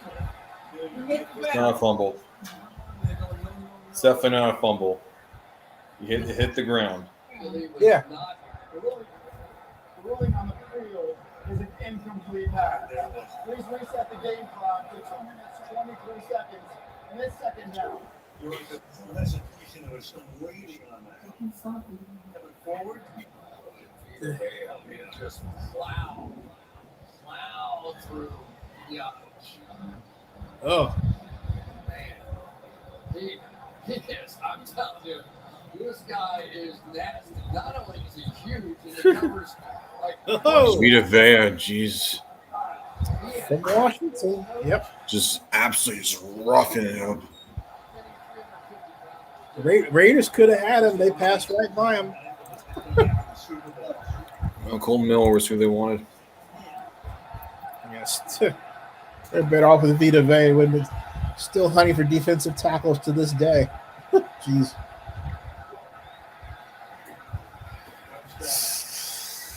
Whoa, wide open. Ooh. Oh, that was a great throw.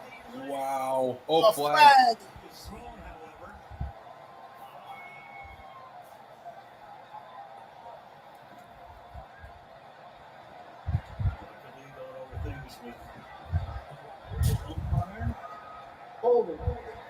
Offense. Wow. Smith. Tyron Smith, best of the bunch. APP was getting the edge. He was going to be able to turn the corner, and I think Tyron Smith just caught them at the last second. Yeah, boy, can't do that. It's one of those tight calls. What a throw by Dak Prescott there. He had no ball to step into this throw at all. Just dropped it in there perfectly. What a killer penalty. Oh, yeah, second down and 20 instead of a first down. Hey, Ed Hockley's my favorite referee. Offside again. Hey, you can call that thing. Hockley's son, not What the heck Ed. is going on?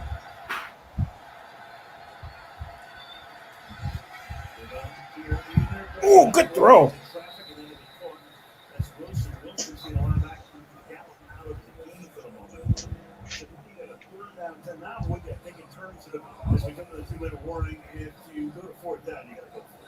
We're gonna have another stupid call, right?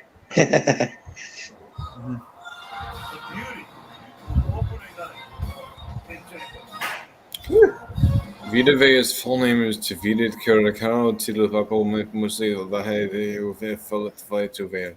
Well, Dak Prescott is back. That's the thing. It really turned out. It's like he never even left. He's been fantastic this game. Yeah, I can't imagine where Dak we'd be Prescott without is them. back. Win or lose, Dak Prescott is back. Oh, okay. Yeah, I'm glad to see that. Because he really does. I mean, just man, to go through what he went through, he's definitely back.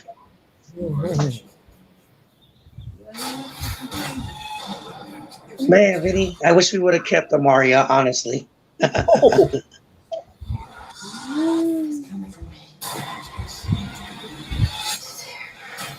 What's this movie? Malignant? James Wan. What? Malignant, a new horror movie. Welcome back, football fans. We'll see you in the fridge. We'll see you in the bridge.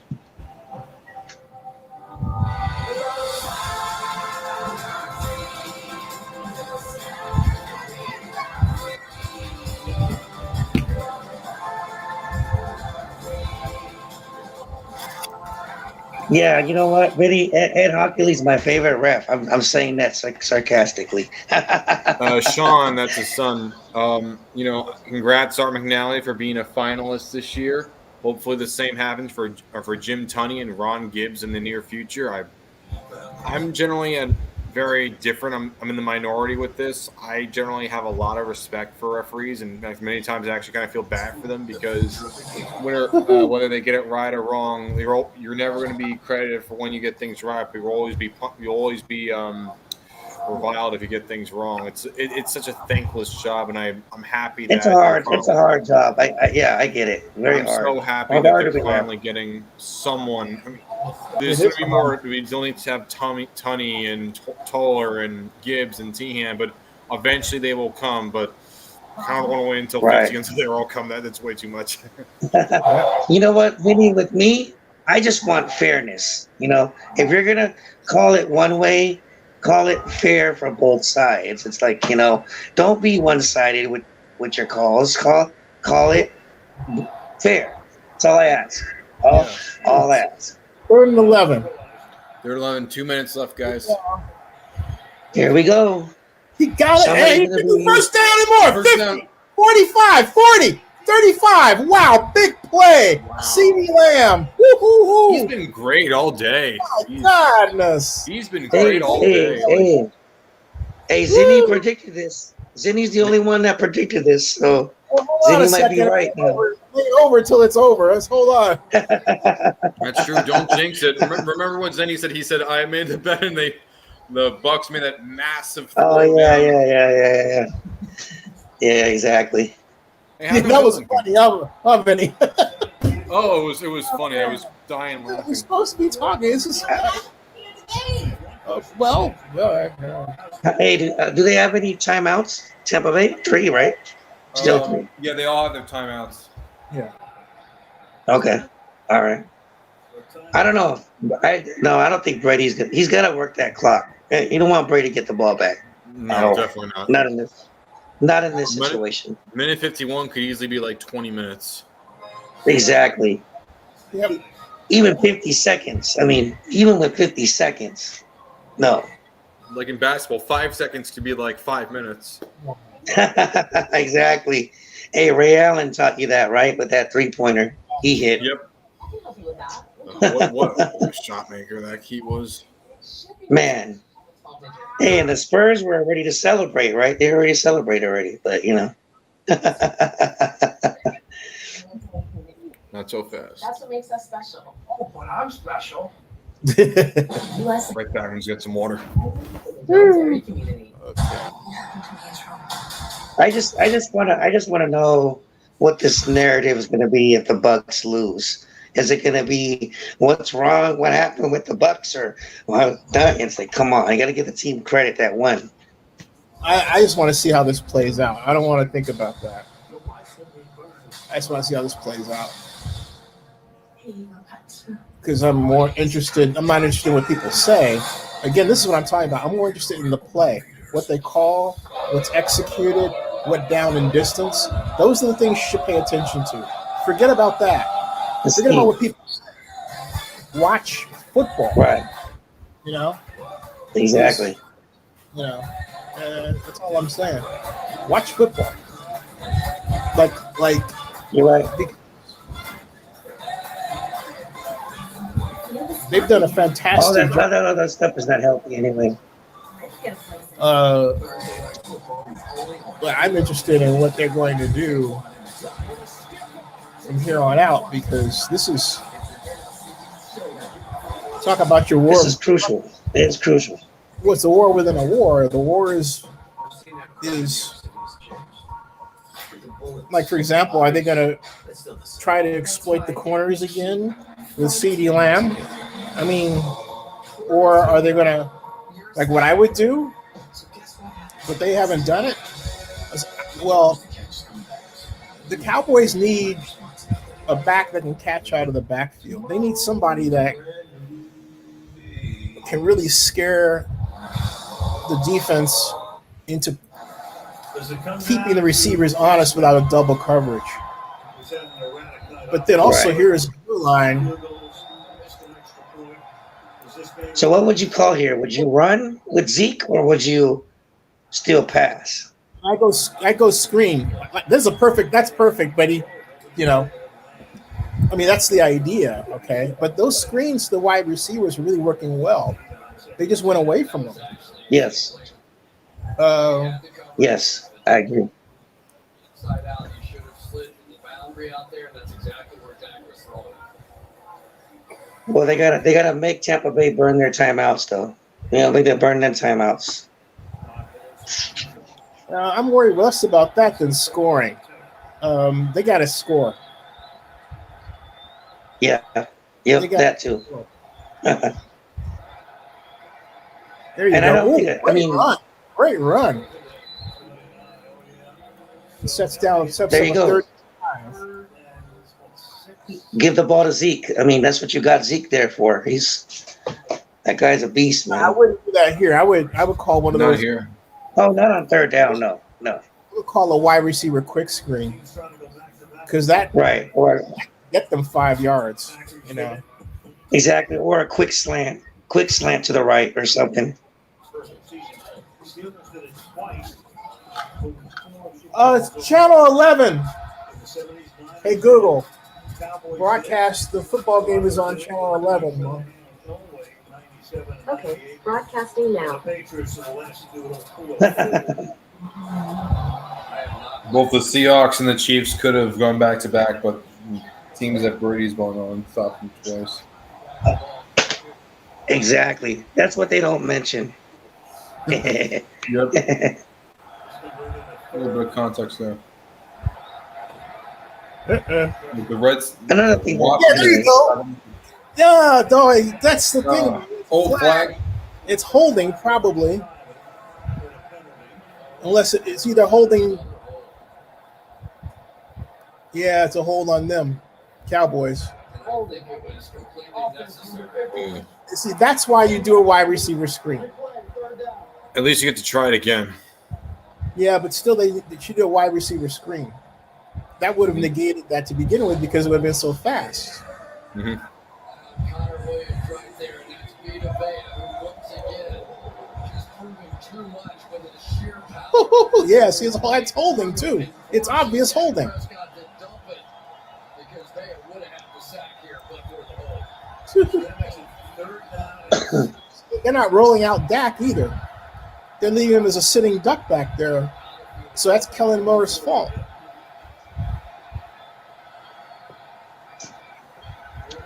Oh my gosh, what kind of play call? Oh. Fourth down. Are they going to go with zero line here? No. Are they going to kick a field goal? Or they're keeping him on the bench. 57-yard field goal in overtime of the NFC Championship game in New Orleans. Hey, he stole my line. I said field goal, Alex. I mean, commentator stole my line. I said field Maybe goal. they're a mind reader. Who knows? Yep, they're trying it. Hey, but when I Al was could do younger, that. I there like was Al. remember when I was younger, there was this game called Fushini, and it claimed that you could move the ball with your mind, and I have no idea if it worked or not, but it seemed like it was rubbish.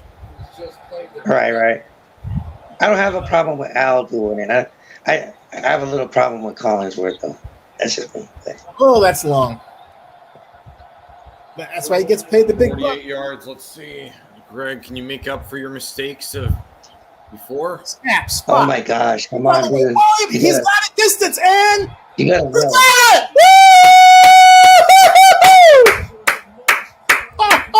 He made up. It looks like if this holds, he's made up for it. And wow, the Cowboys have the lead. 1 point. 1 point. A lead's a lead, isn't it? Wow, that is. Wow. Now Well that's the Greg deserved Zuerlein victory for the Cowboys. That's the Greg the leg. Now that is Greg Zuerlein. That's the Greg Zuerlein that we Right. I want to know what the press conference is. I like that. That's entertaining. I want to see the press conferences after this game. I would love to be a reporter in one of those. Just ask a stupid question, Vinny. So how do you feel? I would love to just be a fly in the wall. I would love to just be a fly in the wall and just have an idea of. Look at this 31-yard field goal miss. Like they would have been leading this game if it wasn't for them, but they're leading the game because of him. So it's he made up for it. Quarterback by Tom Brady. Don't He made jinx up it. for it. Don't jinx it, Zenny. No. Hey, he's gonna get a hug from Jerry Jones later on. He will. I don't know. Come on, take some time off the clock, will you? That was stupid. God. Well, they know the Bucs used up 2 of their timeouts already. There's one more timeout. Bucs got one timeout, right? That's it. They just need to get in the field goal range, okay? He's went back. Brady has never beaten the Bucs in his career. No, sorry, he's never beaten the Cowboys in his career. No, sorry, he's never lost to the Cowboys in his career. He's always beaten them. He's like 5-0 or something. I want them to mention that. Why don't they mention that? I like Dan Quinn's decision. That's a good one. But you should making up for everything. You should maybe blitz just throw the comeback tour. Oh, yeah. Good call. Good call. Let's go defense. I'm not rooting for anybody. I just want to game. This is where you spy your defensive end. It's Ryan Suckup.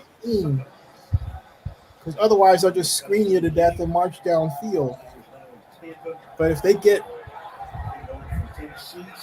this, better be a quick hitter because a little off target. He almost missed the interception. Wow.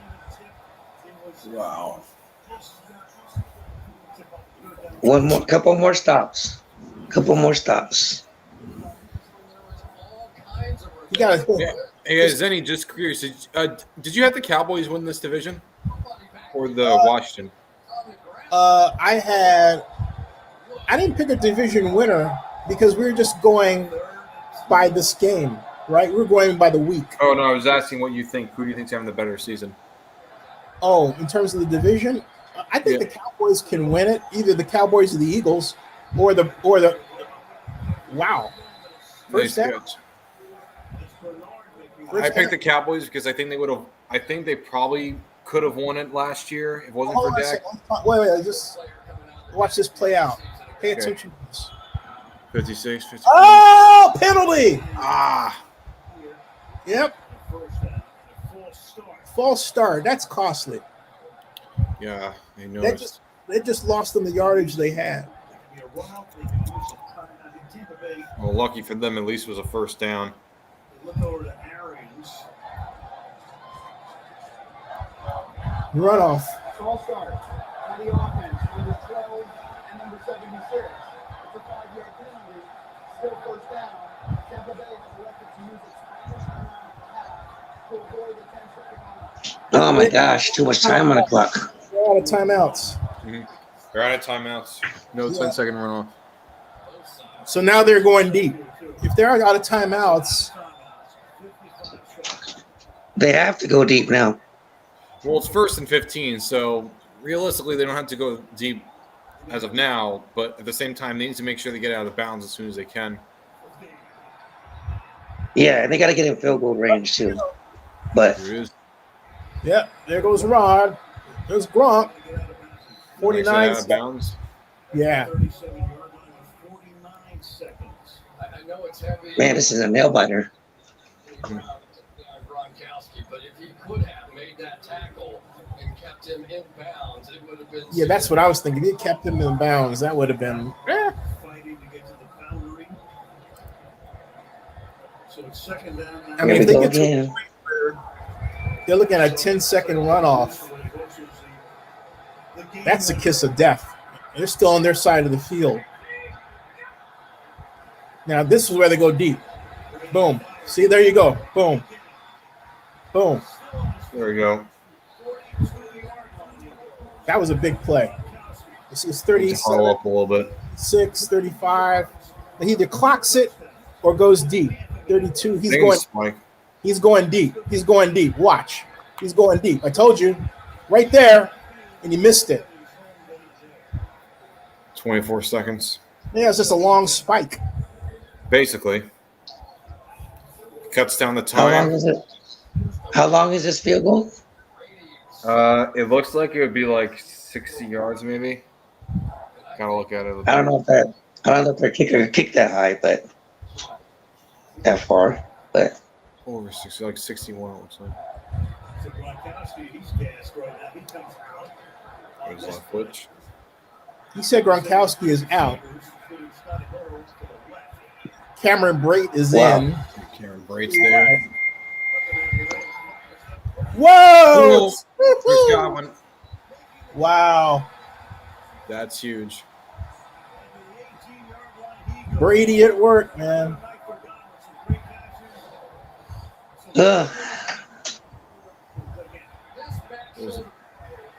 Back shoulder.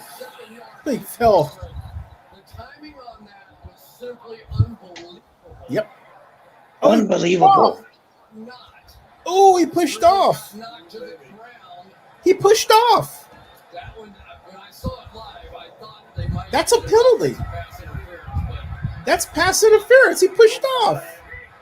Wow, let him get away with it.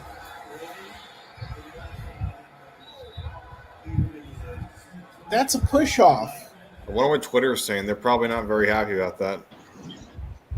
I don't have to look at Twitter. Push off. Look at that. I mean, Ray Charles can see that, man. He extends and pushes. That's cheating. Let him cheat. He extends and pushes off to create separation and catch. I think it's offensive pass interference. Terry, the one thing I will say. They're not even going to review that? That's cheating. Wow. Where's the check? They got nobody over the middle. They got a gone defense. They can't challenge that? Or, oh, yeah, it's 14 seconds left. The field goal now. Because basically they won the game. Kicker's gonna come out now. I just pulled it. Man, they got away with murder. I'd get my kicker out there now. See, I did not want the referee, Vinny, to be the reason in this game. I'd get my kicker out there now. Man.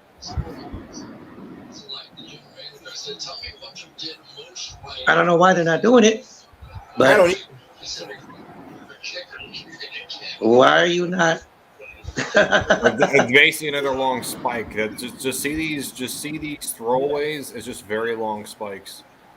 This is just stupid. Just bring the kicker out already, dude. Why are you doing this anyway? What are you doing, Arians? You want to lose? You want to lose? 36 yards. My gosh. You'll miss it. We'll miss it. 36 yards.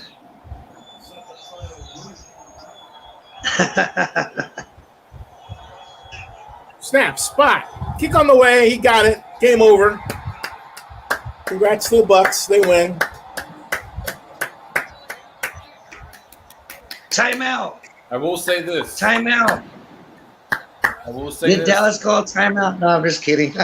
They didn't call it timeout. I will say this. Brady It was a close game, again. and you know they probably would have won this game if Zerline would have made. What a this heck of a game, man. Like, Man. Leftwood.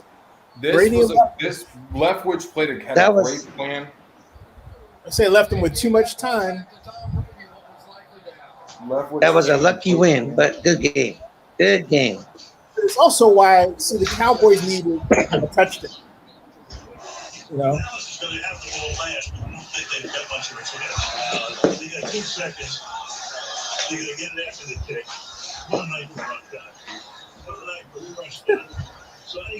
This was a good game both Everyone's ways. mad about Either the way. OPI. the game for the ages. Everyone's mad about the OPI. Hey, Vinny, still. did I jinx it? I think I jinxed it. Maybe. Everyone's mad about the OPI. Even though I don't really root for Brady anyway. But with me, that's still personal. That's still personal. But you know what, though, Vinny? We saw the tuck rule tonight in this game too, and they never even took that rule out. That Yeah, was it's I really and I give that was great. That was I saw that play and I was They like, gave him too much. It was a I was Cowboys like, tuck fault. rule. Too much time. Yeah, it was a good game. needed- Dak threw for 400 yards, of course. You have the defense people upset on Twitter. You have The touchdown, the field goal, and they said and they left it. They left. I was at I was at the 2004 Super Bowl, and the Panthers left the Patriots with 1:40 on the clock, and Tom Brady wasted no time to position them for a field goal. Game over. I mean, I've seen that time in person, time and time again. So, he's used to that. And he's got people that, like he and Byron Leftwich, the offensive coordinator, they got a thing going, Mm-hmm. So they're smart. They're smart football. So there's 2 seconds on the clock. But what are the Cowboys going to do in 2 seconds? I mean, seriously, what? So what is that? It's a rugby call. But see, they don't have it practiced at all. And to me, that's stupid. Just be better off Hail Mary. Throw a Hail Mary, not that. I guess that was stupid from the start. Yeah, what a game. What a great start to the season. What a great start to the first 17 regular season game season. Good start, guys. Very good start. Eric is frozen. Yep. Great game, man. Great game. But you know what, though? this proves to me why. I mean, the thing here was that and where I consider this a victory was, at least personally, was, oh, they're gonna blow them out. They're gonna blow them out. They didn't blow them out. Blow them out at all.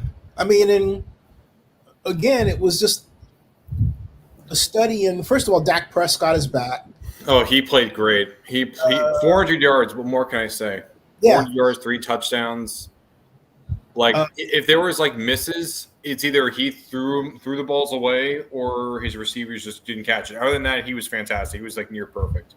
And I thought Kellen Moore had a great game plan that he walked away from, because down the stretch, if he had stuck with those wide receiver screens, they would have had a touchdown Easily. Like the Kellen Moore, I think, had a great game plan. I think Byron Leftwich also had a great game plan too. Oh yeah, no, he and Tom Brady are one.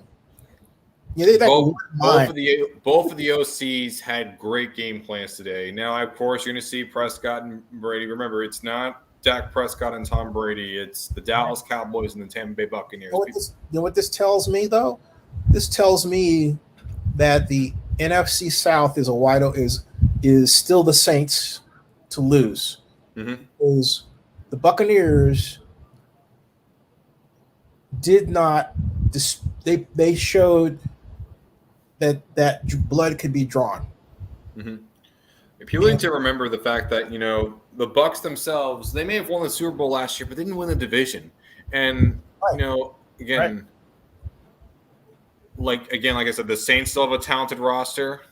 And, you know, the Panthers are up and coming. Like the Falcons, even though they don't have a good defense, and they still have some good pieces on the offensive side of the ball.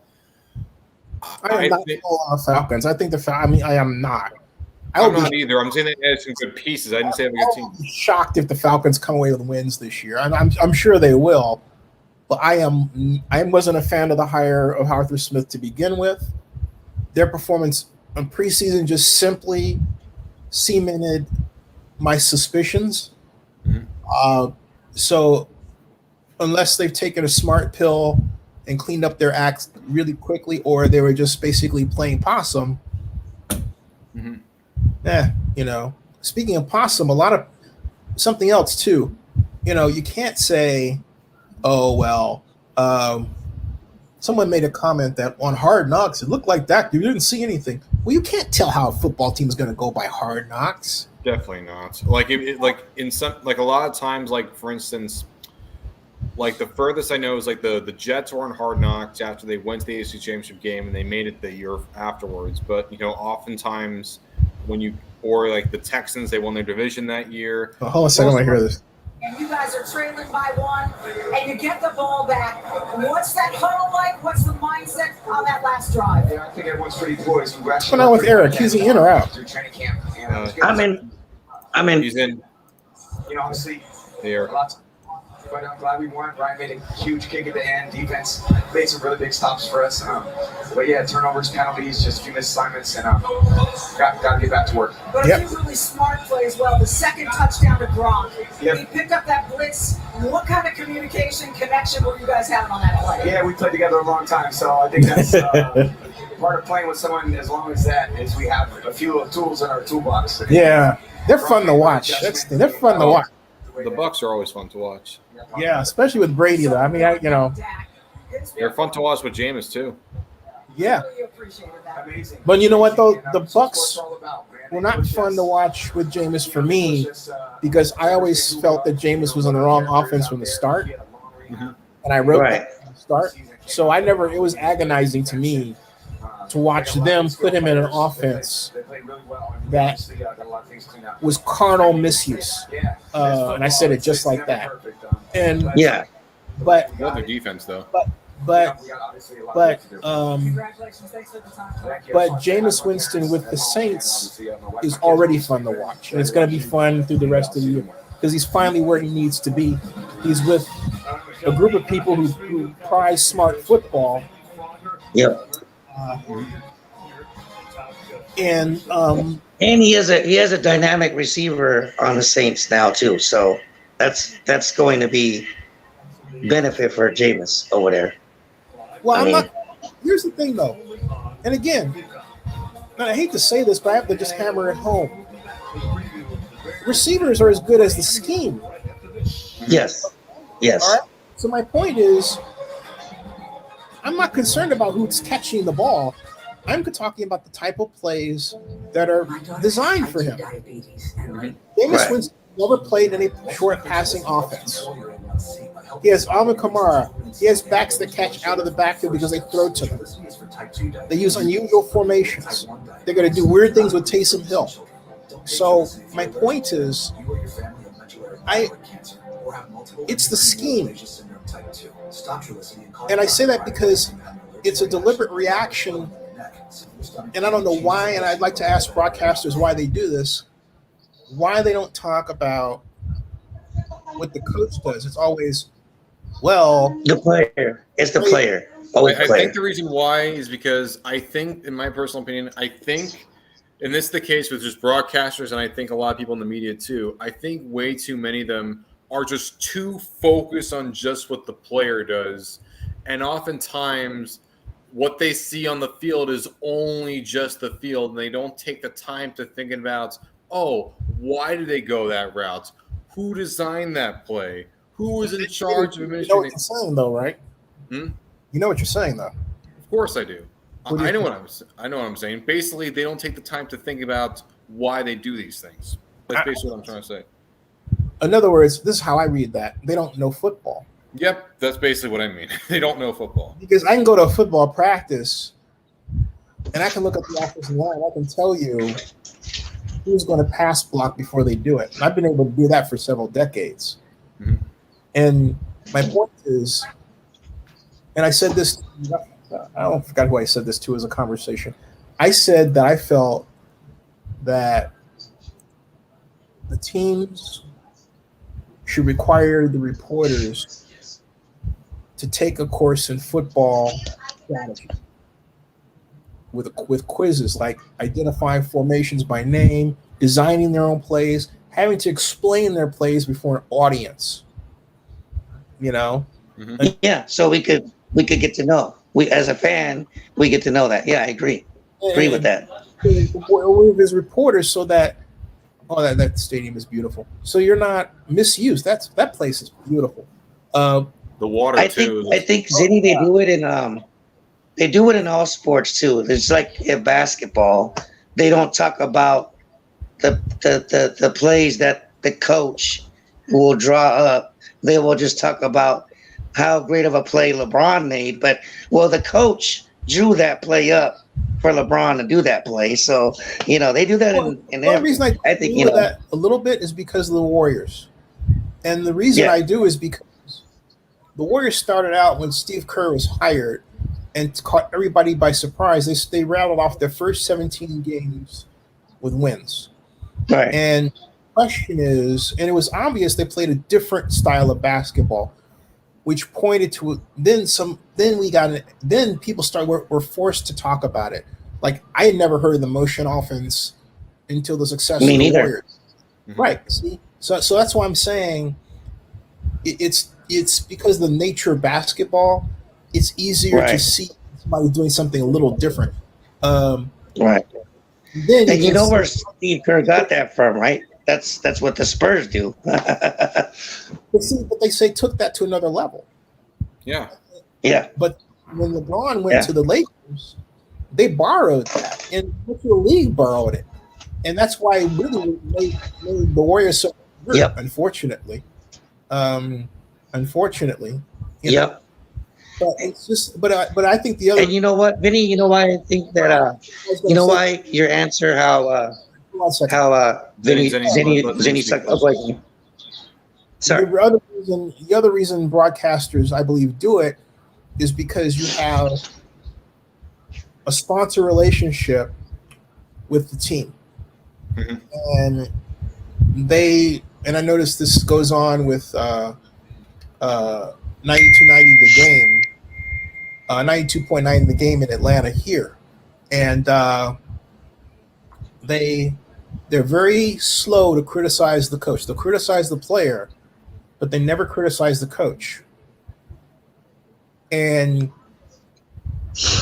it's like it's not unless the coach is obviously like Dan Quinn in his waning days. It's like, hey, they give him a chance and all this, but even then they soft pedal it, and I think it has to do with the sponsor relationship they have with the team. In other words, it's money. Mm-hmm. I've noticed that too myself. Like, I see this especially with older people too. Like, a lot of them are just very like they just either only talk about players or they're very harsh towards players. But they seem to, like I said, they don't. Let me be blunt here. They don't seem to give a damn about coaches. They don't seem to give a damn about executives. And that's always rubbed me the wrong way. Yes, I know that may be a minority opinion compared to many other fans, but I'm not like any other fan. I study a lot of the game as well. And when I see that a lot of these people just only care about it and don't really take the time to really absorb as to why certain people do what they do on the field, and they don't look at, the reasons behind that, it just appealed to me, and I just feel like, they could just think much deeper in it, but it just doesn't feel like they do. Also, thanks, David. And they do that like with Jameis Winston. It was, he threw 30 receptions, but no one ever looked at the fact that he played in an offense that Bruce Arians designed that by its nature caused a quarterback like Carson Palmer to throw 22 interceptions his first time out. And then the very next year, it dropped by 10 to 12 interceptions, went up by, in terms of touchdown count. And that's what led Carson Palmer to say, well, Jameis just needs another year in the offense, and those interceptions will come down. But he never got that year. And the reason, but what's going on is that the original Arians offense threw 15 to 18-yard outs, and the defenders knew to just sort of sit there at 15, 18 yards and basically wait for the receiver to break and then cut on the ball and intercept it. Right. And they had a way, and this is also the problem with Dirk Cutter's offense. And I thought Dirk Cutter should have been fired his first year, and I made a video saying so, because Cutter would have the receivers for the Bucs, when Winston was playing, he would have them rolling into the patterns. Well, cornerbacks knew to cut in on that. And the reason why I know is I asked when they made the Super Bowl, the Panthers cornerback, God, he was all pro. Then he went to the Redskins, and I forgot. Josh Norman? Yeah. I asked Josh Norman, I believe I have that on video, about that. And he was talking about the predictability of that pattern. And he said, yeah, that offense, in terms of he could telegraph what the receiver was going to do before he did it. And so he knew where to be when the ball was coming, and boom, interception. Okay. And that was and so Dirk's offense didn't have the receiver. Let's say he was going to run an out pattern. He fakes inside and then goes out. No, he just rolled right to the out. And so what did the cornerback do? Go right with him, Mm-hmm. That could end somebody's career doing plays like that, schemes like that, man. And these are things that the reporters wouldn't look at. Or when the Buccaneers were talking about, and it was pretty much a foregone conclusion there to draft Jameis, you had a bunch of people like, I'm not going to bother naming names, but it's pretty obvious by the video that's on Zenny 62 from that NFL annual meeting. It's hard to do with what happened with Erica Kinsman and Jameis Winston, all that, and which also basically was a lie on Jameis. And but that was their real focus, and that's all they could think about. All they kept talking about was just the crab legs nonstop. Well, but it was. But even then, the video shows that it only shows Jameis walking with crab legs. It doesn't show him picking them up. Mm-hmm. And then there's another video that I have on Oakland News Now. Actually, I have both of them, where Jameis said to Jim Harbaugh that he was given those. Now, there's a report where the person that Jameis said gave it to him, he said that didn't happen, but the guy, what happened was the guy wasn't supposed to do that to begin with. And so if he had been found out he was going to do that, what would happen? He would get fired. But also, if anybody has a camera, all you have to do is say, well, do you have a camera of where he would purchase them? And if so, why don't you show that too? And then something else too. They knew who he was. Mm-hmm. They didn't care what happened. Like, it's not going to affect their business. No, but might be missing the point. What was Jameis Winston at that time? Well, he was in Florida State. He was a Heisman Trophy winner. He was on his way to become the number 1 pick in the NFL draft. So he had a lot of things going for him. And my point is that when he came to Florida State, he was the best high school prospect in the country. Mm-hmm. Anybody with half a brain in that part of Florida where they go hunting, there are people who hunt for the autographs of people like Jameis to resell them. And in fact, it's activity like that led to the whole call for the name and likeness market to be created, so that athletes, male and female, can stop taking advantage of them. They're taking advantage of people like Jameis. And so anyway, with all that, you would think that the store manager would say, well, you know what? This guy could be a spokesperson for us. I'll just nip this bud and do that. But they were bent on making him look like a black criminal. And the one problem that is prevalent down here is that white people down here, some like to tell lies about black folks. Yeah. It's happened to me, for example, with Dragon Con. And I'm saying this publicly. I've said it before. In 2011, I was invited to cover Dragon Con with my friend Henry Hanks, who was CNN. And we have videos that are still up to this day from Dragon Con, an account that I wrote at sfgate.com that is now in the cache version, which I dug out. And so the next year, I get an email from them saying, hey, would you like to apply for another credential? So I do, and I'm rejected. And the guy, Dan Connor, whatever his name is, Daniel Connor, said, well, you didn't do anything. Excuse me? In other words, I didn't cover the event. And here I've got like 4 or 5 videos that are up there to this day. I have 2 blogs on top of that, and I did nothing. Now, only an idiot in an internet age would say that I didn't make any content when all anyone has to do is go and find out that I made content. It's as easy as that, but I guess they're just... No, hold on a second. This is something you need to pay attention to understand what's happening in this country, whether we want to hear it or not, okay? Mm-hmm. This happens to black folks a lot. That's why you have so many of us are incarcerated and we didn't do anything wrong, okay? But he said I did nothing and said I couldn't come back. So what I did to teach him a lesson was I did some research then, and I discovered that Dragon Con was founded by and still ran by a child molester.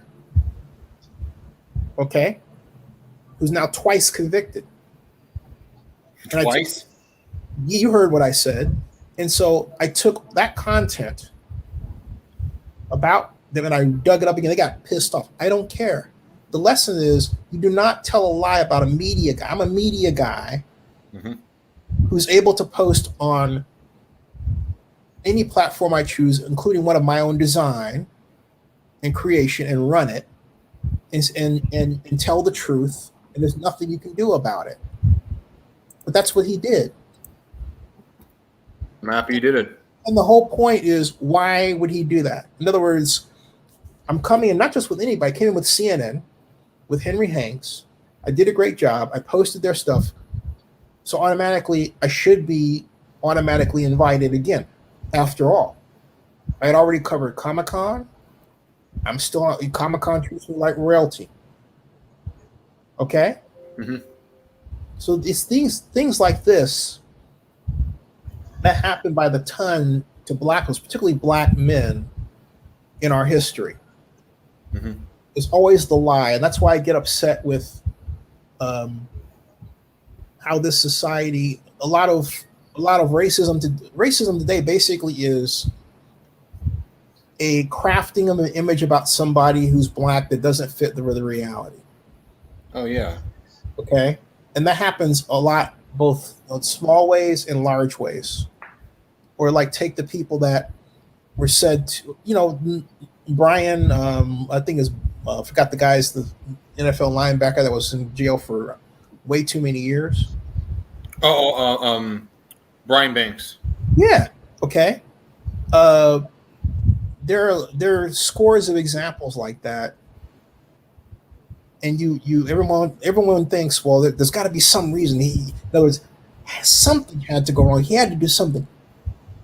He didn't do anything wrong. He was black, and someone He didn't do anything wrong. The only reason as to why they did it was because. And the ultimate example is Emmett Till. 14-year-old kid goes by and basically says hi to a white girl, beaten to death.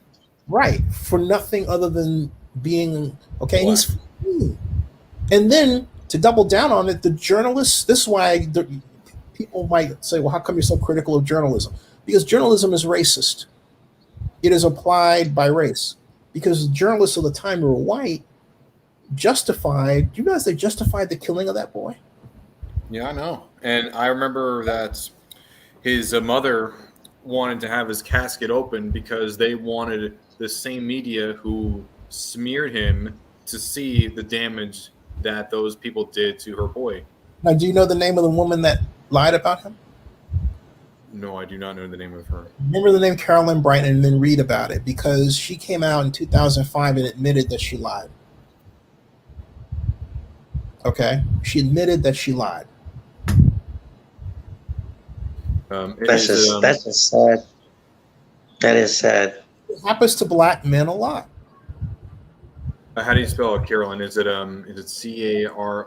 Like Carol with an L and then a Y and then Carolyn. If you look up Carolyn Bryant and then Emmett Till, if you do it in Google, it'll automatically correct the spelling for you.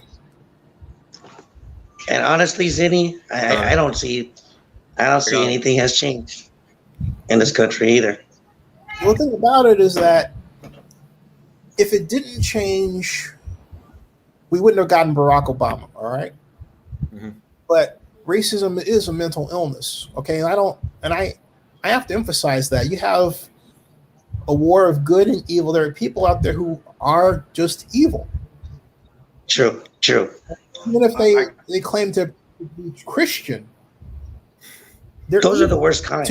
Those are the worst kind, by the way. the one that you want to find interesting, like I can even tell you as someone who has dealt with the people online with some of the people in the media, like I am someone that advocated for people that have done so much for the game of football, for instance, like Charles Follis and Kenny Washington and all these other guys, Woody Strode and many others. And I knew Woody. What? I knew Woody. Yeah, Woody Strode. I mentioned all those, and what's funny is that I had all these same people, and I'm not going to give their names, but yet these same people that kept really just sucking up to the establishment that keeps trying to tell me, oh no, they're already celebrated. You could be celebrated without a bus, and I say people don't really care, and you have all these other institutions that always honor their first, and with them they say, oh, they don't fit the criteria and all this other stuff. And I just knew that was a lie, and I also knew that. Hey, and he said, oh, they didn't play. Some of them didn't play in the highest level. I said, bro, they couldn't play in the highest level because they were black. Okay, seriously, you're gonna punish them because they're black? And I said to them straight up, I said, for the people that say this, how many of you are white and how many of you are black? And the people that they agree with you, how many of them are black? And they couldn't answer me, and then they decided to block me. And that's also, you have to be aware of something, that if you're on social media and you don't know the real name. I do know the name, though. Of what I'm saying, if you don't know the real name of the people that are responding. I didn't know their names. Okay, but you also may be part of a conversation that on the part of that person is manufactured because there quite literally are marketing companies that are paid to sow racism. And and some of them and now there's do you ever hear the famous story about Microsoft's Tay? I've heard of it. Tell me what you know. I know I've heard of Microsoft Tay, but I just know the name really. Oh, okay. And I actually blogged about this just from Grins last week. Tay is a bot that's created to create artificial tweets, but they look like common response, right? By a quote unquote.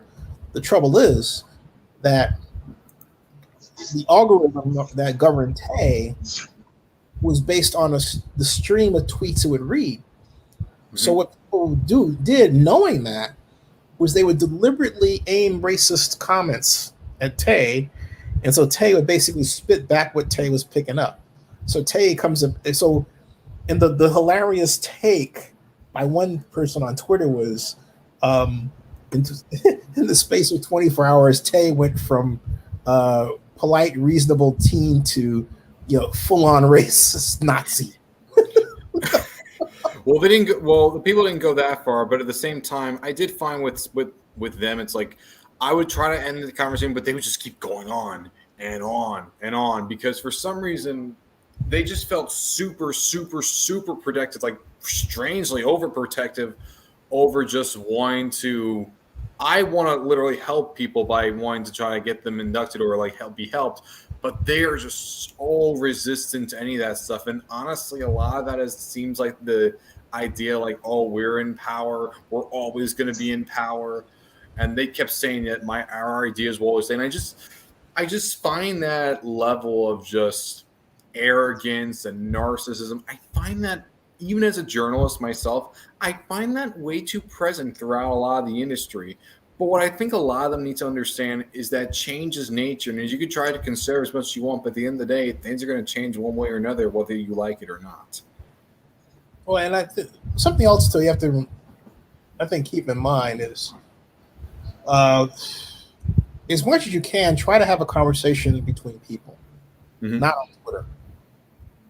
And the reason I say that is because subconsciously, you're responding to something that you read through your own insecurities. But if somebody says something to you, like we're talking, there are a number of gates that you can't help to hear. I mean, you respond to my voice in a certain way. You respond to my inflections. I could say something in a kidding manner, but you'd know because I'm talking, but you wouldn't necessarily know it if I wrote it. And so that's why I really bend over backwards not to have that. And something else I've always pointed out, this is why I keep getting after you guys to stop doing that. And I mean, first of all, is you're giving free money to Jack Dorsey. Look, I don't care where you go. If you go to Twitter, that's a platform. If you go to Oakland News Now, use this is a platform. You give the average value of the comment you write is $1. So think about that, the number of times, the number of things you write on Twitter, or Facebook, or any place. You may be giving upwards of $50 a day to a social media account. You give that to that is true, and put it right back in your own pocket, okay? And then give out the money. Well, my point is, you're not really talking. You're not conversing with a human being. No. All the time. You don't know what you're doing, and so or really dealing with. So my point is, if you guys have stock with us, and I'm saying this publicly, and you do, hey, stop giving it to Jack Dorsey. He's a billionaire. He's got money. I don't even use my Twitter anymore. Eric, though, you should use it. The one thing I do apply when I post, yes, I do that, but not tweeting. Not tweeting. Well, the one thing I applaud Vinny for doing is whenever it comes to mind, even if I don't mention it, he will like a tweet with our content. I try to do the same for him. And it advances our cause. So Eric, you need to be on Twitter advancing our cause because we advance yours when you put up something. All right. And I'm saying this, better with you, Eric. And I'm saying this because this matter of holding stock is no small deal. It is legally recognized. All right. In a way, I mean, it's you can look it up in terms of what Zinni 62 Media has and everything else. Okay. Hey Patrick, how you doing? Hey Patrick. But I say this to anybody that's starting a company: make sure that when you start a company or you join somebody's company and they give you stock, you understand what that means. Right. Because, and the reason why I'm so funny about this is there's too many people who quite literally doing free work for, and I call these the real authoritarians, Jack Dorsey and Mark Zuckerberg, because they have terms of service and their own system. Okay. And what you have to divorce yourself from is whatever emotional charge you get from that continues you to do that, even though you have stock in another startup and you're taking time away from it, because it isn't fair to ask for that startup to pay you for something that you're willing to do for Jack Dorsey for free. And that's really the bottom line. That's really the bottom line. Because it's like, that's why I'm not going to mention his name, but that's why I just said I'm not going to deal, because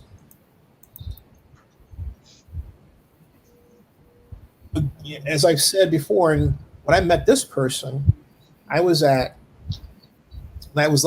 year before 2020, last year, at the National Association of Black Journalists dinner at the NFL Combine.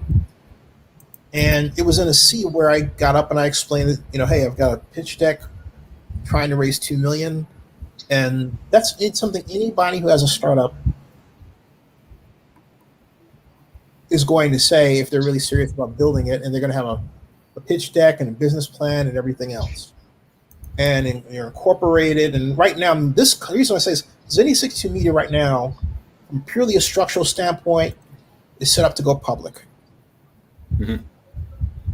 All right, we don't have to. All we need is a particular investment, and let's say right now we're at, for this month alone, Oakland News Now alone, out of the 100 bloggers that we own, Oakland News Now alone has reached the 10 million page view mark.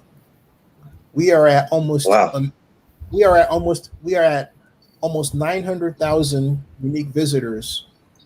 And we should hit that by the end of September, if not top over 1 million. Okay. So my point is, now it's not where I want to be with respect to BuzzFeed or anything, but we're getting there. That's a huge trajectory, right? I think that's massive. I mean, just try to go for the next milestone and just keep going on and on and on from there. Might as well. Right. All of that factors into the value of the company.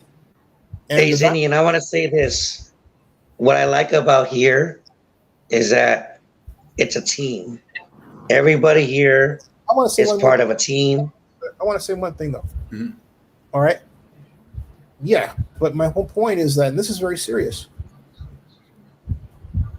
stock value, this is for everybody out there. There are companies that are bought and sold all the time. And you should always be aware of, or asking, hey, what's the value of our shares right now? Estimated, right? So that if there is what's called a liquidity event, you know what a liquidity event is, right? Where someone comes along and says, we will buy you for X, then you have the right to expect Y. Because, all right, so, and that's where you're at. Okay? That's where you're at. And so what happens is that so Eric, you're absolutely right, we are a team. But where we got to get stronger as a team, and I think we're headed there because we have a lot of basically good people who recognize if I say something, they say, "Oh yeah, that's a great point," right? We're also talented. You're all very talented. Yes. And so it doesn't matter if it's Jessica and what she's done, or or Joseph, or everybody.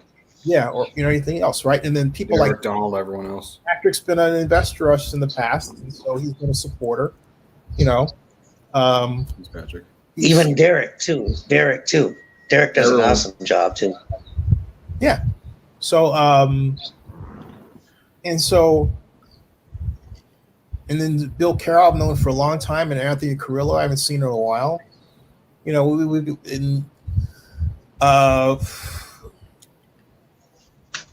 So my point is, that's where we are at. And however, it's my job to keep you appropriately informed, and that's what I'm trying. And I think you've done a great job at that. And we thank you that you do that, Zinni, honestly. And I like the idea that you want us to be the media. Like your line that you tell me, I like that line, is that we should be the media, not the media. So here's the thing, that what I said is, I didn't say we should be. I said we are. And the reason why, for example, Zinni62 Media's OaklandNewsNow.com is on Google News, the same as the Chronicle or any other place. Now we're not on Bing, but we're on Google News, and I don't. Right. Bing, I could care less, because Bing we get maybe 5% of our traffic from anyway, and you want to be where Google is playing, because, and not only that, we get traffic from Bing anyway, but not its news section. So we're fine there anyway. My point is that being on Bing's news section would be a minuscule difference. Actually, not much. Bing is basically an acronym for because it's not Google anyway. Oh, I didn't realize that. I don't know if that's actually the real one, but it works. Yeah, that's true. But but also because it's not Google in a bad way, because Google has 92% of the search engine market share. Mm-hmm. So you want to be on Google, and you want to be on Google News, and then we've been able to do something very unique with mating YouTube with what we do. Nobody else does that. Mm-hmm. And by the grace of God, we've had we have great technology partners, and we've got a great network. So it's a matter of finding the right investor to pour some sugar on us, if I could use a term. Exactly. Exactly. Def Leppard. So anyway, by the way, Zinni, I said no to the recall. I turned in my ballot. Said no to the recall out here in Cali. So, but back to football, we have a slate of games coming up. So, what is your marquee game that you're watching? Oh, let me guess. Monday night. Yes. But besides Monday night, which one would you say? Well, for me personally, Saints Packers. I really want to see how James Winston does. I'm excited to see him in this offense. I think the fact that, as he said in his interview today, he's blessed, and the way he's looking at his opportunity.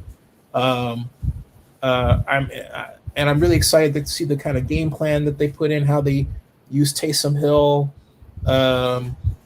If the crowd comes out, that's going to be a lot of fun. And then the Bears, I'm not really excited about the Sunday night matchup, to be honest. I'm interested. I'm interested in the stadium. I'm interested in the uniform combo. I'm interested in Max Jabber. The game itself, I'm not as crazy of, but I am interested in the storylines, but not exactly the game. I am interested in the game, though, of besides Packers Saints. I'm interested in also the storylines of Jets versus Panthers, mainly because I want to see Zach Wilson and Robert Saleh in their first game together, and I also really want to see how Sam Darnold does in that Matt Rule and Joe Brady style of an offense. I've been wanting to see that. I've had that game circled on my calendar ever since the schedule came up, because just come on, like it's going to be either Wilson, it's going to be like who's going to spoil who. That's basically what the game is. Yeah, yeah. And then of course I we want to have see the- how does Jimmy G look? I'm interested to see how the Niners look. How how does Jacksonville look? I think I would watch that game. See how Urban Meyer calls his first game as a coach in the NFL. I think that would be interesting. And other game probably. No, Sunday night game does not intrigue me either. But before I forget, this is a question. I meant to share this. This is the interview I conducted on the day that I also met Ron Gronkowski. Wow. It's not his name I've not heard in a long time. That was our sponsors. Small luxury hotels of the world. Hey, Michaels, first of all, congratulations on your success. I see you on commercials and on television all the time, so this is great. You look fantastic. It's part of my plan for world domination. Hey, can I be a part of that? That's Absolutely. I guess I am a part of that. Absolutely. Right? You know, the more people you surround yourself with that are talented, the better off you're going to be.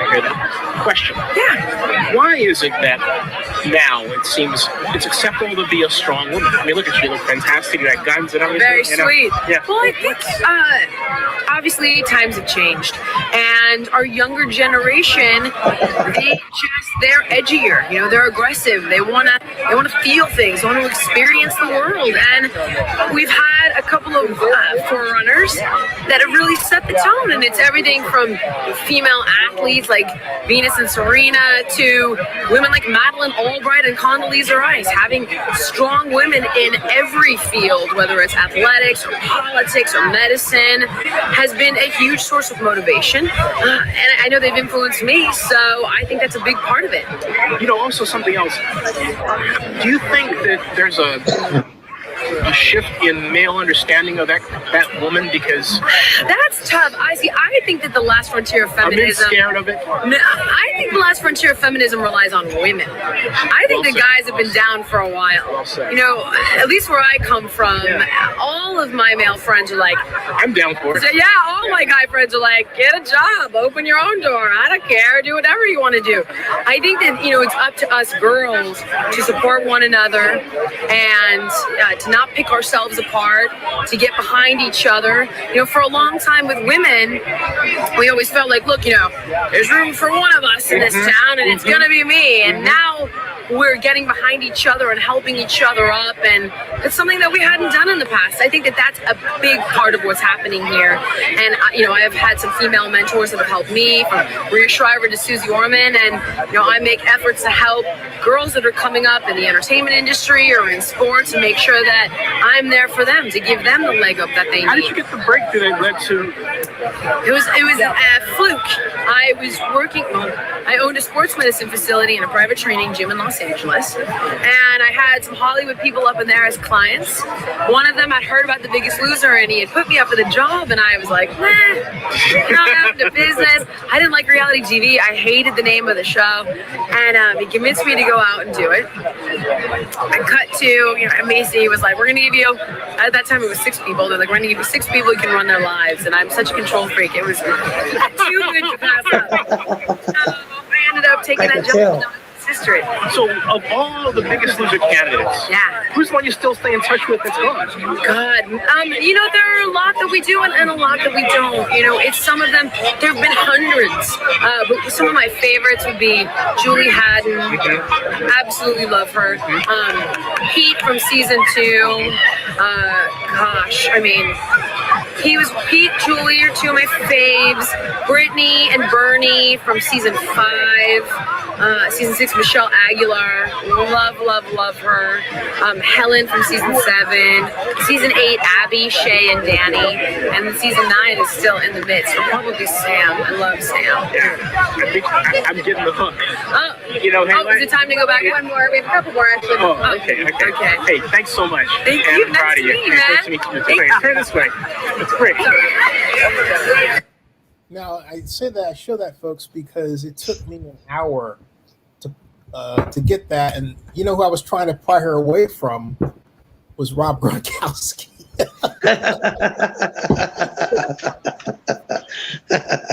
Hey, she's a very smart woman. I'll tell you that. Oh yeah, she's been a pioneer in just the women's fitness industry, and a lot of women all across the nation, the world can't thank her enough. Though I will say, I haven't heard about her name as much. If I had my smarts about me, which I did not, I would have videoed their interaction rather than waiting.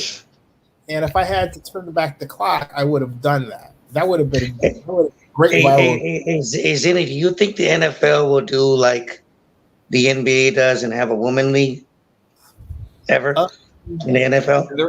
There are female leagues, and I have been trying to push to see some women's leagues get more attention, other than just the joke lingerie league, which I don't really give that much attention. My friend Jen Walter, she was the league's first female coach. She actually follows me. I'll ask her. She was on the show. You can actually see her. Okay, that's what I always wondered, because I think the NFL should do what the NBA does.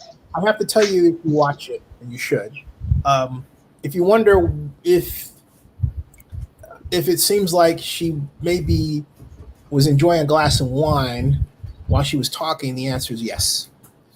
That's okay with me. It was late. All right with me. She was tired. I don't blame her. She was stressed out about a lot of stuff, and it made for a great 1 hour and 42-minute conversation. So, but hey, it was pretty cool, and she actually follows me on Twitter, and she said that she applauded me for knowing a lot about her and saying that I was very very passionate about. You're 62 now. Go a step further and just say, "Hey, I'm with Zinni Abraham. Love to interview you." Forget the Twitter thing. You're in a different realm now. You really got the card. You have the card you can play. You have the reason to do that. You know what? I think all sports should do it like the NBA does. Baseball should have a women's league. NFL should. They should all sport. Yeah, I completely agree. I think it's a great thing. Well, guys, it is 12:43 at night. It's been fun. Sorry, I jinxed it, Zinni. I jinxed it. My bad. I called the game too early. Earlier. That's my fault. What should I say to her? I think you might have missed this when I said that for me, the victory was, and I think Vinny, they didn't. The point that I was making was that the Buccaneers are not going to blow out the Cowboys. Okay. Yeah. Yet that's all you ever heard. No. Oh, they're going to blow them out. No, like the Cowboys shouldn't even show up. That's how they were talking, Ma. Wow. All because Zach Martin wasn't That's there. weird. But reality, the Cowboys have a nice roster. Again, that's my point. That just shows you how little. You know what? If you really think about it, these folks know about football. You don't. If you really think about it, the Cowboys are the most talented team in their division. I think when you really look at their roster, they got Eric, what I'm saying though is, you're talking about professional football, and you're talking about, again, I'll go back to what I said before. No one knew what kind of scheme they were going to bring out with defensively, the Cowboys did, except that they were quicker than the year before. We came off a pandemic year that was different. And yet to throw out all this stuff about them and have people be influenced by it is, to me, it's the cancer of our society to have a media that does that. Yep. Agree. At some point, you got to call it out. And the best way to do it is. That's the only way it's gonna change if you don't call it out. You definitely got to call out the BS. Yeah, and basically being right. And so, I feel that the victory was the fact that, because someone says, well, the spread on the game was, I think, Tampa by 7. Well, obviously, and here's the thing. Ooh, check on this. Oh, that's the big news. Tampa did not cover the spread. Oh, hold on a second. They didn't cover the spread, right? But that's the big news. Am I right, Vinny? Oh, yeah. I mean, the Cowboys beat them. Yeah. And overwhelmingly, people picked the Bucs to cover the spread. Right. And they didn't. Nope. I think you won this, Zenny. I think you did. I think you beat him to it. The only guy that said that it was not going to be close, it was not going to be a blowout on there, was Drew Brees. He said, "I'm picking the Bucs to win, but it's going to be a lot closer than people think." And that's exactly what happened. Yeah. Here it is. I found. Yeah, I know.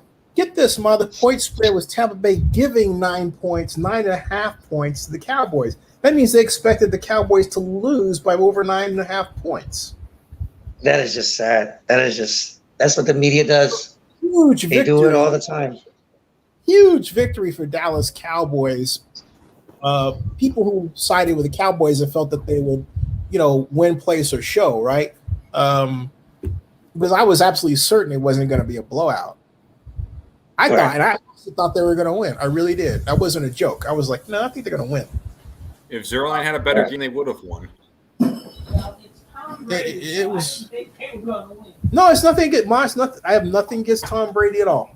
None. It has nothing to do with that. Remember, it's not just the quarterbacks that play. It's also, it's the entire offense. It's not just one player. It's the entire teams. It's the scheme. It's the plays.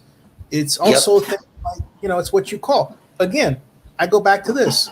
If Cowboys offensive coordinator Kellen Moore had those new wide receiver screens he was calling earlier, they would have scored a touchdown instead of relying on a 47-yard iffy field goal. Exactly. They went away from it. Yep. Yeah. He cost the game more than Dak did, actually. The offensive. And see, that's why for the life of me, Zinni, I don't know why. My mom when you said, talk about scheme. Yeah, my mom said why the Raiders brought back Greg Olsen. He's the worst scheme guy ever that I've seen call plays. And I don't know why the Raiders bring him back. I don't get it. No, he's not the worst I've seen. No. I don't like Greg Olsen at all. I never liked him. I like Greg. And Greg, and I know this for a fact, Greg only goes as far as John. And the reason I know this, first of all, Mom was saying that there are people who want to see Tom Brady lose because he's Tom Brady, and Mom is right. I wasn't. No, that is true. That is true. Mom, I wasn't doing that because of Tom Brady. I was doing. I'm explaining my mother. A lot of people do not give him his credit. You right. Watch that guy is the biggest, the bestest I've seen. Oh no, you're right. And as I was saying, I think you were in the other room or something. I was saying that at the 2004 Super Bowl, what he did tonight, he did against the Panthers, and I was there in Houston to see it in person. He had 1:40 left on the clock and drove them down for a field goal against the Panthers. Game came out boring, and then in the fourth quarter, it just exploded when Mushin Muhammad caught that 60-yard touchdown pass. You know what? I respected Brady before, but I even respect Brady even more just because he left New England and did it. So I even like Brady even more than I did when he was the Patriots. So I don't like that. I don't want to rehash all that stuff. My whole point is that what I didn't like about this situation was that people just don't respect football enough to appreciate in general the plays, the strategy, the battle within the battle between offensive line people and defensive line people. There's a lot of stuff that goes on that's just cool, Yep. And but hey, I'm a football. Can I say I'm a footballer? Anyway, it's 12:50 at night. Thanks, guys. It's been fun. Are we gonna do Monday night or Sunday? I'm not really down for Sunday. Monday, sure, but Sunday. We got to do Monday. It's the Yeah. first game for the Raiders, All right. and it's the first one. Right. Oh, one more thing. What should I say to Jen on Twitter? What should I say? I say, hey, Jen, I work for Zenny62 Media, and I was wondering if in the near future you could sit down with me and I can interview you. You just said it. Let's see what she says. And just make sure you use my name, though, because she doesn't. I mean, she'll know who I am. I don't know that she's got the Zenny60 Media part down yet, and I don't expect her to because I haven't pitched that to her. I think actually I did. Just say you know Zenny Abraham. No. And just say that you're the rest and all that. So yeah. So there you go. Thanks, you guys. Okay. Thanks, guys. It was a great start. Wait. Hold everything. Patrick and Blackman has a lot to say. He says, peace, everyone. He says he's not an Urban Meyer guy. He says the best time for an upset is opening day. The favorite or home team that the favorite are most nervous. I'm not surprised the game was close. Godwin pushed off the quarterback. Thank you. That's Chris correct. Yes. And if that, what? And if that was called, I bet you the Cowboys come away with a win. Probably would have, honestly. And see, Vinny, that goes back to my point that I made earlier today. Be fair, refs. Be fair. You should call that. Please be fair. Call it. Call it. To this by Patrick and Blackman. He says Brady gets preferential treatment. Basically. Yes. My mom says. Yes. My mom says he is not. No. There they go again. They try to find everything they can to be great. Whether he does or not, when you see a lot of this stuff happen to the big names, it's no wonder why people believe that. I'm not waiting. Also, like I said before, like when you're a referee, if you can get 99 stuff right and no one's going to care, but if you get one thing wrong, everyone's going to lose their mind. No, I agree. But it doesn't hurt to be fair. You could be fair too, though. It doesn't hurt to be fair, especially when the NBA has people have accused us of this. The fact of the matter is that Chris Godwin did push off. He definitely did push off. Everyone on Twitter agrees. We all agree. I mean, how many times do the Raiders get penalized for calls like that in a game? I could go numerous times where the defender did it and they would call it on a Raider player. It's like, be fair. Lions. Be fair. Cowboys, it feels like. Exactly. Oh, the measurement game when they measured the first down with their index card and they against the Cowboys. Yeah, I remember that. But that was the one thing that fairness. Look at it this way.